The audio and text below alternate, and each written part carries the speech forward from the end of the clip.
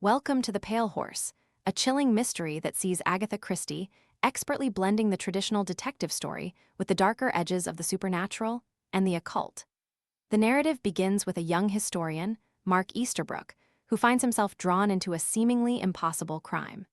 His investigation leads him to a strange, isolated house in the country, the Pale Horse Inn, home to three mysterious women who claim to be able to arrange murder through witchcraft. Are these women mere charlatans, or does a genuine, terrifying power exist that can grant the ultimate, untraceable wish?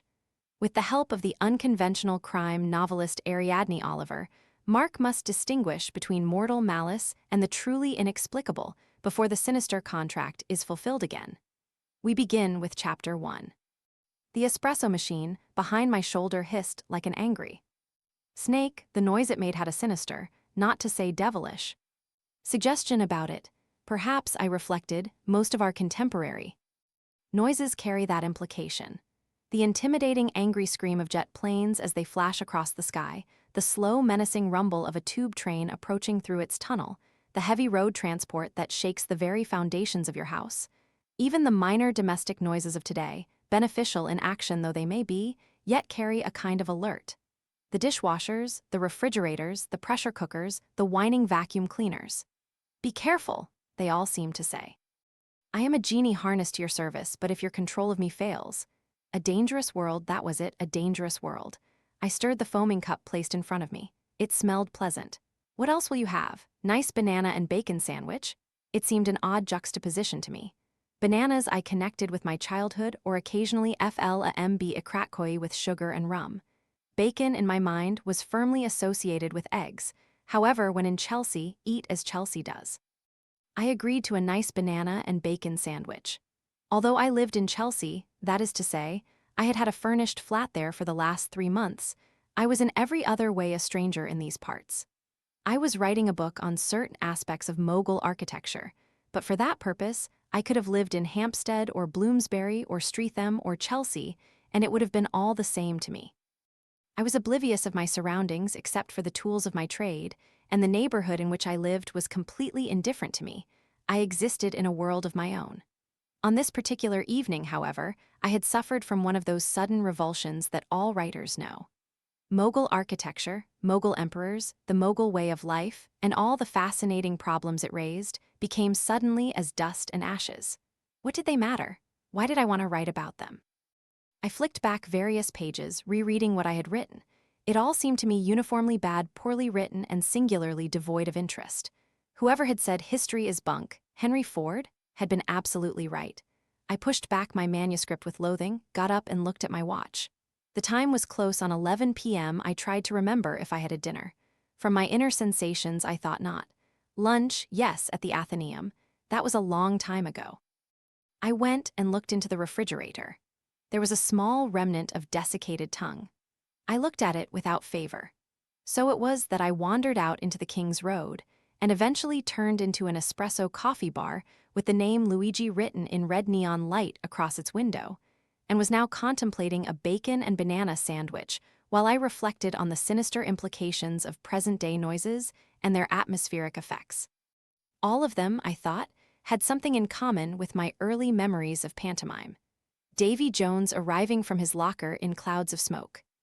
Trapdoors and windows that exuded the infernal powers of evil, challenging and defying a good fairy Diamond, or some such name, who in turn waved an inadequate-looking wand and recited hopeful platitudes as to the ultimate triumph of good in a flat voice, thus prefacing the inevitable song of the moment, which never had anything to do with the story of that particular pantomime. It came to me suddenly that evil was, perhaps, necessarily always more impressive than good. It had to make a show. It had to startle and challenge. It was instability attacking stability. And in the end, I thought, stability will always win. Stability can survive the triteness of good fairy Diamond, the flat voice, the rhymed couplet, even the irrelevant vocal statement of "there's a winding road runs down the hill to the oldie world town I love." All very poor weapons, it would seem, and yet those weapons would inevitably prevail. The pantomime would end in the way it always ended. The staircase and the descending cast in order of seniority, with good fairy Diamond, practicing the Christian virtue of humility and not seeking to be first, or in this case, last, but but arriving about halfway through the procession, side by side with her late opponent, now seemed to be no longer the snarling demon king breathing fire and brimstone, but just a man dressed up in red tights.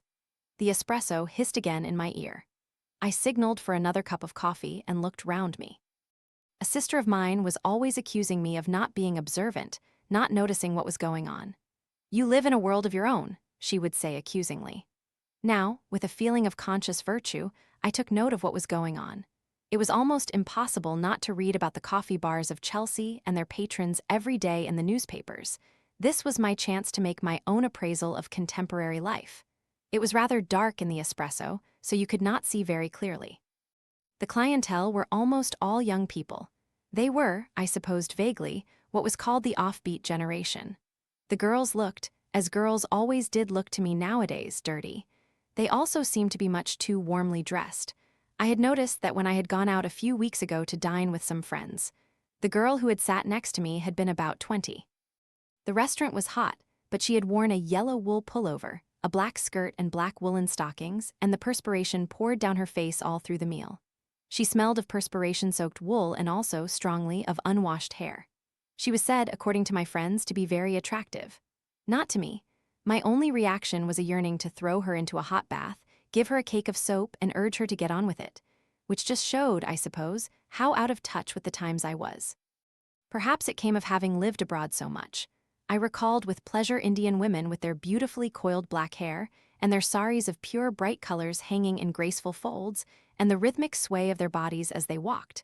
I was recalled from these pleasant thoughts by a sudden accentuation of noise. 2 young women at the table next to me had started a quarrel. The young men who were with them tried to adjust things, but without avail. Suddenly, they were screaming at each other. One girl slapped the other's face, the second dragged the first from her chair. They fought each other like fishwives, screaming abuse hysterically. One was a tousled redhead, the other a lank-haired blonde. What the quarrel was about, apart from terms of abuse, I did not gather. Cries and catcalls arose from other tables. "Atta girl, sock her, Lou." The proprietor behind the bar, a slim Italian-looking fellow with sideburns, whom I had taken to be Luigi, came to intervene in a voice that was pure Cockney London. "Now then, break it up, you'll ave the whole street in a minute. You'll ave the coppers here. Stop it, I say." But the lank blonde had the redhead by the hair and was tugging furiously as she screamed, "You're nothing but a man-stealing bitch. Bitch yourself." Luigi and the 2 embarrassed escorts forced the girls apart. In the blonde's fingers were large tufts of red hair. She held them aloft gleefully, then dropped them on the floor. The door from the street was pushed open and authority, dressed in blue, stood on the threshold and uttered the regulation words majestically. "What's going on here?" Immediately a common front was presented to the enemy. "Just a bit of fun," said one of the young men. "That's all," said Luigi. "Just a bit of fun among friends." With his foot he kicked the tufts of hair adroitly under the nearest table. The contestants smiled at each other in false amnesty. The policeman looked at everybody suspiciously. "We're just going now," said the blonde sweetly. "Come on, Doug." By a coincidence, several other people were just going. Authority watched them go grimly. His eye said that he was overlooking it this time, but he'd got his eye on them. He withdrew slowly. The redhead's escort paid the check. "You all right?" said Luigi to the girl who was adjusting a headscarf. "Lou served you pretty bad, tearing out your hair by the roots like that." "It didn't hurt," said the girl nonchalantly. She smiled at him. "Sorry for the row, Luigi." The party went out. The bar was now practically empty. I felt in my pocket for change. "She's a sport all right," said Luigi approvingly, watching the door close. He seized a floor brush and swept the tufts of red hair behind the counter. "It must have been agony," I said. "I'd have hollered if it had been me," admitted Luigi. "But she's a real sport, Tommy is." "You know her well?" "Oh, she's in here most evenings." "Tuckerton, that's her name, Thomasina Tuckerton, if you want the whole set out. But Tommy Tucker's what she's called round here. Stinking rich, too. Her old man left her a fortune, and what does she go and do? Comes to Chelsea, lives in a slummy room halfway to Wandsworth Bridge, and mooches around with a gang all doing the same thing. Beats me, half of that crowd's got money, could have any mortal thing they want, stay at the Ritz if they liked. But they seem to get a kick out of living the way they do. Yes, it beats me. It wouldn't be your choice. I've got sense," said Luigi. "As it is, I just cash in." I rose to go and asked what the quarrel was about. "Oh, Tommy's got hold of the other girl's boyfriend. He's not worth fighting about, believe me." The other girl seemed to think he was, I observed. Oh, Lou's very romantic, said Luigi tolerantly. It was not my idea of romance, but I did not say so. It must have been about a week later that my eye was caught by a name in the deaths column of the Times. Tuckerton. On October 2nd at Fallowfield Nursing Home, Amberley Thomasina Ann, aged 20, only daughter of the late Thomas Tuckerton, Esquire of Carrington Park, Amberley, Surrey. Funeral private. No flowers. No flowers for poor Tommy Tucker, and no more kicks out of life in Chelsea. I felt a sudden fleeting compassion for the Tommy Tuckers of today. Yet after all, I reminded myself, how did I know that my view was the right one? Who was I to pronounce it a wasted life? Perhaps it was my life, my quiet scholarly life, immersed in books, shut off from the world, that was the wasted one. Life at second hand. Be honest now, was I getting kicks out of life? A very unfamiliar idea. The truth was, of course, that I didn't want kicks. But there again, perhaps I ought to. An unfamiliar and not very welcome thought. I dismissed Tommy Tucker from my thoughts and turned to my correspondence. The principal item was a letter from my cousin Rhoda Despard, asking me to do her a favor. I grasped at this, since I was not feeling in the mood for work this morning, and it made a splendid excuse for postponing it. I went out into King's Road, hailed a taxi, and was driven to the residence of a friend of mine, a Mrs. Ariadne Oliver. Mrs. Oliver was a well-known writer of detective stories. Her maid, Millie, was an efficient dragon who guarded her mistress from the onslaughts of the outside world. I raised my eyebrows inquiringly, in an unspoken question. Millie nodded a vehement head. "You'd better go right up, Mr. Mark," she said. "She's in a mood this morning. You may be able to help her snap out of it." I mounted 2 flights of stairs, tapped lightly on a door, and walked in without waiting for encouragement. Mrs. Oliver's workroom was a good-sized room, the walls papered with exotic birds nesting in tropical foliage. Mrs. Oliver herself, in a state apparently bordering on insanity, was prowling round the room, muttering to herself. She threw me a brief, uninterested glance and continued to prowl. Her eyes, unfocused, swept round the walls, glanced out of the window, and occasionally closed in what appeared to be a spasm of agony. "But why?" demanded Mrs. Oliver of the universe. "Why doesn't the idiot say at once that he saw the cockatoo? Why shouldn't he? He couldn't have helped seeing it. But if he does mention it, it ruins everything. There must be a way. There must be." She groaned, ran her fingers through her short gray hair, and clutched it in a frenzied hand. Then, looking at me with suddenly focused eyes, she said, "Hallo, Mark, I'm going mad," and resumed her complaint. "And then there's Monica.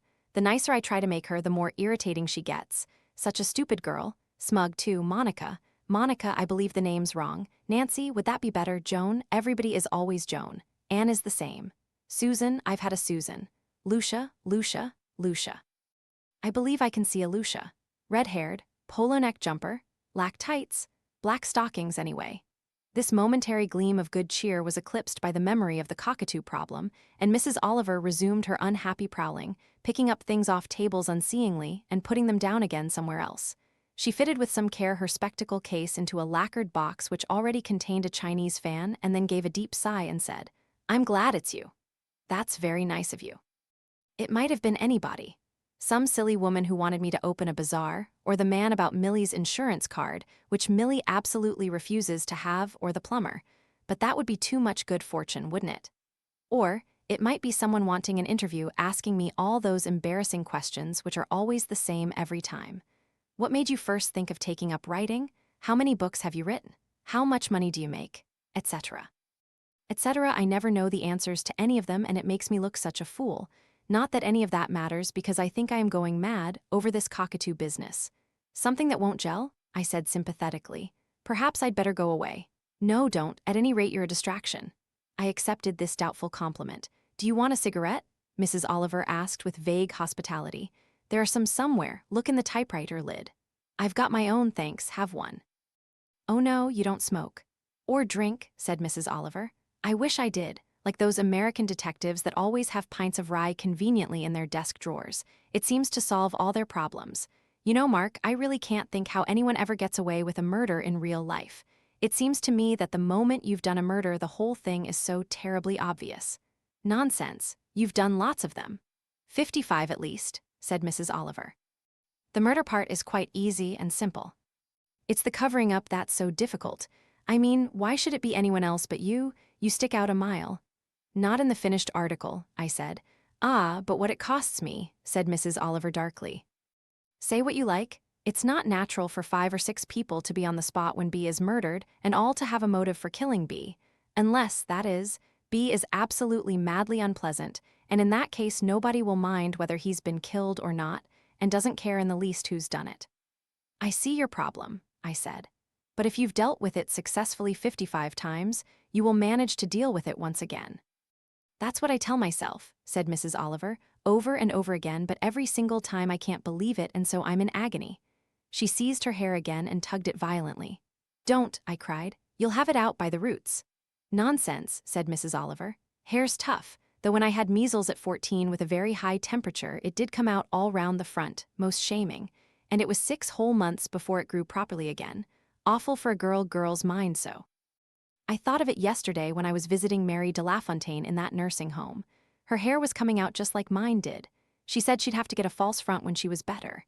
If you're 60, it doesn't always grow again, I believe. I saw a girl pull out another girl's hair by the roots the other night, I said. I was conscious of a slight note of pride in my voice as of one who has seen life. What extraordinary places have you been going to? Asked Mrs. Oliver. This was in a coffee bar in Chelsea. Oh, Chelsea, said Mrs. Oliver. Everything happens there, I believe. Beatniks and Sputniks and squares and the Beat generation. I don't write about them much because I'm so afraid of getting the terms wrong. It's safer, I think, to stick to what you know. Such as people on cruises and in hostels, and what goes on in hospitals, and on parish councils and sales of work and music festivals, and girls in shops and committees and daily women, and young men and girls who hike round the world in the interests of science, and shop assistants. She paused, out of breath. That seems fairly comprehensive to be getting on with, I said. All the same, you might take me out to a coffee bar in Chelsea sometime, just to widen my experience, said Mrs. Oliver wistfully. Any time you say. Tonight? Not tonight. I'm too busy writing, or rather worrying because I can't write. That's really the most tiresome thing about writing, though everything is tiresome really, except the one moment when you get what you think is going to be a wonderful idea and can hardly wait to begin. Tell me, Mark, do you think it is possible to kill someone by remote control? What do you mean by remote control? Press a button and set off a radioactive death ray? No, not science fiction. I suppose, she paused doubtfully, I really mean black magic. Wax figures and pins in them? Oh, wax figures are right out, said Mrs. Oliver scornfully. But queer things do happen in Africa or the West Indies.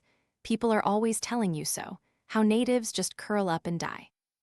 Voodoo or juju. Anyway, you know what I mean. I said that much of that was attributed nowadays to the power of suggestion. Word is always conveyed to the victim that his death has been decreed by the medicine man, and his subconscious does the rest. Mrs. Oliver snorted. If anyone hinted to me that I had been doomed to lie down and die, I'd take a pleasure in thwarting their expectations. I laughed. You've got centuries of good Occidental skeptical blood in your veins, no predispositions. Then you think it can happen? I don't know enough about the subject to judge. What put it into your head? Is your new masterpiece to be murder by suggestion? No, indeed. Good old-fashioned rat poison or arsenic is good enough for me, or the reliable blunt instrument. Not firearms if possible. Firearms are so tricky, but you didn't come here to talk to me about my books. Frankly, no, the fact is that my cousin Rhoda Despard has got a church FKTE and never again. Said Mrs. Oliver. You know what happened last time? I arranged a murder hunt and the first thing that happened was a real corpse. I've never quite got over it. It's not a murder hunt. All you'd have to do would be to sit in a tent and sign your own books at 5 bob a time. LLL, said Mrs. Oliver doubtfully. That might be all right. I shouldn't have to open the FKTE, or say silly things, or have to wear a hat. None of these things, I assured her, would be required of her. And it would only be for an hour or two, I said coaxingly. After that, there'll be a cricket match. No, I suppose not this time of year. Children dancing, perhaps, or a fancy dress competition. Mrs. Oliver interrupted me with a wild scream. That's it, she cried.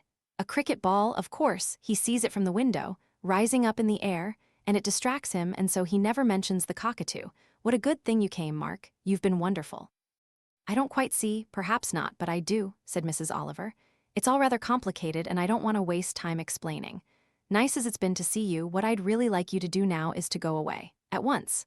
Certainly. About the FKTE, I'll think about it. Don't worry me now. Now where on earth did I put my spectacles? Really, the way things just disappear. Chapter 2. Mrs. Gerardi opened the door of the presbytery in her usual sharp pouncing style. It was less like answering a bell than a triumphant maneuver expressing the sentiment "I've caught you this time." "Well now, and what would you be wanting?" she demanded belligerently. There was a boy on the doorstep, a very negligible-looking boy, a boy not easily noticeable nor easily remembered, a boy like a lot of other boys. He sniffed because he had a cold in his head. "Is this the priest's place? Is it Father Gorman you're wanting?" "He's wanted," said the boy. "Who wants him and where and what for?" "Benthall Street, 23. Woman as says she's dying. Mrs. Coppins sent me. This is a Catholic place all right, isn't it? Woman says the vicar won't do." Mrs. Gerardi reassured him on this essential point, told him to stop where he was, and retired into the presbytery. Some 3 minutes later, a tall elderly priest came out carrying a small leather case in his hand. "I'm Father Gorman," he said. "Benthall Street? That's round by the railway yards, isn't it?" "'S right." "Not more than a step, it isn't." They set out together, the priest walking with a free striding step. "Mrs. Coppins, did you say? Is that the name?" "She's the one what owns the house. Lets rooms, she does. It's one of the lodgers wants you. Name of Davis, I think." "Davis, I wonder now, I don't remember. She's one of you all right. Catholic, I mean, said as no vicar would do." The priest nodded. They came to Benthall Street in a very short time. The boy indicated a tall dingy house in a row of other tall dingy houses. "That's it. Aren't you coming in?" "I don't belong. Mrs. C give me a bob to take the message." "I see. What's your name?" "Mike Potter." "Thank you, Mike." "You're welcome," said Mike, and went off whistling. The imminence of death for someone else did not affect him. The door of number 23 opened, and Mrs. Coppins, a large, red-faced woman, stood on the threshold and welcomed the visitor with enthusiasm. Come in. She's bad, I'd say. Ought to be in hospital, not here. I've rung up, but goodness knows when anybody will come nowadays.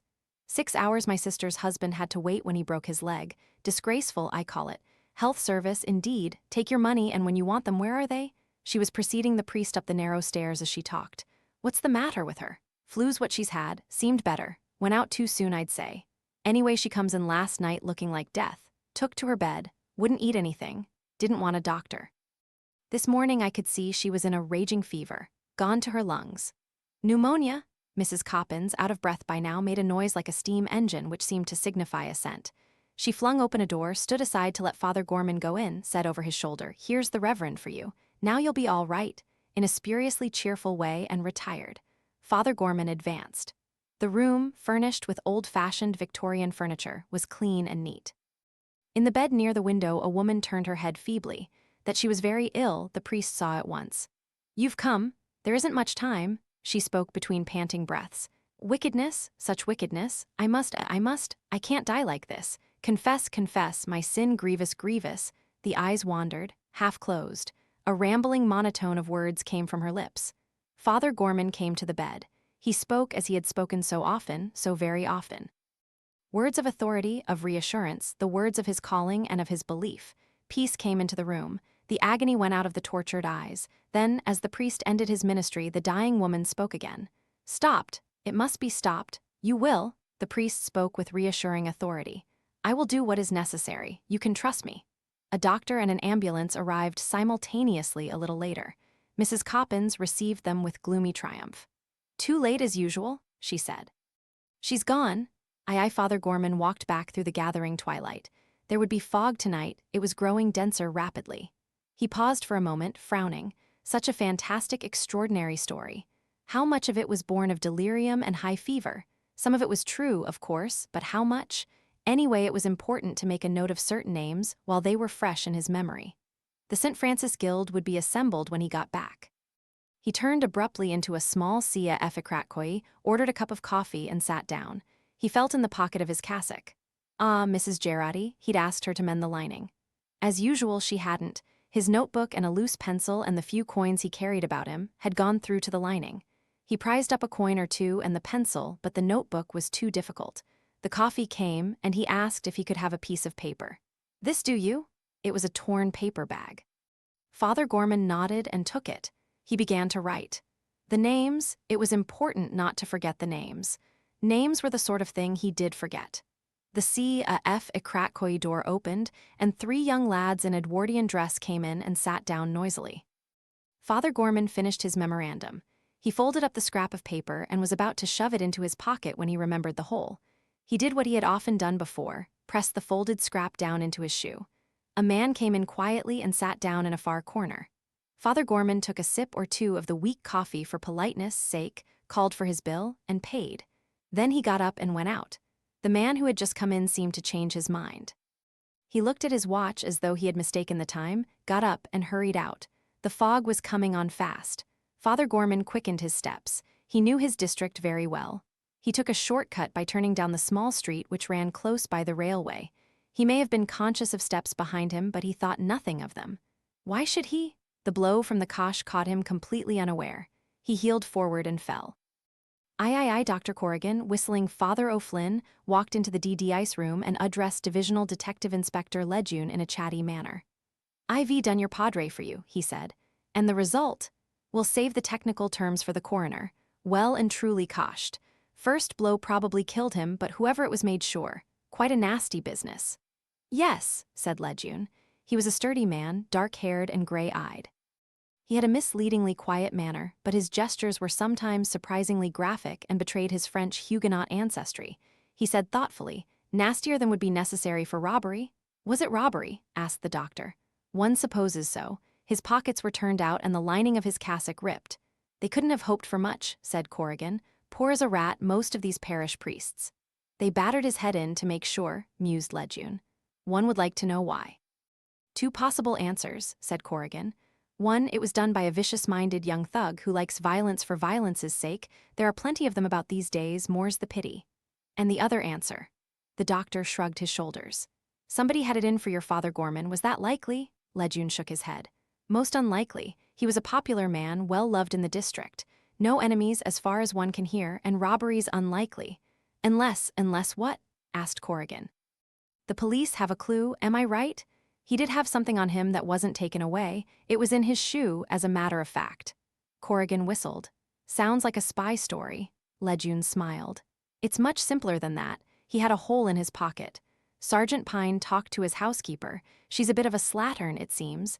Didn't keep his clothes mended in the way she might have done. She admitted that now and again, Father Gorman would thrust a paper or a letter down the side of his shoe to prevent it from going down into the lining of his cassock. And the killer didn't know that? The killer never thought of that, assuming, that is, that this piece of paper is what he may have been wanting, rather than a miserly amount of small change. What was on the paper? Lejeune reached into a drawer and took out a flimsy piece of creased paper. "Just a list of names," he said. Corrigan looked at it curiously. Ormerod, Sanford, Parkinson, Hesketh, Dubois, Shaw, Harmonsworth, Tuckerton, Corrigan, de La Fontaine. His eyebrows rose. "I see I'm on the list. Do any of the names mean anything to you?" asked the inspector. "None of them. And you've never met Father Gorman?" "Never." "Then you won't be able to help us much. Any ideas as to what this list means, if anything?"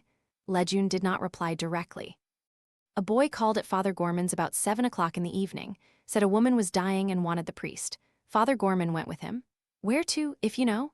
"We know. It didn't take long to check up. 23 Benthall Street. House owned by a woman named Coppins. The sick woman was a Mrs. Davis.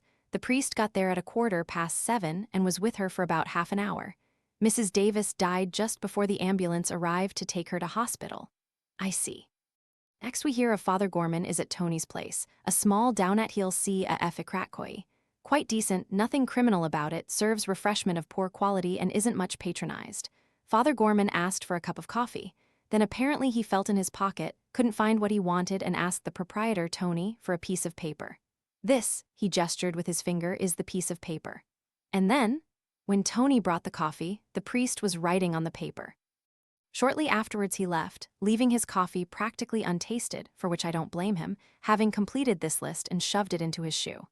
"Anybody else in the place?" 3 boys of the teddy boy type came in and sat at one table, and an elderly man came in and sat at another. The latter went away without ordering. "He followed the priest?"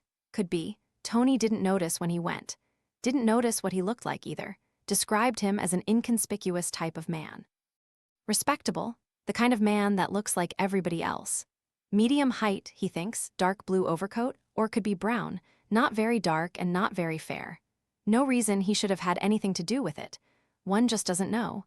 He hasn't come forward to say he saw the priest in Tony's place, but it's early days yet. We're asking for anyone who saw Father Gorman between 7:15 and 8:15 to communicate with us." Only 2 people so far have responded, a woman and a chemist who had a shop nearby. I'll be going to see them presently. His body was found at 8:15 by 2 small boys in West Street, you know it, practically an alleyway bounded by the railway on one side. The rest, you know. Corrigan nodded. He tapped the paper. What's your feeling about this? I think it's important, said Lejeune. The dying woman told him something, and he got these names down on paper as soon as he could before he forgot them. The only thing is, would he have done that if he'd been told under seal of the confessional? It needn't have been under a seal of secrecy, said Lejeune. Suppose, for instance, these names have a connection of, say, blackmail. That's your idea, is it? I haven't any ideas yet. This is just a working hypothesis. These people were being blackmailed. The dying woman was either the blackmailer or she knew about the blackmail. I'd say that the general idea was repentance, confession, and a wish to make reparation as far as possible. Father Gorman assumed the responsibility. And then? Everything else is conjectural, said Lejeune. Say it was a paying racket and someone didn't want it to stop paying. Someone knew Mrs. Davis was dying and that she'd sent for the priest. The rest follows. I wonder now, said Corrigan, studying the paper again. Why do you think there's an interrogation mark after the last 2 names? It could be that Father Gorman wasn't sure he'd remembered those 2 names correctly. It might have been Mulligan instead of Corrigan, agreed the doctor with a grin. That's likely enough, but I'd say that with a name like de La Fontaine, either you'd remember it or you wouldn't, if you know what I mean. It's odd that there isn't a single address. He read down the list again. Parkinson, lots of Parkinsons. Sanford, not uncommon. Hesketh Dubois, that's a bit of a mouthful, can't be many of them. On a sudden impulse, he leaned forward and took the telephone directory from the desk. E to L, let's see. Hesketh, Mrs. A, John and Company Plumbers, Sir Isidore. Ah, here we are, Hesketh Dubois lady. 49 Ellismere Square, SWI. What say we just ring her up? Saying what? Inspiration will come, said Dr. Corrigan airily. Go ahead, said Lejeune. What? Corrigan stared at him. I said go ahead, Lejeune spoke mildly. Don't look so taken aback. He himself picked up the receiver. Give me an outside line. He looked at Corrigan. Number? Grosvenor 64,578. Lejeune repeated it, then handed the receiver over to Corrigan. Enjoy yourself, he said. Faintly puzzled, Corrigan looked at him as he waited. The ringing tone continued for some time before anyone answered. Then, interspersed with heavy breathing, a woman's voice said, Grosvenor 64,578. Is that Lady Hesketh Dubois' house? Well, yes, Dr. Corrigan ignored these uncertainties. Can I speak to her, please? No, that you can't do. Lady Hesketh Dubois died last April. Oh, startled. Dr. Corrigan ignored the who is it speaking, please, and gently replaced the receiver. He looked coldly at Inspector Lejeune. So that's why you were so ready to let me ring up. Lejeune smiled maliciously. We don't really neglect the obvious, he pointed out. Last April, said Corrigan thoughtfully. 5 months ago, 5 months since blackmail or whatever it was has failed to worry her. She didn't commit suicide or anything like that. No, she died of a tumor on the brain. So now we start again, said Corrigan, looking down at the list. Lejeune sighed. We don't really know that list had anything to do with it, he pointed out. It may have been just an ordinary caching on a foggy night and precious little hope of finding who did it unless we have a piece of luck. Dr. Corrigan said, Do you mind if I continue to concentrate on this list? Go ahead. I wish you all the luck in the world. Meaning, I'm not likely to get anywhere if you haven't. Don't be too sure. I shall concentrate on Corrigan. Mr. or Mrs. or Miss Corrigan with a big interrogation mark. Chapter 3. Well, really, Mr. Lejeune, one don't see what more one can tell you. I told it all before to your sergeant. I don't know who Mrs. Davis was or where she came from. She'd been with me about 6 months. She paid her rent regular, and she seemed a nice, quiet, respectable person, and what more you expect me to say, I'm sure I don't know. Mrs. Coppins paused for breath and looked at Lejeune with some displeasure. He gave her the gentle, melancholy smile which he knew by experience was not without its effect. Not that I wouldn't be willing to help if I could, she amended. Thank you, that's what we need, help. Women know, they feel instinctively, so much more than a man can know. It was a good gambit and it worked. Ah, said Mrs. Coppins. I wish Coppins could hear you. So hoity-toity and offhand he always was. Saying you know things when you haven't anything to go on, he'd say and snort. And 9 times out of 10 I was right. That's why I'd like to hear what ideas you have about Mrs. Davis. Was she an unhappy woman, do you think? Now as to that, no, I wouldn't say so. Businesslike, that's what she always seemed, methodical, as though she'd got her life planned and was acting accordingly. She had a job, I understood, with one of these consumer research associations. Going around and asking people what soap powder they used, or flour, and what they spend on their weekly budget and how it's divided up. Of course, I've always felt that sort of thing is snooping, really, and why the government or anyone else wants to know beats me. All you hear at the end of it is only what everybody has known perfectly well all along. But there's a craze for that sort of thing nowadays. And if you've got to have it, I should say that poor Mrs. Davis would do the job very nicely. A pleasant manner, not nosy, just businesslike and matter of fact. You don't know the actual name of the firm or association that employed her? No, I don't, I'm afraid. Did she ever mention relatives? No. I gathered she was a widow and had lost her husband many years ago. A bit of an invalid he'd been, but she never talked much about him. She didn't mention where she came from, what part of the country. I don't think she was a Londoner. Came from somewhere up north, I should say. You didn't feel there was anything, well, mysterious about her? Lejeune felt a doubt as he spoke. If she was a suggestible woman, but Mrs. Coppins did not take advantage of the opportunity offered to her. Well, I can't say really that I did. Certainly not from anything she ever said. The only thing that perhaps might have made me wonder was her suitcase. Good quality it was, but not new, and the initials on it had been painted over, ID Jessie Davis, but originally it had been something else. H, I think, but it might have been an A still. I didn't think anything of that at the time. You can often pick up a good piece of luggage secondhand ever so cheap, and then it's natural to get the initials altered. She hadn't a lot of stuff, only the one case. Lejeune knew that. The dead woman had had curiously few personal possessions. No letters had been kept, no photographs. She had had apparently no insurance card, no bank book, no checkbook. Her clothes were of good everyday serviceable quality, nearly new. She seemed quite happy, he asked. I suppose so. He pounced on the faint, doubtful tone in her voice. You only suppose so? Well, it's not the kind of thing you think about, is it? I should say she was nicely off, with a good job, and quite satisfied with her life. She wasn't the bubbling over sort. But of course, when she got ill, yes, when she got ill, he prompted her. Vexed she was at first. When she went down with flu, I mean, it would put all her schedule out, she said. Missing appointments and all that. But flu's flu, and you can't ignore it when it's there. So she stopped in bed and made herself tea on the gas ring and took aspirin. I said, why not have the doctor, and she said no point in it. Nothing to do for flu but stay in bed and keep warm, and I'd better not come near her to catch it. I did a bit of cooking for her when she got better. Hot soup and toast, and a rice pudding now and again. It got her down, of course, flu does, but not more than what's usual, I'd say. It's after the fever goes down that you get the depression, and she got that like everyone does.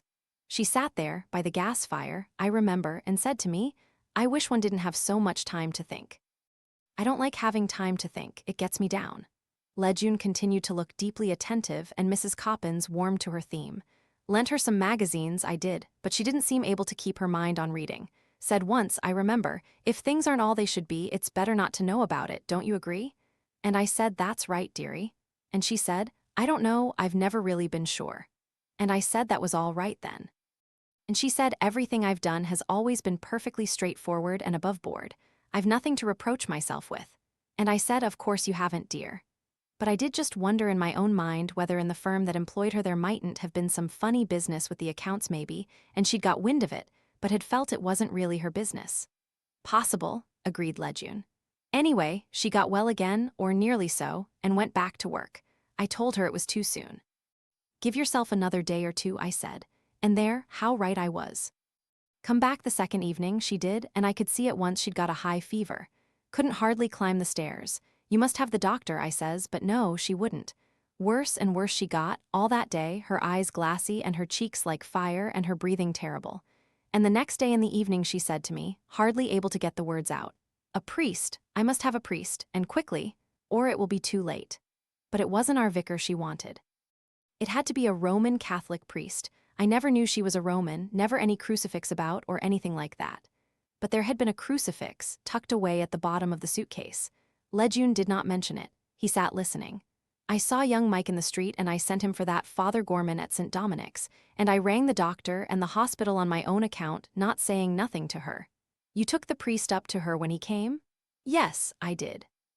And left them together. Did either of them say anything? Well now, I can't exactly remember. I was talking myself, saying here was the priest and now she'd be all right, trying to cheer her up, but I do call to mind now as I closed the door I heard her say something about wickedness. Yes, and something too about a horse racing maybe. I like a half-crown on myself occasionally, but there's a lot of crookedness goes on in racing, so they say. Wickedness, said Lejeune. He was struck by the word. Have to confess their sins, don't they, Romans, before they die? So I suppose that was it. Lejeune did not doubt that that was it, but his imagination was stirred by the word used. Wickedness? Something rather special in wickedness, he thought, if the priest who knew about it was followed and clubbed to death. There was nothing to be learned from the other 3 lodgers in the house. 2 of them, a bank clerk and an elderly man who worked in a shoe shop, had been there for some years. The third was a girl of 22 who had come there recently and had a job in a nearby department store. All 3 of them barely knew Mrs. Davis by sight.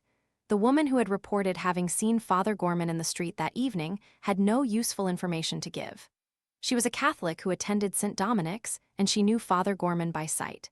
She had seen him turn out of Benthall Street and go into Tony's place about 10 minutes to 8. That was all. Mr. Osborne, the proprietor of the chemist's shop on the corner of Barton Street, had a better contribution to make. He was a small, middle-aged man with a bald domed head, a round, ingenuous face, and glasses. Good evening, Chief Inspector. Come behind, will you? He held up the flap of an old-fashioned counter. Lejeune passed behind and through a dispensing alcove where a young man in a white overall was making up bottles of medicine with the swiftness of a professional conjurer, and so through an archway into a tiny room with a couple of easy chairs, a table, and a desk. Mr. Osborne pulled the curtain of the archway behind him in a secretive manner and sat down in one chair, motioning to Lejeune to take the other. He leaned forward, his eyes glinting in pleasurable excitement. It just happens that I may be able to assist you. It wasn't a busy evening, nothing much to do, the weather being unfavorable. My young lady was behind the counter. We keep open until 8 on Thursday always. The fog was coming on and there weren't many people about. I'd gone to the door to look at the weather, thinking to myself that the fog was coming up fast. The weather forecast had said it would. I stood there for a bit, nothing going on inside that my young lady couldn't deal with face creams and bath salts and all that. Then I saw Father Gorman coming along on the other side of the street. I know him quite well by sight, of course. A shocking thing, this murder, attacking a man so well thought of as he is. There's Father Gorman, I said to myself. He was going in the direction of West Street. It's the next turn on the left before the railway, as you know. A little way behind him there was another man. It wouldn't have entered my head to notice or think anything of that, but quite suddenly, this second man came to a stop, quite abruptly, just when he was level with my door. I wondered why he'd stopped, and then I noticed that Father Gorman, a little way ahead, was slowing down. He didn't quite stop. It was as though he was thinking of something so hard that he almost forgot he was walking. Then he started on again, and this other man started to walk, too, rather fast. I thought inasmuch as I thought at all, that perhaps it was someone who knew Father Gorman and wanted to catch him up and speak to him. But in actual fact, he could simply have been following him. That's what I'm sure he was doing now, not that I thought anything of it at the time. What with the fog coming up, I lost sight of them both almost at once. Can you describe this man at all? Lejeune's voice was not confident. He was prepared for the usual nondescript characteristics. But Mr. Osborne was made of different metal from Tony of Tony's place. Well, yes, I think so, he said with complacency. He was a tall man, tall, how tall? Well, 5'11" to 6 feet at least, I'd say, though he might have seemed taller than he was because he was very thin. Sloping shoulders he had and a definite Adam's apple. Grew his hair rather long under his Homburg, a great beak of a nose, very noticeable. Naturally, I couldn't say as to the color of his eyes. I saw him in profile, as you'll appreciate. Perhaps 50 as to age. I'm going by the walk. A youngish man moves quite differently. Lejeune made a mental survey of the distance across the street, then back again to Mr. Osborne, and wondered. He wondered very much. A description such as that given by the chemist could mean one of 2 things. It could spring from an unusually vivid imagination. He had known many examples of that kind, mostly from women. They built up a fancy portrait of what they thought a murderer ought to look like. Such fancy portraits, however, usually contained some decidedly spurious details, such as rolling eyes, beetle brows, ape-like jaws, snarling ferocity. The description given by Mr. Osborne sounded like the description of a real person.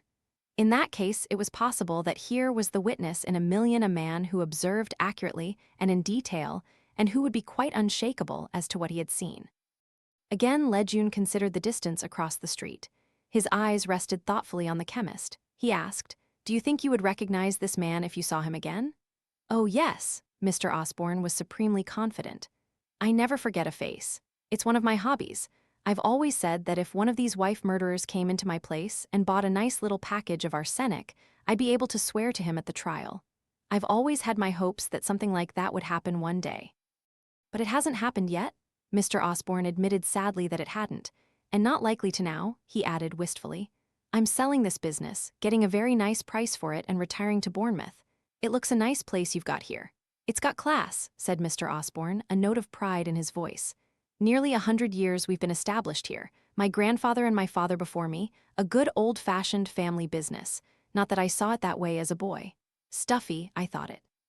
Like many a lad, I was bitten by the stage. Felt sure I could act. My father didn't try to stop me. 'See what you can make of it, my boy,' he said. 'You'll find you're no Sir Henry Irving.' And how right he was. Very wise man, my father. 18 months or so in repertory and back I came into the business. Took a pride in it, I did. We've always kept good solid stuff. Old-fashioned, but quality. But nowadays," he shook his head sadly, disappointing for a pharmacist, "all this toilet stuff, you've got to keep it. Half the profits come from all that muck. Powder and lipstick and face creams, and hair shampoos and fancy sponge bags. I don't touch the stuff myself. I have a young lady behind the counter who attends to all that. No, it's not what it used to be, having a chemist's establishment. However, I've a good sum put by, and I'm getting a very good price, and I've made a down payment on a very nice little bungalow near Bournemouth." He added, "Retire while you can still enjoy life. That's my motto. I've got plenty of hobbies. Butterflies, for instance, and a bit of bird watching now and then, and gardening, plenty of good books on how to start a garden, and there's travel. I might go on one of these cruises, see foreign parts before it's too late." Lejeune rose. "Well, I wish you the best of luck," he said. "And if before you actually leave these parts you should catch sight of that man, I'll let you know at once, Mr. Lejeune. Naturally, you can count on me. It will be a pleasure. As I've told you, I've a very good eye for a face. I shall be on the lookout. On the qui-vive, as they say. Oh yes, you can rely on me. It will be a pleasure." Chapter 4. One came out of the Old Vic, my friend Hermia Redcliffe beside me. We had been to see a performance of Macbeth. It was raining hard. As we ran across the street to the spot where I had parked my car, Hermia remarked unjustly that whenever one went to the Old Vic it always rained. "It's just one of those things." I dissented from this view. I said that unlike sundials, she remembered only the rainy hours. "Now at Glyndebourne," went on Hermia as I let in the clutch, "I've always been lucky. I can't imagine it other than perfection, the music and the glorious flower borders, the white flower border in particular." We discussed Glyndebourne and its music for a while, and then Hermia remarked, "We're not going to Dover for breakfast, are we?" "Dover? What an extraordinary idea." "I thought we'd go to the Fantasy. One needs some really good food and drink after all the magnificent blood and gloom of Macbeth. Shakespeare always makes me ravenous." "Yes, so does Wagner. Smoked salmon sandwiches at Covent Garden in the intervals are never enough to stay the pangs. As to why Dover, it's because you're driving in that direction." "One has to go round," I explained. "But you've overdone going round. You're well away on the old, or is it the new, Kent Road." I took stock of my surroundings and had to admit that Hermia, as usual, was quite right. "I always get muddled here," I said in apology. "It is confusing," Hermia agreed. "Round and round Waterloo Station." Having at last successfully negotiated Westminster Bridge, we resumed our conversation, discussing the production of Macbeth that we had just been viewing. My friend Hermia Redcliffe was a handsome young woman of 28. Cast in the heroic mold, she had an almost flawless Greek profile, and a mass of dark chestnut hair coiled on the nape of her neck. My sister always referred to her as Mark's girlfriend, with an intonation of inverted commas about the term that never failed to annoy me. The Fantasy gave us a pleasant welcome and showed us to a small table against the crimson velvet wall. The Fantasy is deservedly popular, and the tables are close together. As we sat down, our neighbors at the next table greeted us cheerfully. David Ardingly was a lecturer in history at Oxford. He introduced his companion, a very pretty girl with a fashionable hairdo, all ends, bits and pieces sticking out at improbable angles on the crown of her head. Strange to say, it suited her. She had enormous blue eyes and a mouth that was usually half open. She was, as all David's girls were known to be, extremely silly. David, who was a remarkably clever young man, could only find relaxation with girls who were practically half-witted. "This is my particular pet, Poppy," he explained. "Meet Mark and Hermia. They're very serious and highbrow, and you must try and live up to them. We've just come from Do It for Kicks. Lovely show." "I bet you two are straight from Shakespeare or a revival of Ibsen." "Macbeth at the Old Vic," said Hermia. "Ah, what do you think of Batterson's production?" "I liked it," said Hermia. "The lighting was very interesting, and I've never seen the banquet scene so well managed." "Ah, but what about the witches?" "Awful," said Hermia. "They always are," she added. David agreed. "A pantomime element seems bound to creep in," he said. "All of them capering about and behaving like a threefold demon king. You can't help expecting a good fairy to appear in white with spangles to say in a flat voice, 'Your evil shall not triumph.' In the end, it is Macbeth who will be round the bend." We all laughed, but David, who was quick on the uptake, gave me a sharp glance. "What gives with you?" he asked. "Nothing. It was just that I was reflecting only the other day about evil and demon kings in pantomime. Yes, and good fairies, too." "That proposed a what?" "Oh, in Chelsea at a coffee bar." "How smart and up-to-date you are, aren't you, Mark? All among the Chelsea set, where heiresses in tights marry corner boys on the make. That's where Poppy ought to be, isn't it, Ducky?" Poppy opened her enormous eyes still wider. "I hate Chelsea," she protested. "I like the Fantasy much better. Such lovely, lovely food." "Good for you, Poppy. Anyway, you're not really rich enough for Chelsea. Tell us more about Macbeth, Mark, and the awful witches. I know how I'd produce the witches if I were doing a production." David had been a prominent member of the Oxford University Dramatic Society in the past. "Well, how?" "I'd make them very ordinary, just sly, quiet old women, like the witches in a country village." "But there aren't any witches nowadays," said Poppy, staring at him. "You say that because you're a London girl. There's still a witch in every village in rural England. Old Mrs. Black in the third cottage up the hill. Little boys are told not to annoy her, and she's given presents of eggs and a home-baked cake now and again. Because," he wagged a finger impressively, "if you get across her, your cows will stop giving milk, your potato crop will fail, or little Johnny will twist his ankle. You must keep on the right side of old Mrs. Black. Nobody says so outright, but they all know." "You're joking," said Poppy, pouting. "No, I'm not. I'm right, aren't I, Mark?" "Surely all that kind of superstition has died out completely with education," said Hermia skeptically. "Not in the rural pockets of the land. What do you say, Mark?" "I think perhaps you're right," I said slowly. "Though I wouldn't really know. I've never lived in the country much." "I don't see how you could produce the witches as ordinary old women," said Hermia, reverting to David's earlier remark.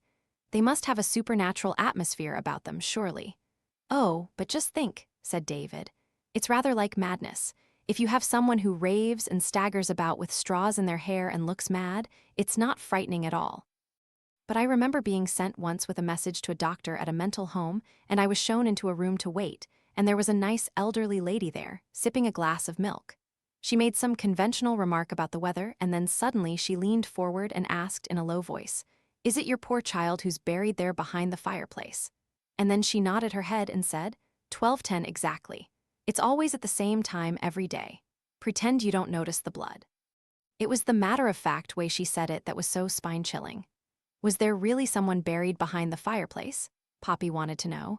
David ignored her and went on. "Then take mediums. At one moment trances, darkened rooms, knocks, and raps. Afterwards the medium sits up, pats her hair, and goes home to a meal of fish and chips, just an ordinary, quite jolly woman." "So your idea of the witches," I said, "is 3 old Scottish crones with second sight, who practice their arts in secret, muttering their spells round a cauldron, conjuring up spirits, but remaining themselves just an ordinary trio of old women." "Yes, it could be impressive. If you could ever get any actors to play it that way," said Hermia dryly. "You have something there," admitted David. "Any hint of madness in the script and an actor is immediately determined to go to town on it. The same with sudden deaths. No actor can just quietly collapse and fall down dead. He has to groan, stagger, roll his eyes, gasp, clutch his heart, clutch his head, and make a terrific performance of it. Talking of performances, what did you think of Fielding's Macbeth? Great division of opinion among the critics." "I thought it was terrific," said Hermia. "That scene with the doctor, after the sleepwalking scene. Canst thou not minister to a mind diseased?" He made clear what I'd never thought of before, that he was really ordering the doctor to kill her, and yet he loved his wife. He brought out the struggle between his fear and his love. That "thou shouldst have died hereafter" was the most poignant thing I've ever known. Shakespeare might get a few surprises if he saw his plays acted nowadays, I said dryly. Burbage and Company had already quenched a good deal of his spirit, I suspect, said David. Hermia murmured, the eternal surprise of the author at what the producer has done to him. Didn't somebody called Bacon really write Shakespeare? Asked Poppy. That theory is quite out of date nowadays, said David kindly. And what do you know of Bacon? He invented gunpowder, said Poppy triumphantly. David looked at us. You see why I love this girl, he said.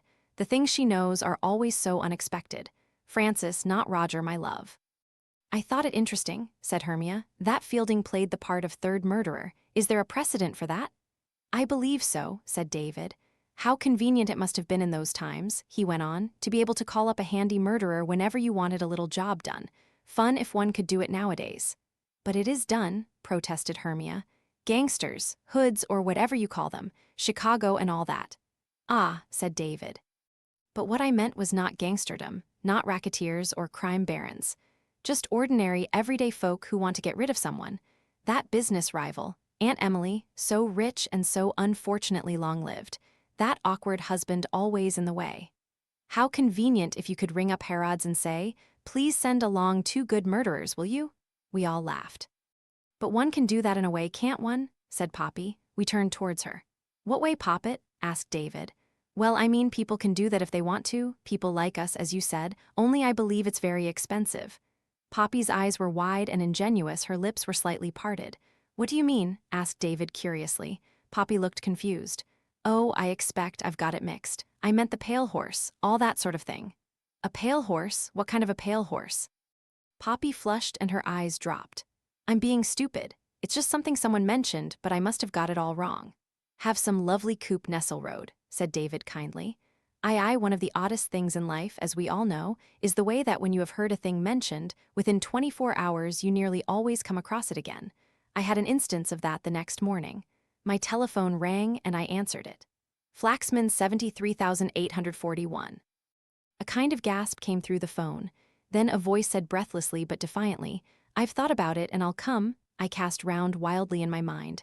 Splendid, I said, stalling for time.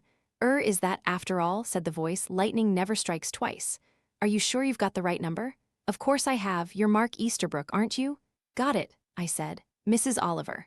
Oh, said the voice, surprised. Didn't you know who I was? I never thought of that. It's about that FKTE of Rhoda's. I'll come and sign books if she wants me to. That's frightfully nice of you. They'll put you up, of course. There won't be parties, will there? Asked Mrs. Oliver apprehensively. You know the kind of thing, she went on.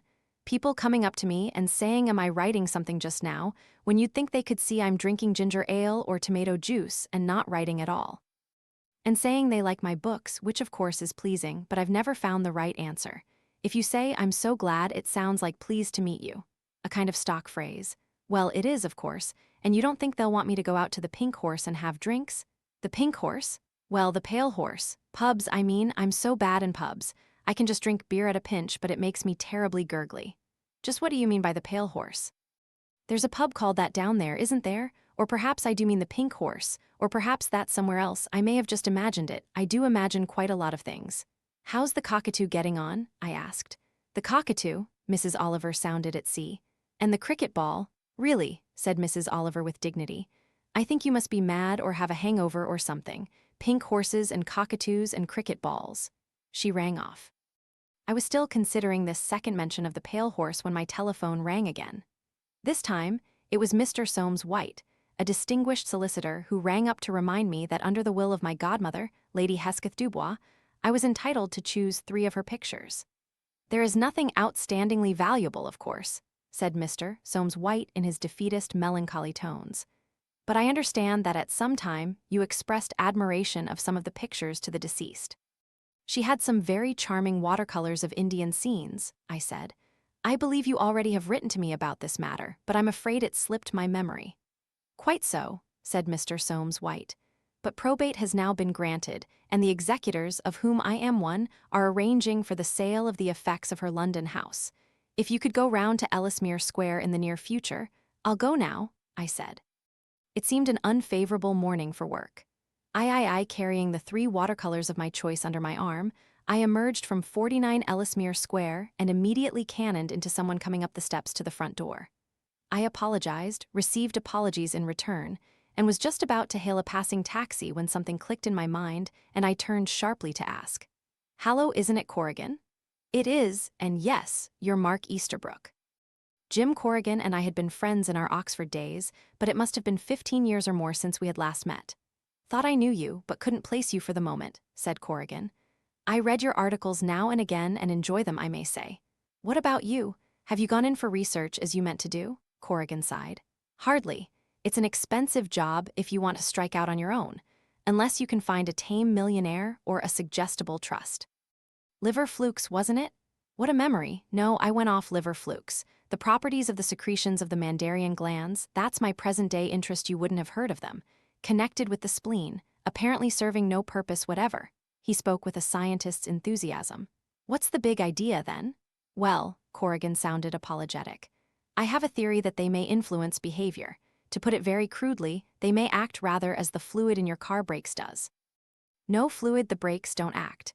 In human beings, a deficiency in these secretions might make you a criminal," I whistled. "And what happens to original sin?" "What indeed?" said Dr. Corrigan. "The Parsons wouldn't like it, would they? I haven't been able to interest anyone in my theory, unfortunately. So I'm a police surgeon in NW Division. Quite interesting. One sees a lot of criminal types, but I won't bore you with shop unless you'll come and have some lunch with me." "I'd like to, but you were going in there." I nodded towards the house behind Corrigan. "Not really," said Corrigan. "I was just going to gate crash. There's nobody there but a caretaker." "So I imagined, but I wanted to find out something about the late Lady Hesketh Dubois if I could." "I dare say I can tell you more than a caretaker could. She was my godmother." "Was she indeed? That's a bit of luck. Where shall we go to feed?"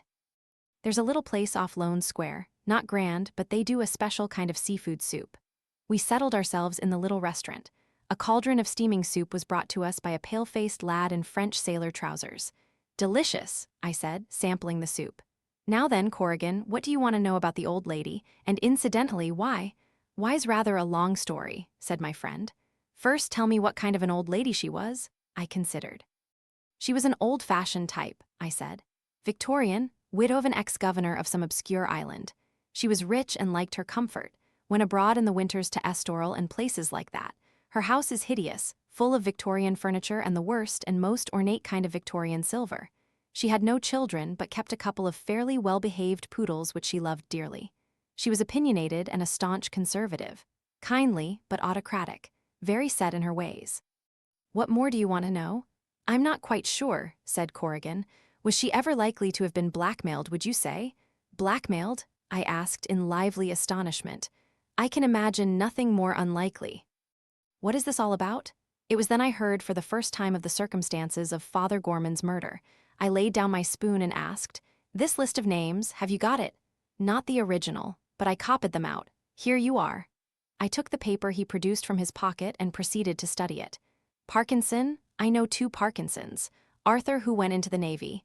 Then there's a Henry Parkinson in one of the ministries. Ormerod, there's a Major Ormerod in the Blues. Sanford, our old rector when I was a boy was Sanford. Harmonsworth? No Tuckerton." I paused. "Tuckerton, not Thomasina Tuckerton, I suppose?" Corrigan looked at me curiously. "Could be for all I know. Who's she and what does she do?" "Nothing now. Her death was in the paper about a week ago." "That's not much help then." I continued with my reading. "Shaw, I know a dentist called Shaw, and there's Jerome Shaw, QC. De La Fontaine, I've heard that name lately, but I can't remember where." "Corrigan, does that refer to you by any chance?" "I devoutly hope not. I've a feeling that it's unlucky to have your name on that list." "Maybe. What made you think of blackmail in connection with it?" "It was Detective Inspector Legeune's suggestion, if I remember rightly. It seemed the most likely possibility, but there are plenty of others. This may be a list of dope smugglers or drug addicts or secret agents. It may be anything in fact. There's only one thing sure, it was important enough for murder to be committed in order to get hold of it." I asked curiously, "Do you always take such an interest in the police side of your work?" He shook his head. "Can't say I do. My interest is in criminal character. Background, upbringing, and particularly glandular health, all that. Then why the interest in this list of names?" "Blessed if I know," said Corrigan slowly. "Seeing my own name on the list, perhaps, up the Corrigans, one Corrigan to the rescue of another Corrigan." "Rescue? Then you definitely see this as a list of victims, not a list of malefactors. But surely it could be either. You're entirely right. And it's certainly odd that I should be so positive. Perhaps it's just a feeling. Or perhaps it's something to do with Father Gorman. I didn't come across him very often, but he was a fine man, respected by everyone and loved by his own flock. He was the good, tough, militant kind. I can't get it out of my head that we considered this list a matter of life or death. Aren't the police getting anywhere? Oh yes, but it's a long business. Checking here, checking there, checking the antecedents of the woman who called him out that night. Who was she? No mystery about her, apparently. Widow. We had an idea that her husband might have been connected with horse racing, but that doesn't seem to be so. She worked for a small commercial firm that does consumer research. Nothing wrong there. They are a reputable firm in a small way. They don't know much about her. She came from the north of England, Lancashire. The only odd thing about her is that she had so few personal possessions. I shrugged my shoulders. I expect that's true for a lot more people than we ever imagine. It's a lonely world. Yes, as you say. Anyway, you decided to take a hand. Just nosing around. Hesketh Dubois is an uncommon name. I thought if I could find out a little about the lady. He left the sentence unfinished. But from what you tell me, there doesn't seem to be any possible lead there. Neither a dope addict nor a dope smuggler, I assured him. Certainly not a secret agent. Had led far too blameless a life to have been blackmailed. I can't imagine what kind of a list she could possibly have been on. Her jewelry she kept at the bank, so she wouldn't have been a hopeful prospect for robbery. Any other Hesketh Dubises that you know about? Sons? No children. She had a nephew and a niece, I think, but not of that name. Her husband was an only child. Corrigan told me sourly that I'd been a lot of help. He looked at his watch, remarked cheerfully that he was due to cut somebody up, and we parted. I went home thoughtful, found it impossible to concentrate on my work, and finally, on an impulse, rang up David Ardingly. David? Mark here. That girl I met with you the other evening. Poppy, what's her other name? Going to pinch my girl, is that it? David sounded highly amused.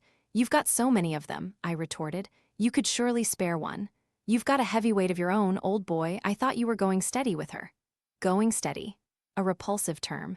And yet, I thought, struck suddenly with its aptitude, how well it described my relationship with Hermia. And why should it make me feel depressed? I had always felt in the back of my mind that someday Hermia and I would marry. I liked her better than anyone I knew. We had so much in common. For no conceivable reason, I felt a terrible desire to yawn. Our future stretched out before me. Hermia and I going to plays of significance, plays that mattered. Discussions of art, of music. No doubt about it, Hermia was the perfect companion. But not much fun, said some derisive imp, popping up from my subconscious.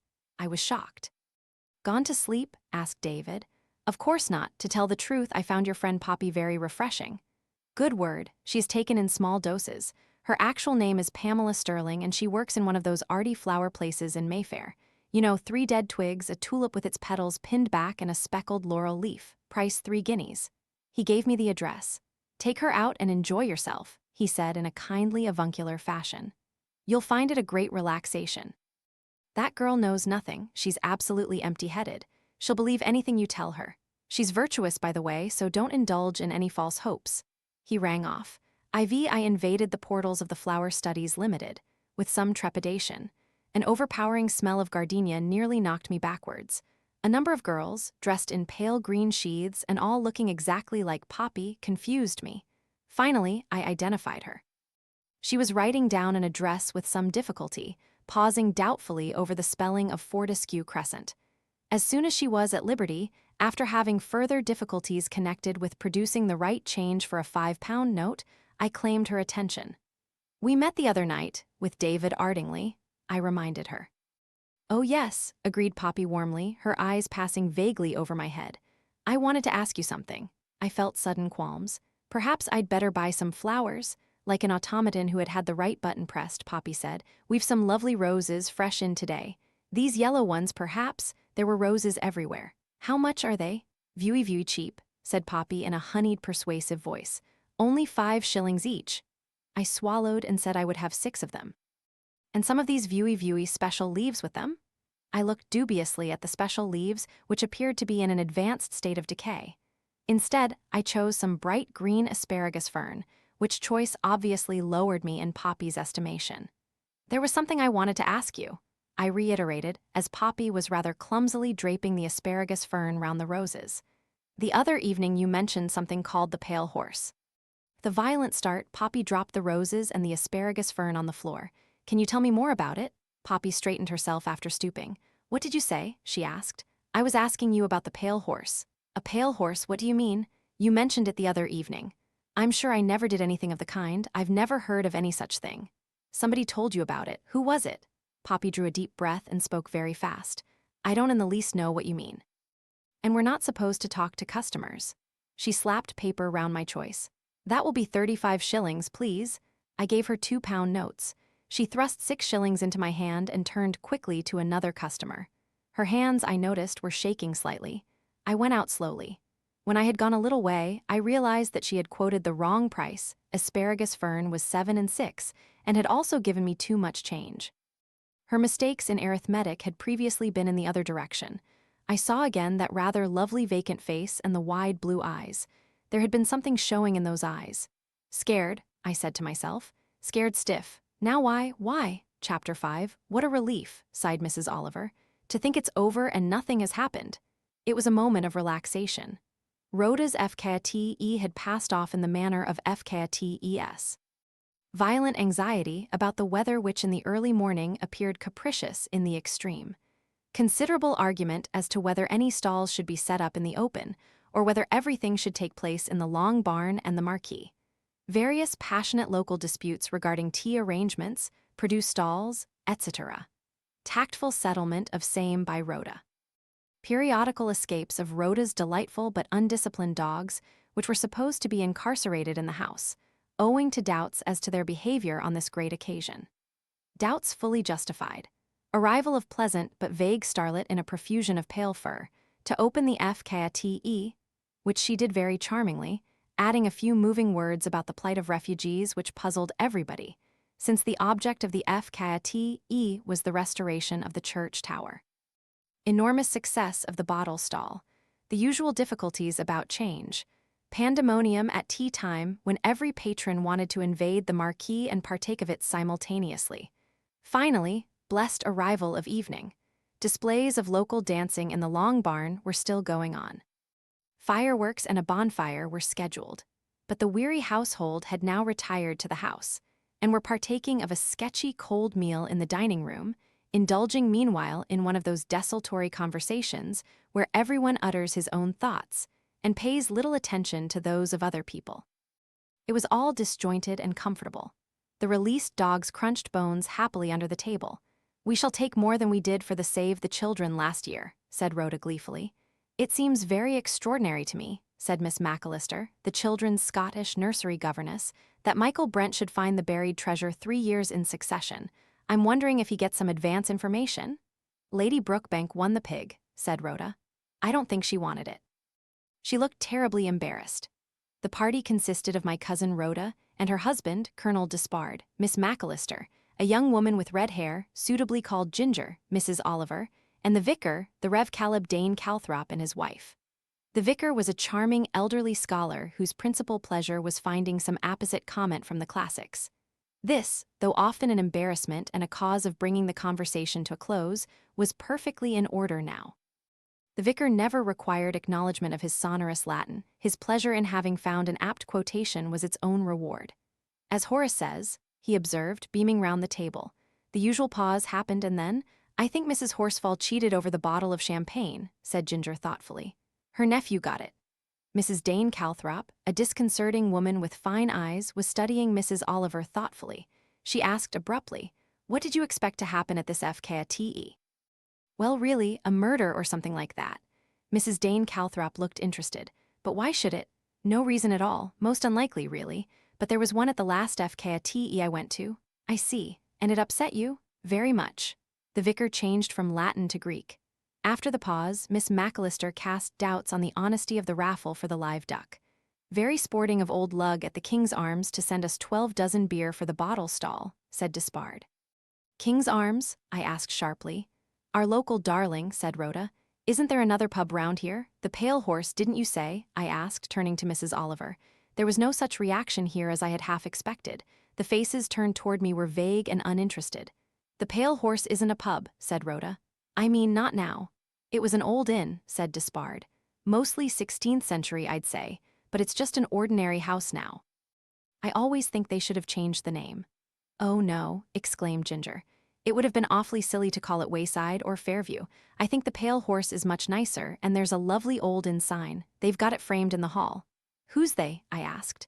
It belongs to Thea Gray, said Rhoda. I don't know if you saw her today, tall woman with short gray hair. She's very occult, said Despard. Goes in for spiritualism and trances and magic. Not quite black masses, but that sort of thing. Ginger gave a sudden peal of laughter. I'm sorry, she said apologetically. I was just thinking of Miss Gray as Madame de Montespan on a black velvet altar. Ginger, said Rhoda, not in front of the vicar. Sorry, Mr. Dane Calthrop. Not at all, said the vicar beaming. As the ancients put it, he continued for some time in Greek. After a respectful silence of appreciation, I returned to the attack. I still want to know who are they. Miss Gray and who else? Oh, there's a friend who lives with her, Sybil Stamfordes. She acts as medium, I believe. You must have seen her about, lots of scarabs and beads, and sometimes she puts on a sari. I can't think why she's never been in India. And then there's Bella, said Mrs. Dane Calthrop. She's their cook, she explained. And she's also a witch. She comes from the village of Little Dunning. She had quite a reputation for witchcraft there. It runs in the family. Her mother was a witch, too. She spoke in a matter-of-fact way. You sound as though you believe in witchcraft, Mrs. Dane Calthrop, I said. But of course, there's nothing mysterious or secretive about it. It's all quite matter-of-fact. It's a family asset that you inherit. Children are told not to tease your cat, and people give you a cottage cheese or a pot of homemade jam from time to time.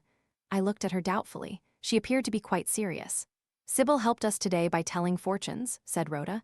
She was in the green tent. She's quite good at it, I believe. She gave me a lovely fortune, said Ginger. Money in my hand. A handsome, dark stranger from overseas, 2 husbands and 6 children, really very generous. I saw the Curtis girl come out giggling, said Rhoda, and she was very coy with her young man afterwards, told him not to think he was the only pebble on the beach. Poor Tom, said her husband. Did he make any comeback? Oh yes. I'm not telling you what she promised me, he said. Meb you wouldn't like it too well, my girl. Good for Tom. Old Mrs. Parker was quite sour, said Ginger laughing. Tea's all foolishness, that's what she said. Don't you believe none of it, you too. But then Mrs. Cripps piped up and said, You know, Lizzie, as well as I do, that Miss Stamfordes sees things as others can't see, and Miss Gray knows to a day when there's going to be a death. Never wrong, she is. Fairly gives me the creeps sometimes. And Mrs. Parker said, Death, that's different. It's a gift. And Mrs. Cripps said, Anyway, I wouldn't like to offend none of those 3, that I wouldn't. It does all sound exciting. I'd love to meet them, said Mrs. Oliver wistfully. We'll take you over there tomorrow, Colonel Despard promised. That old inn is really worth seeing. They've been very clever in making it comfortable without spoiling its character. I'll ring up Theaza tomorrow morning, said Rhoda. I must admit that I went to bed with a slight feeling of deflation. The pale horse which had loomed in my mind as a symbol of something unknown and sinister had turned out to be nothing of the sort. Unless, of course, there was another pale horse somewhere else. I considered that idea until I fell asleep. There was a feeling of relaxation next day, which was a Sunday, and after the party feeling. On the lawn, the marquee and tents flapped limply in a damp breeze, awaiting removal by the caterer's men at early dawn on the morrow. On Monday, we would all set to work to take stock of what damage had been done and clear things up. Today, Rhoda had wisely decided it would be better to go out as much as possible. We all went to church and listened respectfully to Mr. Dane Calthrop's scholarly sermon on a text taken from Isaiah which seemed to deal less with religion than with Persian history. We're going to lunch with Mr. Venables, explained Rhoda afterwards. You'll like him, Mark. He's really a most interesting man. Been everywhere and done everything. Knows all sorts of out-of-the-way things. He bought Prior's Court about 3 years ago, and the things he's done to it must have cost him a fortune. He had polio and is semi-crippled, so he has to go about in a wheelchair. It's very sad for him because up to then he was a great traveler, I believe. Of course he's rolling in money, and as I say, he's done up the house in a wonderful way. It was an absolute ruin, falling to pieces. It's full of the most gorgeous stuff. The sale rooms are his principal interest nowadays, I believe. Prior's Court was only a few miles away. We drove there and our host came wheeling himself along the hall to meet us. Nice of you all to come, he said heartily. You must be exhausted after yesterday. The whole thing was a great success, Rhoda. Mr. Venables was a man of about 50, with a thin hawk-like face and a beaked nose that stood out from it arrogantly. He wore an open wing collar which gave him a faintly old-fashioned air. Rhoda made introductions. Venables smiled at Mrs. Oliver. "I met this lady yesterday in her professional capacity," he said. "6 of her books with signatures. Takes care of 6 presents for Christmas." "Great stuff you write, Mrs. Oliver. Give us more of it. Can't have too much of it." He grinned at Ginger. "You nearly landed me with a live duck, young woman." Then he turned to me. "I enjoyed your article in the review last month," he said. "It was awfully good of you to come to our FKTE, Mr. Venables," said Rhoda. "After that generous check you sent us, I didn't really hope that you'd turn up in person." "Oh, I enjoy that kind of thing. Part of English rural life, isn't it?" I came home clasping a most terrible Cupid doll from the hoopla, and had a splendid but unrealistic future prophesied me by our Sybil, all dressed up in a tinsel turban with about a ton of fake Egyptian beads slung over her torso. "Good old Sybil," said Colonel Despard. "We're going there to tea with Theiza this afternoon. It's an interesting old place." "The Pale Horse? Yes, I rather wish it had been left as an inn." I always feel that that place had a mysterious and unusually wicked past history. It can't have been smuggling, we're not near enough to the sea for that. A resort for highwaymen, perhaps, or rich travelers spent the night there and were never seen again. It seems, somehow, rather tame to have turned it into a desirable residence for 3 old maids. "Oh, I never think of them like that," cried Rhoda. "Sybil Stamfordi's, perhaps, with her saris and her scarabs, and always seeing auras round people's heads, she is rather ridiculous. But there's something really awe-inspiring about Theiza, don't you agree? You feel she knows just what you're thinking. She doesn't talk about having second sight, but everyone says that she has got it. And Bella, far from being an old maid, has buried 2 husbands," added Colonel Despard. "I sincerely beg her pardon," said Venables, laughing. "With sinister interpretations of the deaths from the neighbors," added Despard. "It said they displeased her, so she just turned her eyes on them and they slowly sickened and pined away. Of course, I forgot, she is the local witch. So Mrs. Dane Calthrop says." "Interesting thing, witchcraft," said Venables thoughtfully. "All over the world you get variations of it. I remember when I was in East Africa." He talked easily and entertainingly on the subject. He spoke of medicine men in Africa, of little-known cults in Borneo. He promised that after lunch he would show us some West African sorcerers' masks. "There's everything in this house," declared Rhoda with a laugh. "Oh, well," he shrugged his shoulders, "if you can't go out to everything, then everything must be made to come to you." Just for a moment there was a sudden bitterness in his voice. He gave a swift glance downwards towards his paralyzed legs. "The world is so full of a number of things," he quoted. "I think that's always been my undoing. There's so much I want to know about to see." "Oh well, I haven't done too badly in my time, and even now life has its consolations." "Why here?" asked Mrs. Oliver suddenly. The others had been slightly ill at ease, as people become when a hint of tragedy looms in the air. Mrs. Oliver alone had been unaffected. She asked because she wanted to know, and her frank curiosity restored the light-hearted atmosphere. Venables looked towards her inquiringly. "I mean," said Mrs. Oliver, "why did you come to live here in this neighborhood? So far away from things that are going on. Was it because you had friends here?" "No, I chose this part of the world since you are interested because I had no friends here." A faint ironical smile touched his lips. How deeply, I wondered, had his disability affected him? Had the loss of unfettered movement, of liberty to explore the world, bitten deep into his soul? Or had he managed to adapt himself to altered circumstances with comparative equanimity, with a real greatness of spirit? As though Venables had read my thoughts, he said, "In your article you questioned the meaning of the term greatness. You compared the different meanings attached to it in the East and the West. But what do we all mean nowadays here in England when we use the term a great man?" "Greatness of intellect, certainly," I said, "and surely moral strength as well." He looked at me, his eyes bright and shining. "Is there no such thing as an evil man, then, who can be described as great?" he asked. "Of course there is," cried Rhoda. "Napoleon and Hitler and lots of people, they were all great men. Because of the effect they produced," said Despard. "But if one had known them personally, I wonder if one would have been impressed." Ginger leaned forward and ran her fingers through her carroty mop of hair. "That's an interesting thought," she said. "Mightn't they perhaps have seemed pathetic, undersized little figures? Strutting, posturing, feeling inadequate, determined to be someone, even if they pulled the world down round them." "Oh no," said Rhoda vehemently. "They couldn't have produced the results they did if they had been like that." "I don't know," said Mrs. Oliver. "After all, the stupidest child can set a house on fire quite easily." Come, come, said Venables. I really can't go along with this modern playing down of evil as something that doesn't really exist. There is evil, and evil is powerful. Sometimes more powerful than good. It's there, it has to be recognized and fought. Otherwise, he spread out his hands. We go down to darkness. Of course I was brought up on the devil, said Mrs. Oliver apologetically. Believing in him, I mean, but you know he always did seem to me so silly, with hoofs and a tail and all that, capering about like a ham actor. Of course, I often have a master criminal in my stories, people like it, but really he gets harder and harder to do. So long as one doesn't know who he is, I can keep him impressive, but when it all comes out, he seems somehow so inadequate, a kind of anticlimax. It's much easier if you just have a bank manager who's embezzled the funds, or a husband who wants to get rid of his wife and marry the children's governess. So much more natural, if you know what I mean.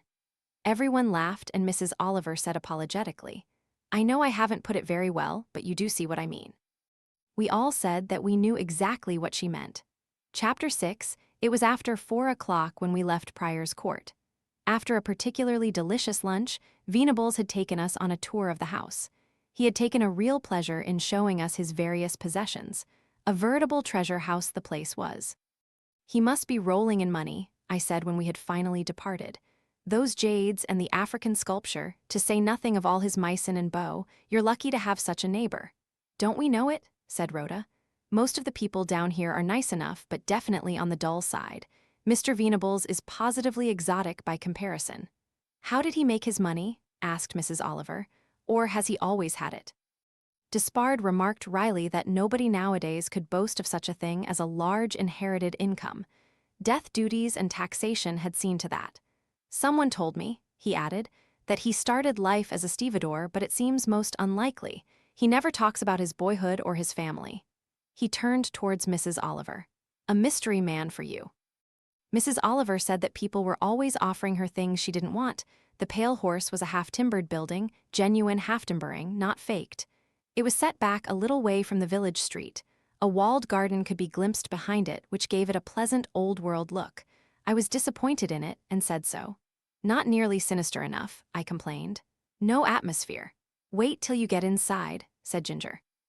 We got out of the car and went up to the door which opened as we approached. Miss Thea Gray stood on the threshold, a tall, slightly masculine figure in a tweed coat and skirt.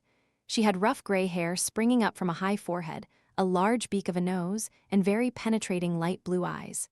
Here you are at last, she said in a hearty bass voice. Thought you'd all got lost. Behind her tweed-clad shoulder, I became aware of a face peering out from the shadows of the dark hall. A queer, rather formless face, like something made in putty by a child who had strayed in to play in a sculptor's studio. It was the kind of face, I thought, that you sometimes see amongst a crowd in an Italian or Flemish primitive painting. Rhoda introduced us and explained that we had been lunching with Mr. Venables at Prior's Court. Ah, said Miss Gray. That explains it. Fleshpots, that Italian cook of his, and all the treasures of the treasure house as well. Oh well, poor fellow got to have something to cheer him up. But come in, we're rather proud of our own little place. 15th century, and some of it 14th. The hall was low and dark with a twisting staircase leading up from it. There was a wide fireplace and over it a framed picture. The olden sign, said Miss Gray, noting my glance. Can't see much of it in this light, the Pale Horse. I'm going to clean it for you, said Ginger. I said I would. You let me have it and you'll be surprised. I'm a bit doubtful, said Thea Gray, and added bluntly, suppose you ruin it? Of course I shan't ruin it, said Ginger indignantly. It's my job. I work for the London galleries, she explained to me. Great fun. Modern picture restoring takes a bit of getting used to, said Thea. I gasp every time I go into the National Gallery nowadays. All the pictures look as though they'd had a bath in the latest detergent. You can't really prefer them all dark and mustard-colored, protested Ginger. She peered at the inn sign. A lot more would come up. The horse may even have a rider. I joined her to stare into the picture. It was a crude painting with little merit except the doubtful one of old age and dirt. The pale figure of a stallion gleamed against a dark, indeterminate background. Hi, Sybil, cried Thea. The visitors are crabbing our horse, damn their impertinence. Miss Sybil Stamfordies came through a door to join us. She was a tall, willowy woman with dark, rather greasy hair, a simpering expression, and a fish-like mouth. She was wearing a bright emerald green sari, which did nothing to enhance her appearance. Her voice was faint and fluttery. "Our dear, dear horse," she said. "We fell in love with that old inn sign the moment we saw it. I really think it influenced us to buy the house. Don't you, Thea? But come in, come in." The room into which she led us was small and square and had probably been the bar in its time. It was furnished now with chintz and Chippendale and was definitely a ladies' sitting room, country style. There were bowls of chrysanthemums. Then we were taken out to see the garden, which I could see would be charming in summer, and then came back into the house to find tea had been laid. There were sandwiches and homemade cakes, and as we sat down, the old woman whose face I had glimpsed for a moment in the hall came in bearing a silver teapot. She wore a plain dark green overall. The impression of a head made crudely from plasticine by a child was borne out on closer inspection. It was a witless, primitive face, but I could not imagine why I had thought it sinister. Suddenly I felt angry with myself. All this nonsense about a converted inn and 3 middle-aged women. "Thank you, Bella," said Thea. "Got all you want?" It came out almost as a mumble. "Yes, thanks." Bella withdrew to the door. She had looked at nobody, but just before she went out, she raised her eyes and took a speedy glance at me. There was something in that look that startled me, though it was difficult to describe why. There was malice in it and a curious intimate knowledge. I felt that without effort and almost without curiosity, she had known exactly what thoughts were in my mind. Thea Gray had noticed my reaction. "Bella is disconcerting, isn't she, Mr. Easterbrook?" she said softly. "I noticed her look at you. She's a local woman, isn't she?" I strove to appear merely politely interested. "Yes." "I dare say someone will have told you she's the local witch." Sybil Stamfordies clanked her beads. "Now do confess, Mr. Easterbrook. Mr. Easterbrook, I'm sure you've heard that we all practice witchcraft. Confess now. We've got quite a reputation, you know." "Not undeserved, perhaps," said Thea. She seemed amused. "Sybil here has great gifts." Sybil sighed pleasurably. "I was always attracted by the occult," she murmured. "Even as a child, I realized that I had unusual powers. Automatic writing came to me quite naturally. I didn't even know what it was. I'd just sit there with a pencil in my hand and not know a thing about what was happening. And of course, I was always ultrasensitive. I fainted once when taken to tea in a friend's house. Something awful had happened in that very room. I knew it. We got the explanation later. There had been a murder there 25 years ago. "In that very room?" She nodded her head and looked round at us with great satisfaction. "Very remarkable," said Colonel Despard with polite distaste. "Sinister things have happened in this house," said Sybil darkly. "But we have taken the necessary steps. The earthbound spirits have been freed." "A kind of spiritual spring cleaning?" I suggested. Sybil looked at me rather doubtfully. "What a lovely colored sari you are wearing," said Rhoda. Sybil brightened. "Yes, I got it when I was in India. I had an interesting time there. I explored yoga, you know, and all that. But I could not help feeling that it was all too sophisticated, not near enough to the natural and the primitive. One must go back, I feel, to the beginnings, to the early primitive powers. I am one of the few women who have visited Haiti. Now there you really do touch the original springs of the occult, overlaid, of course, by a certain amount of corruption and distortion. But the root of the matter is there. I was shown a great deal, especially when they learned that I had twin sisters a little older than myself. The child who is born next after twins has special powers, so they told me. Interesting, wasn't it? Their death dances are wonderful. All the panoply of death, skulls and crossbones, and the tools of a gravedigger, spade, pick, and hoe. They dress up as undertakers' mutes, top hats, black clothes. The Grand Master is Baron Samedi, and the Legba is the god he invokes, the god who removes the barrier. You send the dead forth to cause death. Weird idea, isn't it? Now this, Sybil rose and fetched an object from the windowsill. This is my asin. It's a dried gourd with a network of beads, and you see these bits, dried snake vertebrae. We looked politely, though without enthusiasm. Sybil rattled her horrid toy affectionately. "Very interesting," said Despard courteously. "I could tell you lots more." At this point my attention wandered. Words came to me hazily as Sybil continued to air her knowledge of sorcery and voodoo a Carrefour, the Koa, the Guid Krakoi family. I turned my head to find Thea looking at me quizzically. "You don't believe any of it, do you?" she murmured. "But you're wrong, you know. You can't explain away everything as superstition or fear or religious bigotry. There are elemental truths and elemental powers. There always have been, there always will be." "I don't think I would dispute that," I said. "Wise man, come and see my library." I followed her out through the French window into the garden and along the side of the house. "We made it out of the old stables," she explained. The stables and outbuildings had been reconstituted as one large room. The whole of one long wall was lined with books. I went across to them and was presently exclaiming, "You've got some very rare works here, Miss Grey. Is this an original Malleus Maleficorum? My word, you have some treasures." "I have, haven't I? That grimoire very rare indeed." I took down volume after volume from the shelves. Thea watched me. There was an air of quiet satisfaction about her which I did not understand. I put back Sagittismus Triumphatus, as Thea said. It's nice to meet someone who can appreciate one's treasures. Most people just yawn or gape. "There can't be much about the practice of witchcraft, sorcery, and all the rest of it that you don't know," I said. "What gave you an interest in it in the first place?" "Hard to say now. It's been so long. One looks into a thing idly and then one gets gripped. It's a fascinating study. The things people believed and the damn fool things they did," I laughed. "That's refreshing. I'm glad you don't believe all you read." "You mustn't judge me by poor Sybil. Oh yes, I saw you looking superior, but you were wrong. She's a silly woman in a lot of ways. She takes voodoo and demonology and black magic and mixes everything up into a glorious occult pie, but she has the power. The power. I don't know what else you can call it. There are people who can become a living bridge between this world and a world of strange, uncanny powers. Sybil is one of them. She is a first-class medium. She has never done it for money, but her gift is quite exceptional. When she and I and Bella... Oh yes, Bella has her own powers. We all have in our different degrees. As a team," she broke off. "Sorcerers Limited?" I suggested with a smile. "One could put it that way." I glanced down at the volume I was holding in my hand. "Nostradamus and all that?" "Nostradamus and all that," I said quietly. "You do believe it, don't you?" "I don't believe, I know." She spoke triumphantly. I looked at her. "But how, in what way, for what reason?" She swept her hand out towards the bookshelves.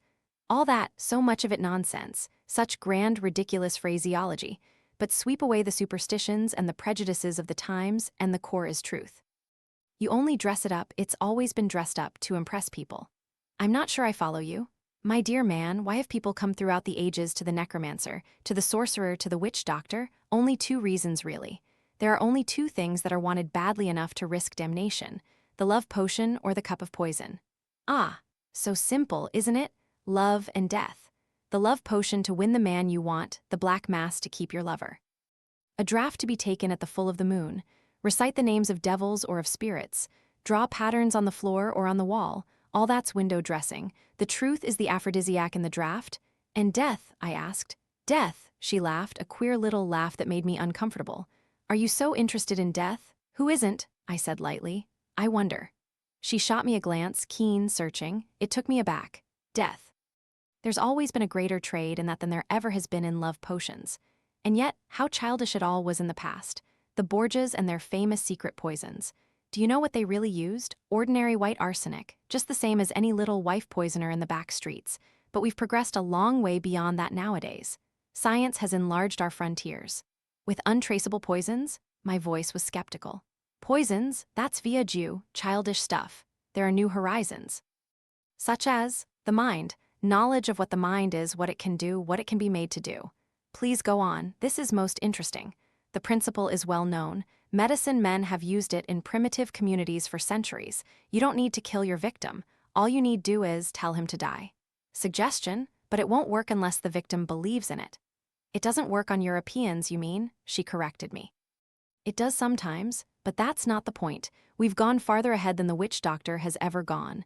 The psychologists have shown the way. The desire for death, it's there in everyone. Work on that, work on the death wish. It's an interesting idea." I spoke with a muted scientific interest. "Influence your subject to commit suicide? Is that it? You're still lagging behind. You've heard of traumatic illnesses?" "Of course. People who, because of an unconscious wish to avoid returning to work, develop real ailments. Not malingering, real illnesses with symptoms, with actual pain. It's been a puzzle to doctors for a long time."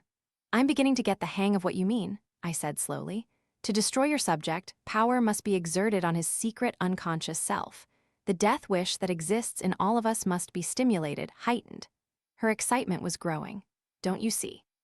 A real illness will be induced, caused by that death-seeking self. You wish to be ill, you wish to die, and so you do get ill and die." She had flung her head up now, triumphantly. I felt suddenly very cold. All nonsense, of course. This woman was slightly mad. And yet Thea Gray laughed suddenly.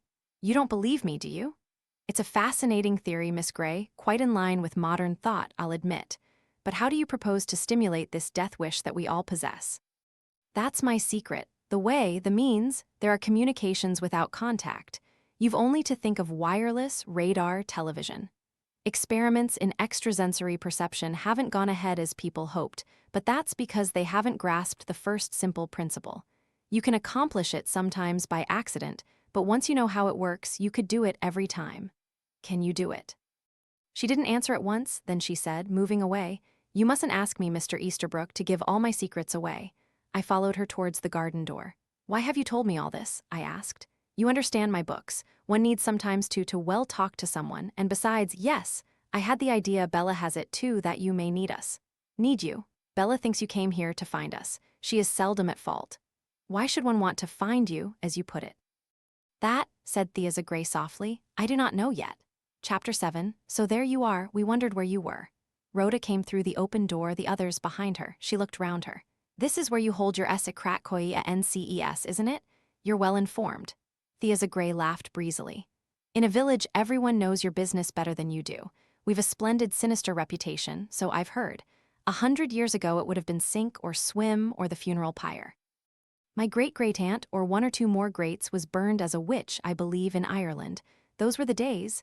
I always thought you were Scottish. On my father's side, hence the second sight, Irish on my mother's. Sybil is our Pythoness, originally of Greek extraction. Bella represents Old English." "A macabre human cocktail," remarked Colonel Despard. "As you say." "Fun," said Ginger. Thea shot her a quick glance. "Yes, it is in a way." She turned to Mrs. Oliver. "You should write one of your books about a murder by black magic. I can give you a lot of dope about it." Mrs. Oliver blinked and looked embarrassed. "I only write very plain murders," she said apologetically. Her tone was of one who says, "I only do plain cooking." "Just about people who want other people out of the way and try to be clever about it," she added. "They're usually too clever for me," said Colonel Despard. He glanced at his watch. "Rhoda, I think, oh yes, we must go, it's much later than I thought." Thanks and goodbyes were said. We did not go back through the house but round to a side gate. "You keep a lot of poultry," remarked Colonel Despard, looking into a wired enclosure. "I hate hens," said Ginger.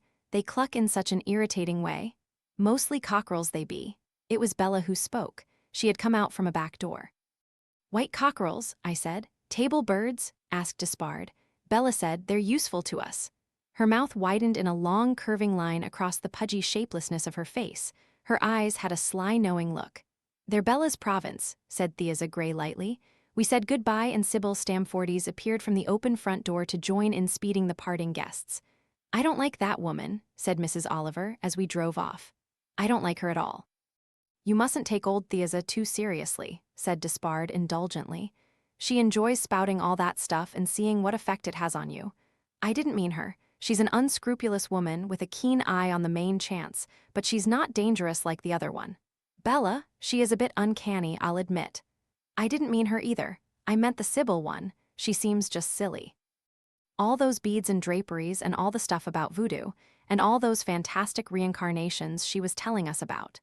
Why is it that anybody who is a kitchen maid or an ugly old peasant never seems to get reincarnated? It's always Egyptian princesses or beautiful Babylonian slaves. Very fishy. But all the same, though she's stupid, I have a feeling that she could really do things, make queer things happen. I always put things badly, but I mean she could be used by something in a way just because she is so silly. I don't suppose anyone understands what I mean, she finished pathetically. "I do," said Ginger. "And I shouldn't wonder if you weren't right. We really ought to go to one of their krakoi at NCES, said Rhoda wistfully. "It might be rather fun." "No, you don't," said Despard firmly. "I'm not having you getting mixed up in anything of that sort." They fell into a laughing argument. I roused myself only when I heard Mrs. Oliver asking about trains the next morning. "You can drive back with me," I said. Mrs. Oliver looked doubtful. "I think I'd better go by train." "Oh, come now, you've driven with me before. I'm a most reliable driver." "It's not that, Mark, but I've got to go to a funeral tomorrow, so I mustn't be late in getting back to town." She sighed. "I do hate going to funerals." "Must you?" "I think I must in this case. Mary de Lafontaine was a very old friend, and I think she'd want me to go. She was that sort of person." "Of course," I exclaimed. "De Lafontaine, of course." The others stared at me, surprised. "Sorry," I said. "It's only that, well, I was wondering where I'd heard the name de Lafontaine lately. It was you, wasn't it?" I looked at Mrs. Oliver. You said something about visiting her in a nursing home. Did I? Quite likely. What did she die of? Mrs. Oliver wrinkled her forehead. Toxic polyneuritis, something like that. Ginger was looking at me curiously. She had a sharp, penetrating glance.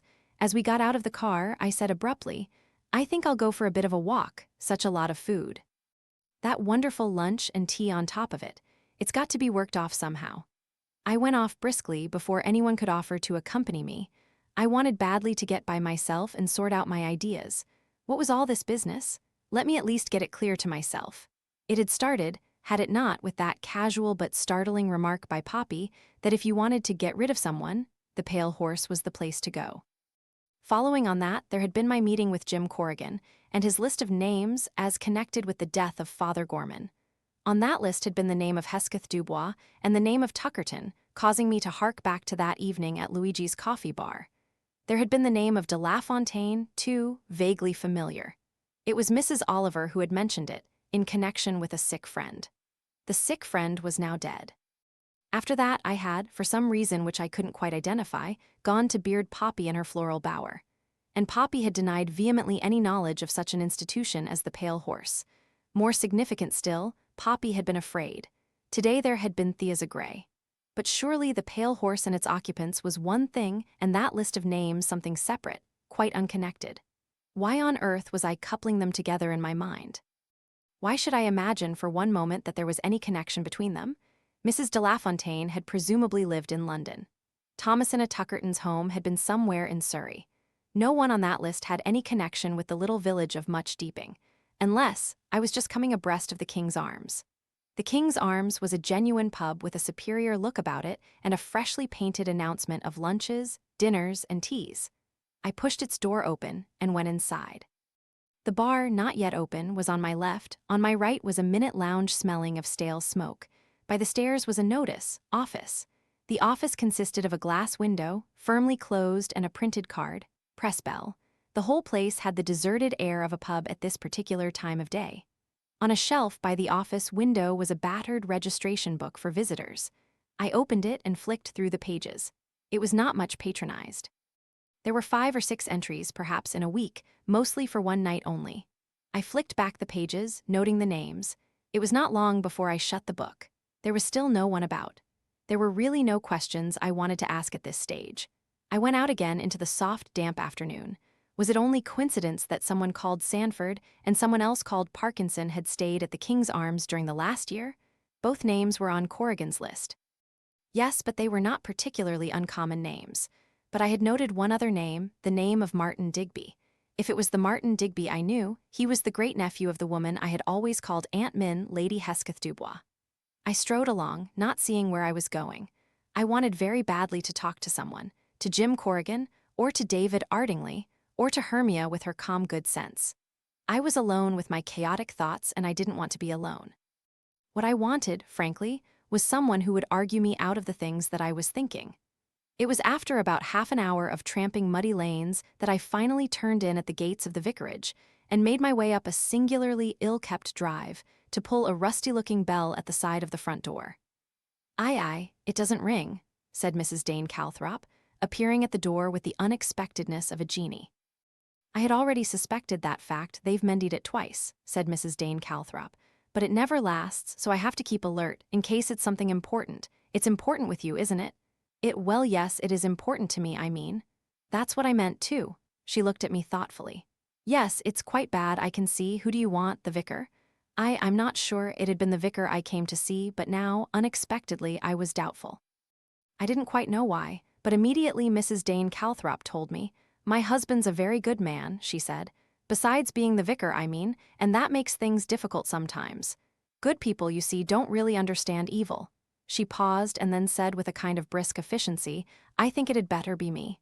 A faint smile came to my lips. "Is evil your department?" I asked. "Yes, it is.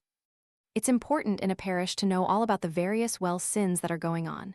Isn't sin your husband's province, his official business, so to speak?" "The forgiveness of sins," she corrected me. "He can give absolution, I can't. But I," said Mrs. Dane Calthrop with the utmost cheerfulness, "can get sin arranged and classified for him. And if one knows about it, one can help to prevent its harming other people. One can't help the people themselves. I can't, I mean. Only God can call to repentance, you know, or perhaps you don't know. A lot of people don't nowadays. I can't compete with your expert knowledge, I said, but I would like to prevent people being harmed. She shot me a quick glance. It's like that, is it? You'd better come in and we'll be comfortable. The vicarage sitting room was big and shabby. It was much shaded by a gargantuan Victorian shrubbery that no one seemed to have had the energy to curb. But the dimness was not gloomy for some peculiar reason. It was, on the contrary, restful. All the large shabby chairs bore the impress of resting bodies in them over the years. A fat clock on the chimneypiece ticked with a heavy, comfortable regularity. Here there would always be time to talk, to say what you wanted to say, to relax from the cares brought about by the bright day outside. Here, I felt round-eyed girls who had tearfully discovered themselves to be prospective mothers, had confided their troubles to Mrs. Dane Calthrop, and received sound, if not always orthodox, advice. Here angry relatives had unburdened themselves of their resentment over their in-laws. Here mothers had explained that their Bob was not a bad boy, just high-spirited, and that to send him away to an approved school was absurd. Husbands and wives had disclosed marital difficulties. And here was I, Mark Easterbrook, scholar, author, man of the world, confronting a gray-haired, weather-beaten woman with fine eyes, prepared to lay my troubles in her lap. Why, I didn't know. I only had that odd surety that she was the right person. We've just had tea with Thea Gray, I began. Explaining things to Mrs. Dane Calthrop was never difficult. She leaped to meet you. Oh, I see. It's upset you? Those three are a bit much to take, I agree. I've wondered myself. So much boasting. As a rule, in my experience, the really wicked don't boast. They can keep quiet about their wickedness. It's if your sins aren't really bad that you want so much to talk about them.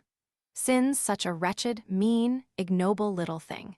It's terribly necessary to make it seem grand and important. Village witches are usually silly, ill-natured old women who like frightening people and getting something for nothing that way. Terribly easy to do, of course.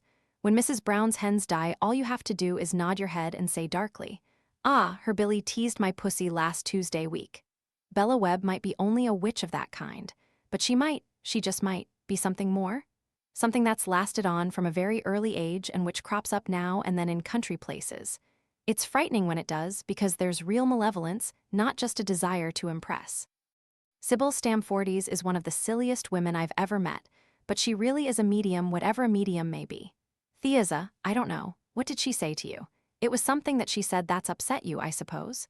You have great experience, Mrs. Dane Calthrop. Would you say, from all you know and have heard, that a human being could be destroyed from a distance, without visible connection, by another human being? Mrs. Dane Calthrop's eyes opened a little wider. You say destroyed, you mean I take it killed, a plain physical fact? Yes. I should say it was nonsense, said Mrs. Dane Calthrop robustly. Ah, I said, relieved. But of course I might be quite wrong, said Mrs. Dane Calthrop. My father said that airships were nonsense, and my great-grandfather probably said that railway trains were nonsense. They were both quite right. At that time they both were impossible, but they're not impossible now. What does Theaza do? Activate a death ray or something?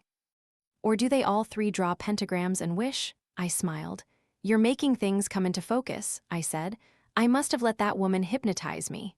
Oh no, said Mrs. Dane Calthrop. You wouldn't do that. You're not really the suggestible type. There must have been something else. Something that happened first, before all this. You're quite right. I told then, as simply as I could with an economy of words, of the murder of Father Gorman and of the casual mention in the nightclub of the Pale Horse. Then I took from my pocket the list of names I had copied from the paper Dr. Corrigan had shown me. Mrs. Dane Calthrop looked down at it, frowning. I see, she said. And these people, what have they all in common? We're not sure. It might be blackmail or dope. Nonsense, said Mrs. Dane Calthrop. That's not what's worrying you. What you really believe is that they're all dead? I gave a deep sigh. Yes, I said. That's what I believe, but I don't really know that that is so. 3 of them are dead. Minnie Hesketh Dubois, Thomasina Tuckerton, Mary de Lafontaine, all 3 died in their beds from natural causes, which is what Theaza Gray claims would happen. You mean she claims she made it happen? No, she wasn't speaking of any actual people. She was expounding what she believes to be a scientific possibility. Which appears on the face of it to be nonsense, said Mrs. Dane Calthrop thoughtfully. I know, I would just have been polite about it and laughed to myself if it hadn't been for that curious mention of the pale horse. Yes, said Mrs. Dane Calthrop musingly. The pale horse, that's suggestive. She was silent a moment, then she raised her head. "It's bad," she said. "It's very bad. Whatever is behind it, it's got to be stopped, but you know that." "Well, yes, but what can one do?" "That you'll have to find out, but there's no time to be lost." Mrs. Dane Calthrop rose to her feet, a whirlwind of activity. "You must get down to it at once," she considered. "Haven't you got some friend who could help you?" I thought. Jim Corrigan, a busy man with little time and already probably doing all he could. David Ardingly, but would David believe a word? Hermia? Yes, there was Hermia. A clear brain, admirable logic. A tower of strength if she could be persuaded to become an ally. After all, she and I did not finish the sentence. Hermia was my steady, Hermia was the person. "You've thought of someone, good." Mrs. Dane Calthrop was brisk and businesslike. "I'll keep an eye on the 3 witches." I still feel that they are, somehow, not really the answer. It's like when the Stamfordies woman dishes out a lot of idiocy about Egyptian mysteries and prophecies from the pyramid texts. All she says is plain balderdash, but there are pyramids and texts and temple mysteries. I can't help feeling that Thea Gray has got hold of something, found out about it, or heard it talked about, and is using it in a kind of wild hodgepodge to boost her own importance and control of occult powers. People are so proud of wickedness. Odd, isn't it, that people who are good are never proud of it? That's where Christian humility comes in, I suppose. They don't even know they are good. She was silent for a moment and then said, "What we really need is a link of some kind. A link between one of these names and the pale horse. Something tangible." Chapter 8 Detective Inspector Lejeune heard the well-known tune, Father O'Flynn, being whistled outside in the passage and raised his head as Dr. Corrigan came in. "Sorry to disoblige everybody," said Corrigan, "but the driver of that Jaguar hadn't any alcohol in him at all. What P.C. Ellis smelled on his breath must have been Ellis's imagination or halitosis." But Lejeune at the moment was uninterested in the daily run of motorists' offenses. "Come and take a look at this," he said. Corrigan took the letter handed to him. It was written in a small, neat script. The heading was Everest, Glendower Close, Bournemouth. "Dear Inspector Lejeune, you may remember that you asked me to get in touch with you if I should happen to see the man who was following Father Gorman on the night that he was killed. I kept a good lookout in the neighborhood of my establishment, but never caught a glimpse of him again. Yesterday, however, I attended a church FKTE in a village about 20 miles from here. I was attracted by the fact that Mrs. Oliver, the well-known detective writer, was going to be there autographing her own books. I am a great reader of detective stories, and I was quite curious to see the lady. What I did see, to my great surprise, was the man I described to you as having passed my shop the night Father Gorman was killed. Since then, it would seem, he must have met with an accident, as on this occasion he was propelling himself in a wheelchair. I made some discreet inquiries as to who he might be, and it seems he is a local resident of the name of Venables. His place of residence is Prior's Court, Much Deeping. He is said to be a man of considerable means. Hoping these details may be of some service to you, yours truly, Zachariah Osborne." "Well," said Lejeune. "Sounds most unlikely," said Corrigan dampingly. "On the face of it, perhaps, but I'm not so sure. This Osborne fellow, he couldn't really have seen anyone's face very clearly on a foggy night like that. I expect this is just a chance resemblance. You know what people are. Ring up all over the country to say they've seen a missing person, and 9 times out of 10 there's no resemblance even to the printed description." "Osborne's not like that," said Lejeune. "What is he like?" "He's a respectable, dapper little chemist, old-fashioned, quite a character, and a great observer of persons. One of the dreams of his life is to be able to come forward and identify a wife poisoner who has purchased arsenic at his shop." Corrigan laughed. "In that case, this is clearly an example of wishful thinking." "Perhaps." Corrigan looked at him curiously. "So you think there may be something in it? What are you going to do about it?" "There will be no harm, in any case, in making a few discreet inquiries about this Mr. Venables of," he referred to the letter, "of Prior's Court, Much Deeping." Chapter 9 What exciting things happen in the country, said Hermia lightly. We had just finished dinner. A pot of black coffee was in front of us. I looked at her. The words were not quite what I had expected. I had spent the last quarter of an hour in telling her my story. She had listened intelligently and with interest, but her response was not at all what I had expected. The tone of her voice was indulgent. She seemed neither shocked nor stirred.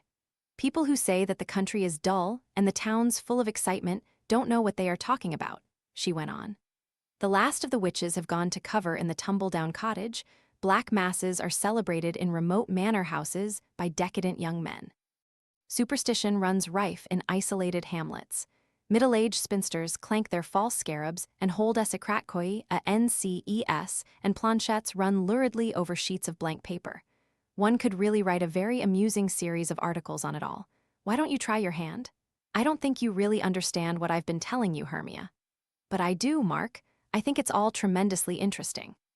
It's a page out of history, all the lingering, forgotten lore of the Middle Ages. I'm not interested historically, I said irritably. I'm interested in the facts, in a list of names on a sheet of paper. I know what has happened to some of those people, what's going to happen or has happened to the rest. Aren't you letting yourself get rather carried away? No, I said obstinately. I don't think so. I think the menace is real, and I'm not alone in thinking so. The vicar's wife agrees with me. Oh, the vicar's wife, Hermia's voice was scornful. No, not the vicar's wife like that. She's a very unusual woman. This whole thing is real, Hermia. Hermia shrugged her shoulders. Perhaps. But you don't think so? I think your imagination is running away with you a little, Mark. I dare say your middle-aged pusses are quite genuine in believing it all themselves. I'm sure they're very nasty old pusses, but not really sinister. Really, Mark, how can they be? I was silent for a moment. My mind wavered, turning from light to darkness and back again. The darkness of the pale horse, the light that Hermia represented. Good everyday sensible light, the electric light bulb firmly fixed in its socket, illuminating all the dark corners. Nothing there, nothing at all, just the everyday objects you always find in a room. But yet Hermia's light, clear as it might make things seem, was after all an artificial light. My mind swung back, resolutely, obstinately. I want to look into it all, Hermia, get to the bottom of what's going on. I agree, I think you should. It might be quite interesting. In fact, really rather fun. Not fun, I said sharply. I went on, I wanted to ask you if you'd help me, Hermia. Help you? How? Help me to investigate. Get right down to what this is all about. But Mark dear, just at present, I'm most terribly busy. There's my article for the journal, and the Byzantium thing. And I've promised 2 of my students.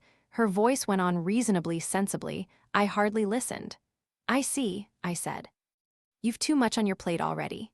That's it. Hermia was clearly relieved at my acquiescence. She smiled at me. Once again I was struck by her expression of indulgence. Such indulgence as a mother might show over her little son's absorption in his new toy. Damn it all, I wasn't a little boy. I wasn't looking for a mother, certainly not that kind of a mother. My own mother had been charming and feckless, and everyone in sight, including her son, had adored looking after her. I considered Hermia dispassionately across the table. So handsome, so mature, so intellectual, so well-read, and so, how could one put it? So damnably dull. The next morning I tried to get hold of Jim Corrigan without success. I left a message, however, that I'd be in between 6 and 7 if he could come for a drink. He was a busy man, I knew, and I doubted if he would be able to come at such a short notice, but he turned up all right at about 10 minutes to 7. While I was getting him a whiskey, he wandered round looking at my pictures and books. He remarked finally that he wouldn't have minded being a mogul emperor himself instead of a hard-pressed, overworked police surgeon. Though, I dare say, he remarked as he settled down in a chair, that they suffered a good deal from woman trouble. At least I escaped that. You're not married, then? No fear. And no more are you, I should say, from the comfortable mess in which you live. A wife would tidy all that up in next to no time. I told him that I didn't think women were as bad as he made out. I took my drink to the chair opposite him and began. You must wonder why I wanted to get hold of you so urgently, but as a matter of fact something has come up that may have a bearing on what we were discussing the last time we met. What was that? Oh, of course, the Father Gorman business.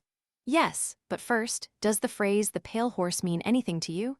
The pale horse. Pale horse? No, I don't think so. Why? Because I think it's possible that it might have a connection with that list of names you showed me. I've been down in the country with friends at a place called Much Deeping, and they took me to an old pub, or what was once a pub, called the Pale Horse. Wait a bit, Much Deeping? Much Deeping. It is anywhere near Bournemouth? It's about 15 miles or so from Bournemouth.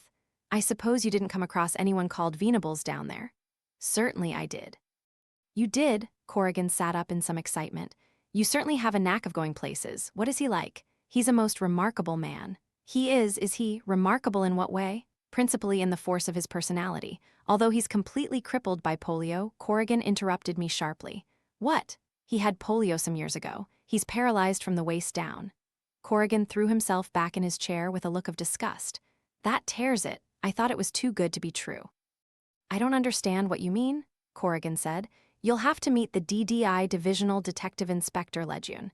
He'll be interested in what you have to say. When Gorman was killed, Lejeune asked for information from anyone who had seen him in the street that night. Most of the answers were useless, as is usual. But there was a pharmacist, name of Osborne, who has a shop in those parts. He reported having seen Gorman pass his place that night, and he also saw a man who followed close after him. Naturally, he didn't think anything of it at that time. But he managed to describe this chap pretty closely, seemed quite sure he'd know him again. Well, a couple of days ago, Lejeune got a letter from Osborne. He's retired and living in Bournemouth. He'd been over to some local facade and he said he'd seen the man in question there. He was at the facade in a wheelchair.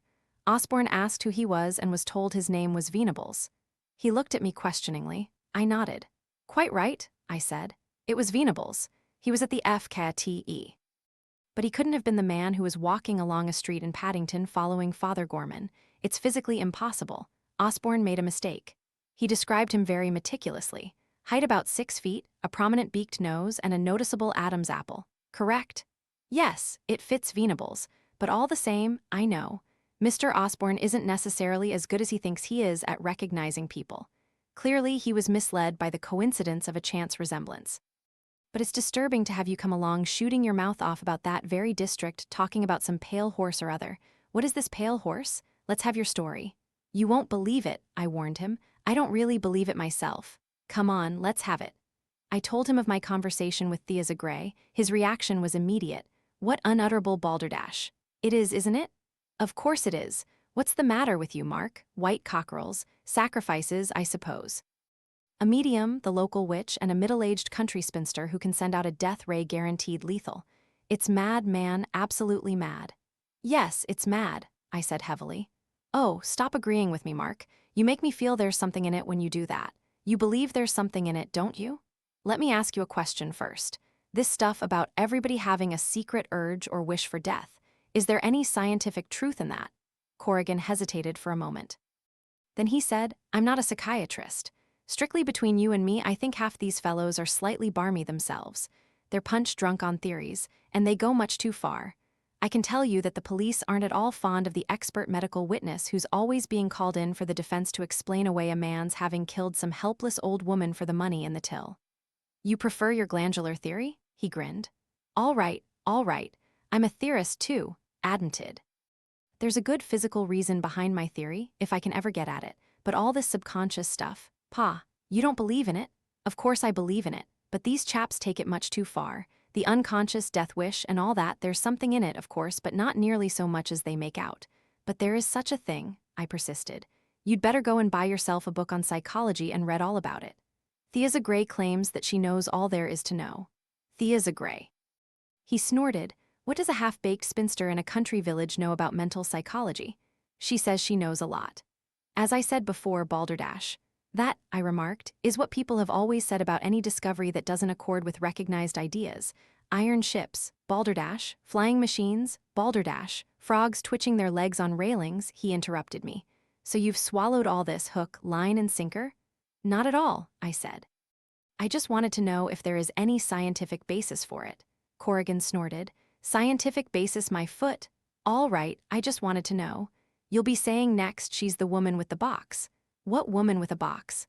Just one of the wild stories that turn up from time to time by Nostradamus out of Mother Shipton. Some people will swallow anything. You might at least tell me how you're getting on with that list of names. The boys have been hard at work, but these things take time and a lot of routine work.